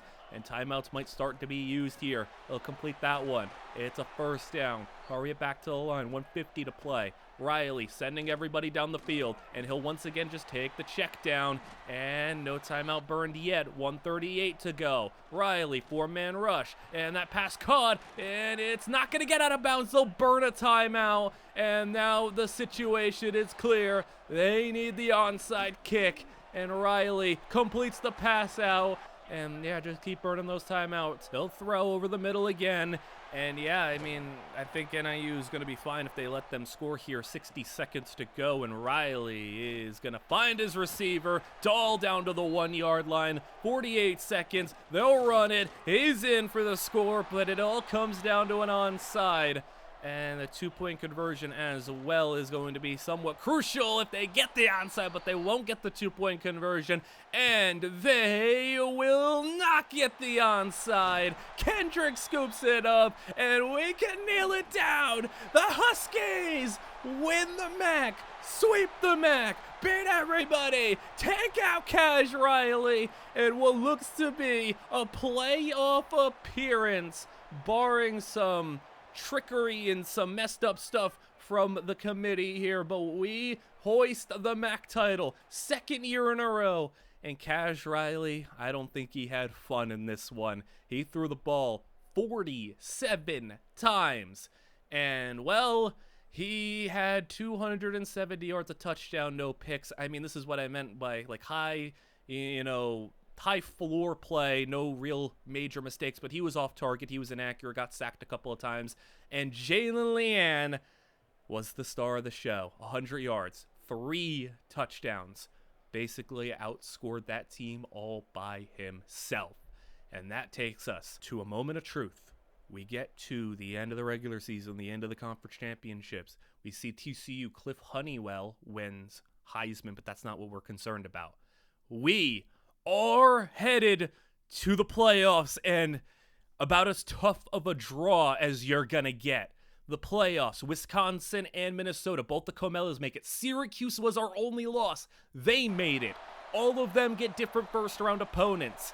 We, on the other hand, are going to Tuscaloosa, and about as big of a matchup as you are gonna find when it comes to underdogs versus the perennial top dogs. Not a single soul on earth is giving this Husky team a chance. I mean, if you want to talk about spreads, this one, it's not even close. I mean, Alabama is a 3+ score favorite in this one. They are favored by a monumental amount. They don't buy that this Husky team can compete. They don't buy a team that was struggling down double digits against multiple MAC schools, that lost to Syracuse, that was only able to squeak by Wisconsin as their only other playoff opponents. They don't buy that this team, who has had a lot of crazy wins on the year, can do it. As Alabama, we start this game off. They have the football first. It's hostile environments. It's playoff football. Who would have thought the Huskies would be here as a 12-1 team down the middle, and a catch for a first down. Ritz brings him down, and Alabama wants to take care of business pretty quickly here as they are going to get a first down completion, 31-yard line, and Serentine makes them lose a yard. Man in motion now, spread in the field. Bama will go right down the middle. That's incomplete. 3rd down and 11. And a chance to get off the field with a field goal try here. And Bama with a lot of time. Deep ball. They're tested. Guess who? Ritz and Alba came over. Incomplete. Field goal try. Kick is wide left. Okay. First drive for Bama. No points on the board. And this is where you turn to somebody's got to really show out. Obviously, Jalen Leanne's going to get opportunities here. Play action. First play of the game. Booker, he's just going to throw it up in double coverage to Leanne. And that seemed like a predetermined play. They wanted to throw a deep ball to Leanne on their first play. If you want to know the strategy for the Huskies, you can't beat a great team if you don't take risks. Elmira is on 3rd and 11, going to get it to 4th and 2, and this is what we mean. You're not going to beat a team like Alabama on the road in the playoffs without taking some risks. 4th down and 2, first 3 minutes of the game. Booker play action. They send the blitz. Everyone's covered. Leanne underneath. It's not going to be there. He's stopped.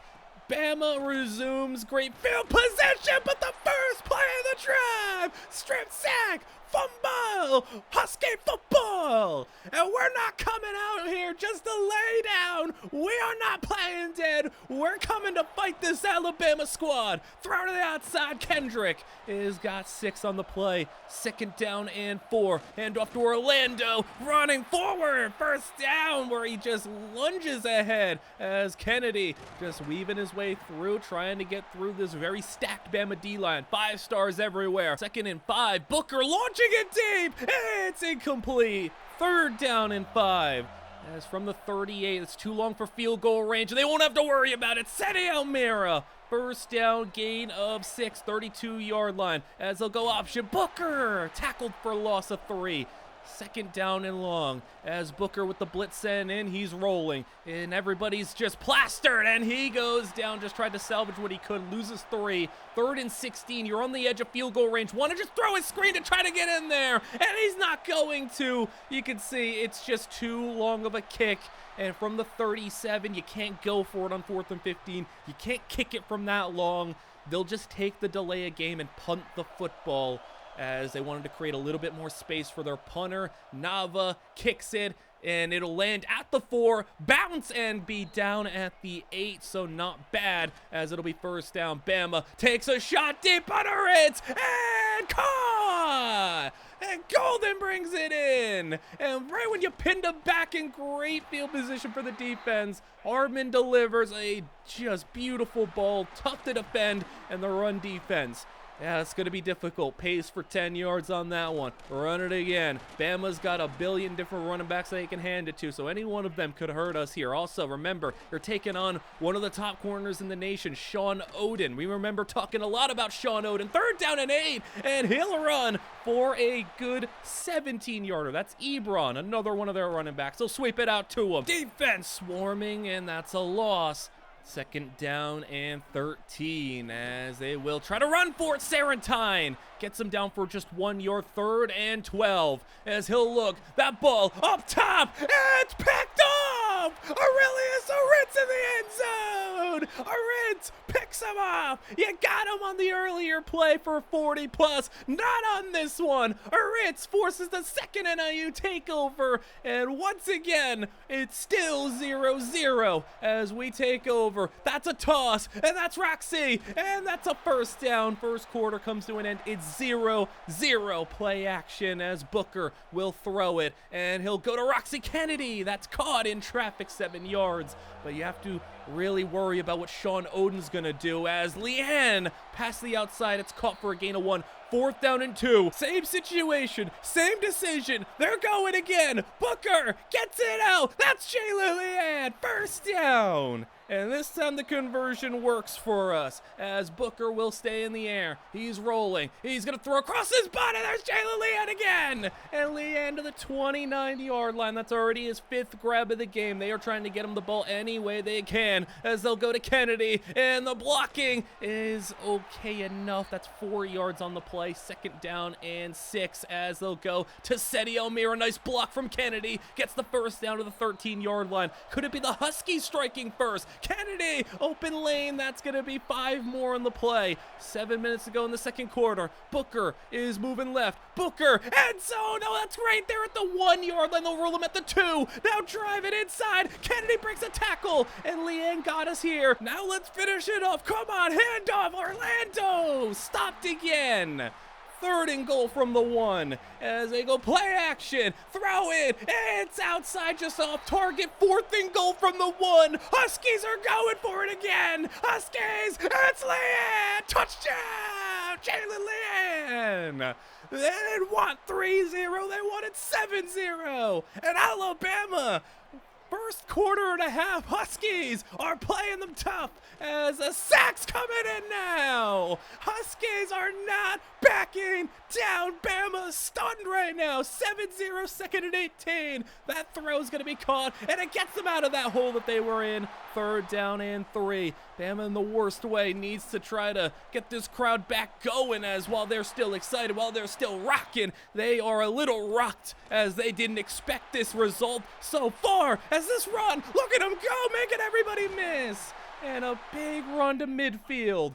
Under 4 to go in the half as they'll throw middle. That's a nice high ball up top, and only the receiver could snag that one. 35 yards away. Second down and 10. Another completion. A lot of room to run. He's inside the 10. He's inside the 5 to the 4, and Hardman's already up to 175 of the game as they run it in. Touchdown, Bama! And they tie it up. 7-7 your score with just now 2:30 to play. And the Huskies outside bubble screen. Leanne first down. His catches aren't for a lot of yards, but they're first downs, touchdowns. They are these crucial short yardage situations. 3rd down and 2. Booker is just desperately rolling around. Booker got to get rid of it. Throws it. Desperation. What a play. Herndon.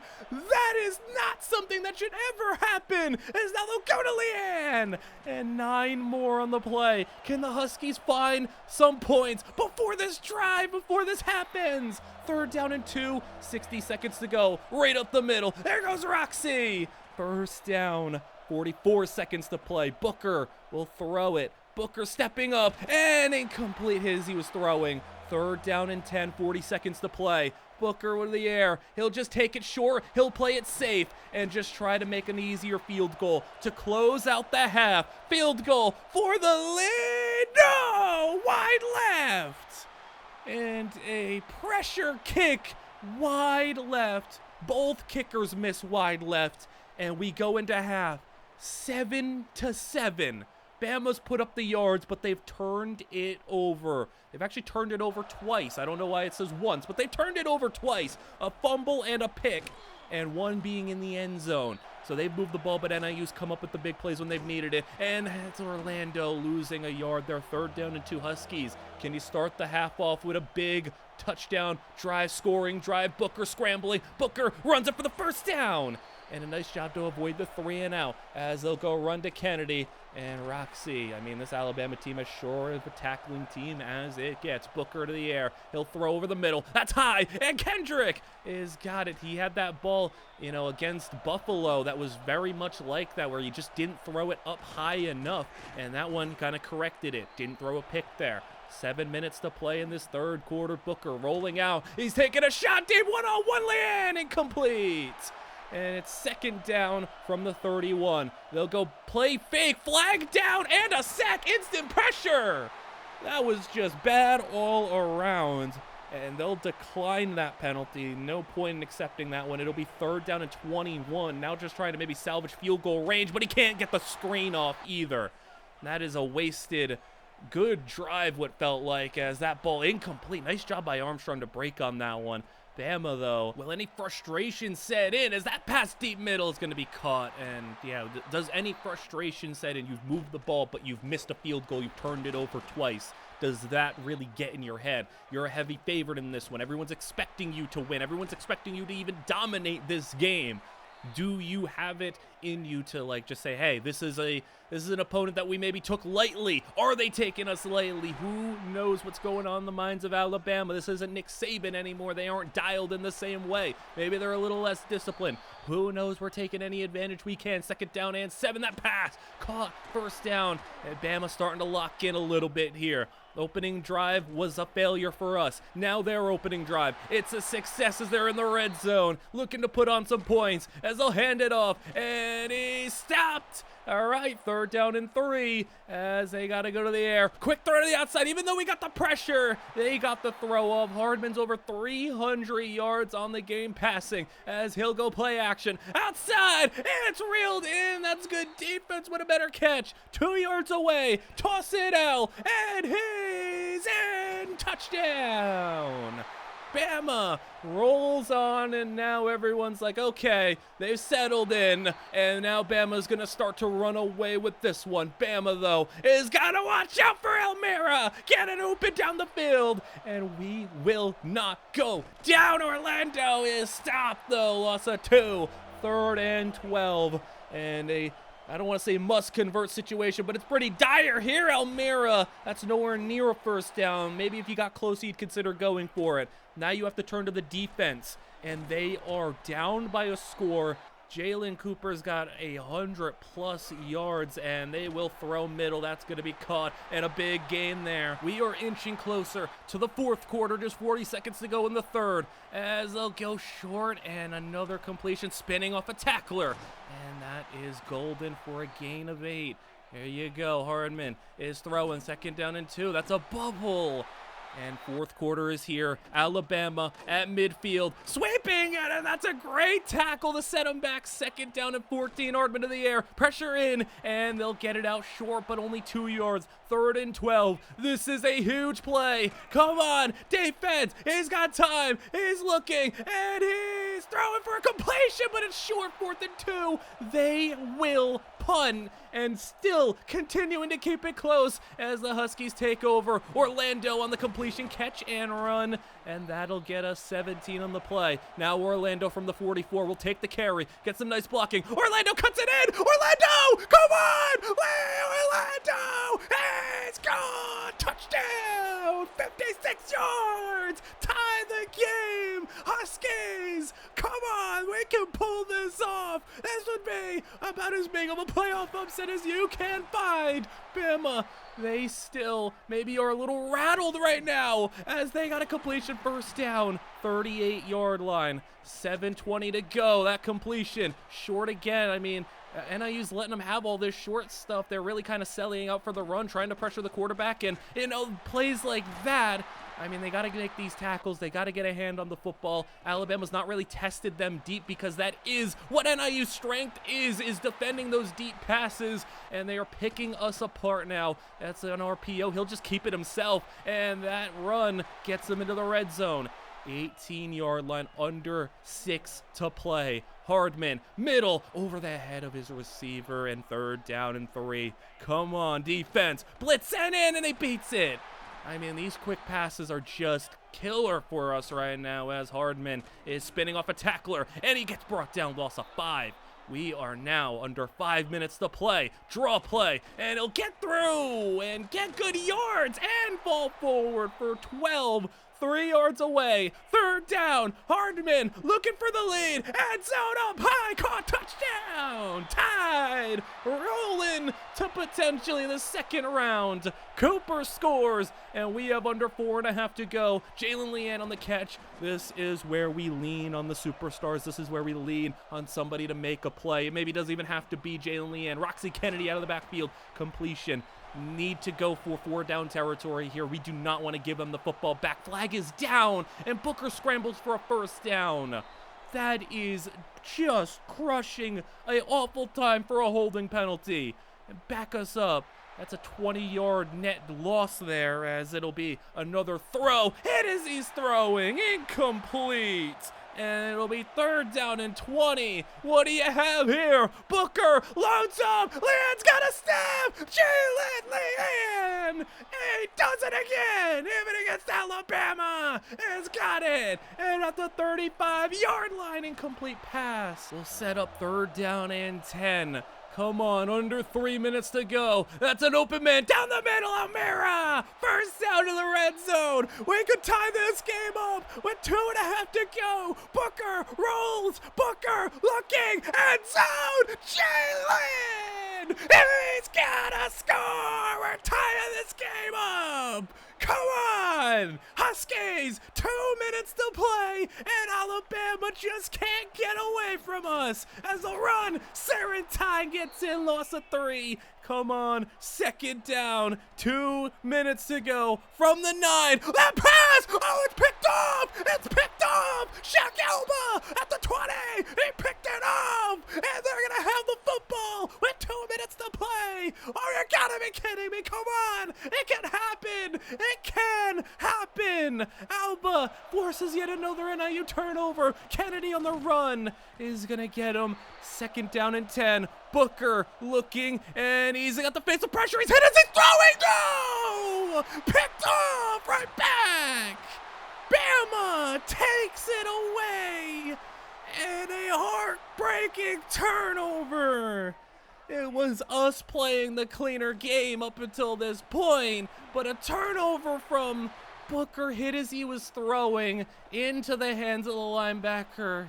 And now with a minute 20 to go, Bama from the 32. Hardman is running. No, he's got a lot of room. And he's at the 33. That's field goal range. It's 50 from here. And can we somehow force yet another turnover? Can we get off the field, give ourselves a chance? Second down, pass is caught, but it's a first.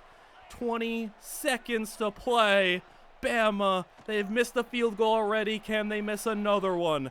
As now from the 21-yard line, they'll run the football.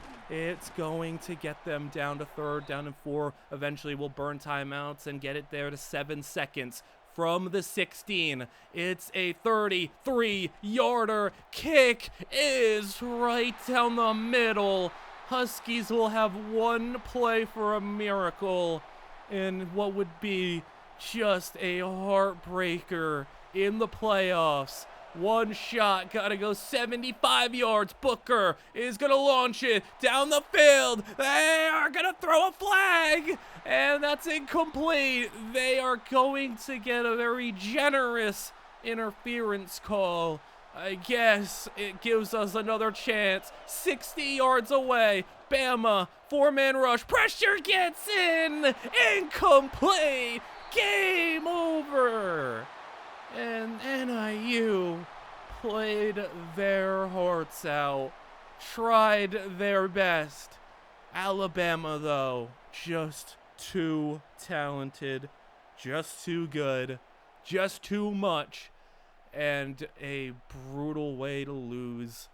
It really felt like you had a chance at the end there. Hardman had a very efficient, very effective game. The turnovers, though, were what was our key to stay in the game, to even give us a chance to win it. Unfortunately, it just wasn't meant to be, but, not to, quickly move on or anything like that. I think you at least can look at the positives here and say this team was heavily favored to not even come close to beating Bama. No one thought they had a chance, and they came out there and they fought them. They really pushed them to their limits. And it's Alabama. It's no shame in losing to them. Marvin Booker, as we get to the end of the season, stats and everything like that, will give you a quick little off season here, show you everything that went down. You can see the rankings on the screen and everything like that. Booker, I thought he played pretty adequately as a first-year starting quarterback for us. He definitely has a lot to clean up, but he also did a lot of really nice things, gave us some stability, wasn't a headache too much. Lee Orlando, same efficiency, but with Roxy back, his carries went down, almost had 1,000 yards still, had a couple 100-yard games. Lee Orlando was awesome. He objectively was just great for us, and, to have your number 2 running back be a near 1,000-yard guy. Roxy Kennedy, though, what a year for him. Also had 5.3 a carry, had 1,200-plus yards, and just found the end zone at an unbelievable rate. Just touchdowns all game, all season long. And speaking of guys who found the end zone, look at the season from Jalen Leanne. 14 games, almost 1,400 yards, 19 touchdowns. And if Jalen Leanne wanted to, he could go to the NFL right now. Look at the way he closed the season. The final 6 games of the year, every single one was 100 yards except for one 92-yard game. Ended the season on fire. Prince Sarentine, you can see there's 6.5 sacks. 9 was our sack leader. We got some pretty improved sack production. Aurelius Aritz, so much credit to Aritz for having the season that he had, stepping into that number 1 corner role. I have to commend him there. But let's get into a little bit of playoff action here, as I want to cover the Comella brothers in their playoff run here, as JJ and TJ both had separate first-round matchups. Now, JJ did get the easier of the bunch. They got to take on the 12th seed, Arizona State. And at home, Comella was dealing. They won the Big Ten. They won every single game this season except the one against TJ. Even though he has an 0-2 record against his brother, he won the Big Ten first, and he is going to come out here and win a playoff game first, what seems to be a sign that maybe TJ is the better brother. He comes out here against Arizona State, wins it 32-26, and for his performance, how about 384 yards, 4 total touchdowns, and a great game. Now Wisconsin, not to be outdone, they had a much tougher opponent. They took on Michigan, and while TJ had a lesser season, Wisconsin was supposed to be better than Minnesota. They weren't supposed to come out here and sneak in with 9 wins. They weren't supposed to come out here and lose to us. Still, though, Comella, once playoff time came around, he did lock in against Michigan, had a much better performance than he did in some of his other games, especially the one against us and some of the other losses that he had. Even though he played statistically well against his brother, it was more so yards after catch, run game, doing everything, but he still could come out here and make special throws like that. On top of that, his season did suffer a little bit due to the fact that Coco Reynolds at the midway point suffered a season-ending injury. Regardless, though, 41-28. Wisconsin, after a slow start, got going. Comella throws 350 and 3 touchdowns, takes home the win, and the second round looks like that Syracuse did lose as well. And in the second round, things maybe not as cheery for the Comella brothers, as Texas was a very tough opponent. They really locked in on defense. They were locking up Comella. They scored a touchdown early, but this was the only other crucial play, a 4th down in the 4th quarter that did not go the way of the Comella brother.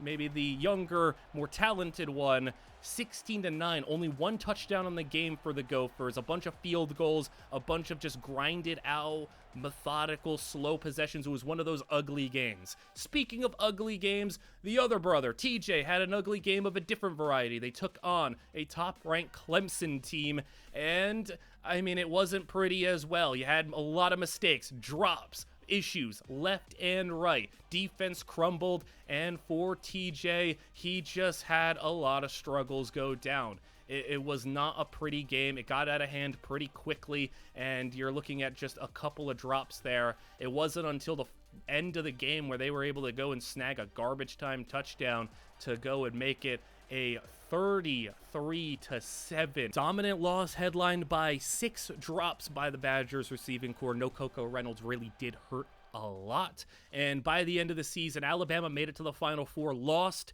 Clemson takes home the national championship. And as we get to some of the other feature players, look at Raquel Osgood. He transfers to Michigan. You could take a look at Comella's season, both of the brothers, as JJ and TJ both had really nice years and are looking now probably to go to the NFL in another season. Will probably play out their final year. Cash Riley, I said he didn't throw any interceptions. That's true. He still only completed 57% of his passes and 7 yards an attempt, so a very odd year for him, but it worked. Coco Reynolds, I said he went down 400 yards in 7 games. You've seen Blaise Carlisle also put up 700 yards on the ground. Dieter Keaton, back-to-back 1,000-yard seasons for Penn State.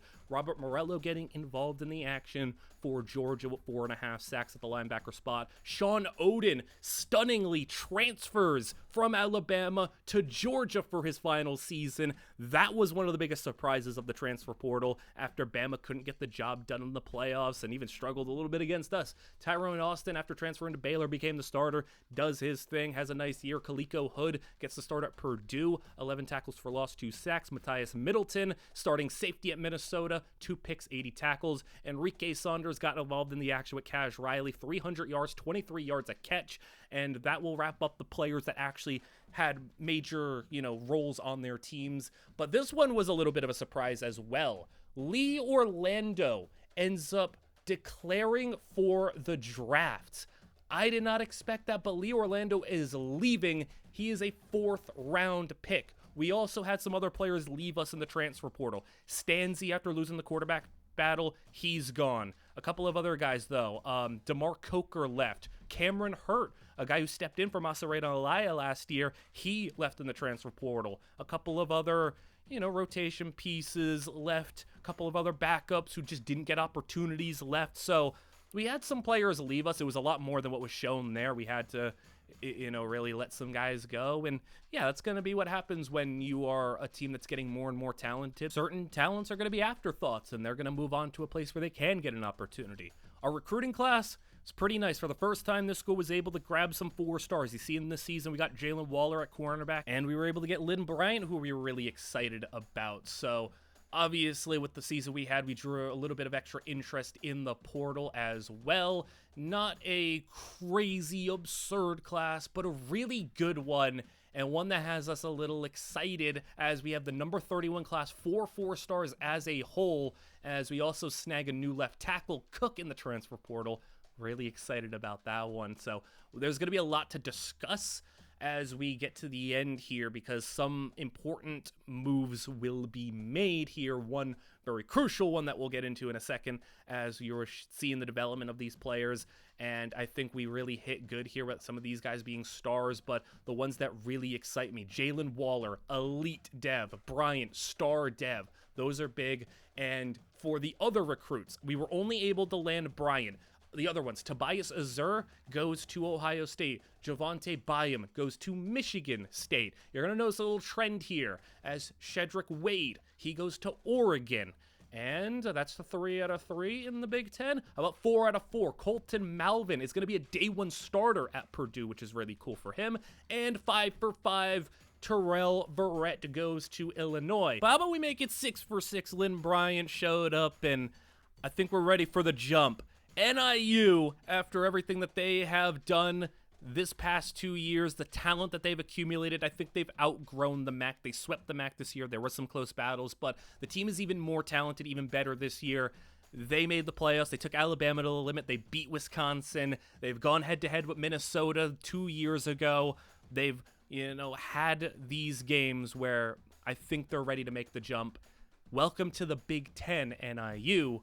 As we take a look at the team here, I think this team is ready for that. I was thinking maybe another year in the MAC, but look at this team and tell me that they deserve to not be, in a better, bigger conference here. I mean, look at Roxy Kennedy. No more Lee Orlando, but we'll also have a little discussion about the other running backs in our room, because there's another little story developing there. Roxy, though, looks to be spectacular. And speaking of spectacular, Jalen Leanne has opted to stay for another season. If you wanted to know the situation there, it was very simple. Jalen Leanne, he could have went to the NFL, probably been like a borderline first-round pick. The only thing stopping him, maybe like level of competition, but he had showed out in those big games. He probably would have been a first-round pick if he wanted to go. Thing is, he wanted to stay in college, loyal to the school that really gave him an opportunity, and 2, he wants to stay with his sister. His sister's still playing basketball here at college, and, have as little separation between the two as possible. He values the family over the instant satisfaction and gratification of the money. He wants to maybe even improve his draft stock even more. Getting to play in the Big Ten was the enticing thing that made him want to stay, because he's like, well, maybe I'm not a late first-round pick. I am now going to staple myself into being a certified top 10, maybe number 1 receiver in the class type of player. That's what he wants. He wants to be at the top, and he wants to stick by his family. He wants to stay loyal. So that's going to be awesome for him. Even more so, though, awesome for us. Westbrooks takes a big jump. You have some nice leaps here. But there's one player that we need to talk about here. It's been almost 2 years since a major injury occurred. Martin Elena had his knee completely just destroyed, and he had been shut down, got a medical red shirt, also was able to get a medical red shirt for this past season. So he is a super sophomore at this point, and Martin Elena is finally back on the field. A lot of people didn't think he'd be able to get back on the field, but here he is. He's looking much different. He is a completely different player, though. He lost basically all of his speed. What made him special is he was a 4.3 type of speed guy. Now he's more like a 4.5 guy.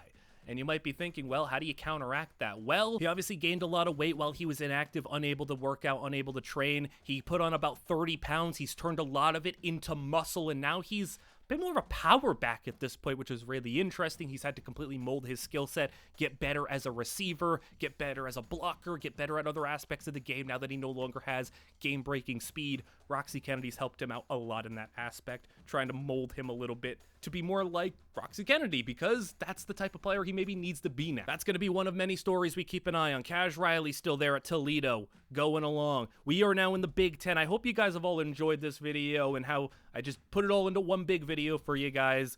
Like, comment, and subscribe, of course. We have a lot to really be excited about. Roxy Kennedy and Jalen Leanne's final season. A couple of other players, obviously, as well.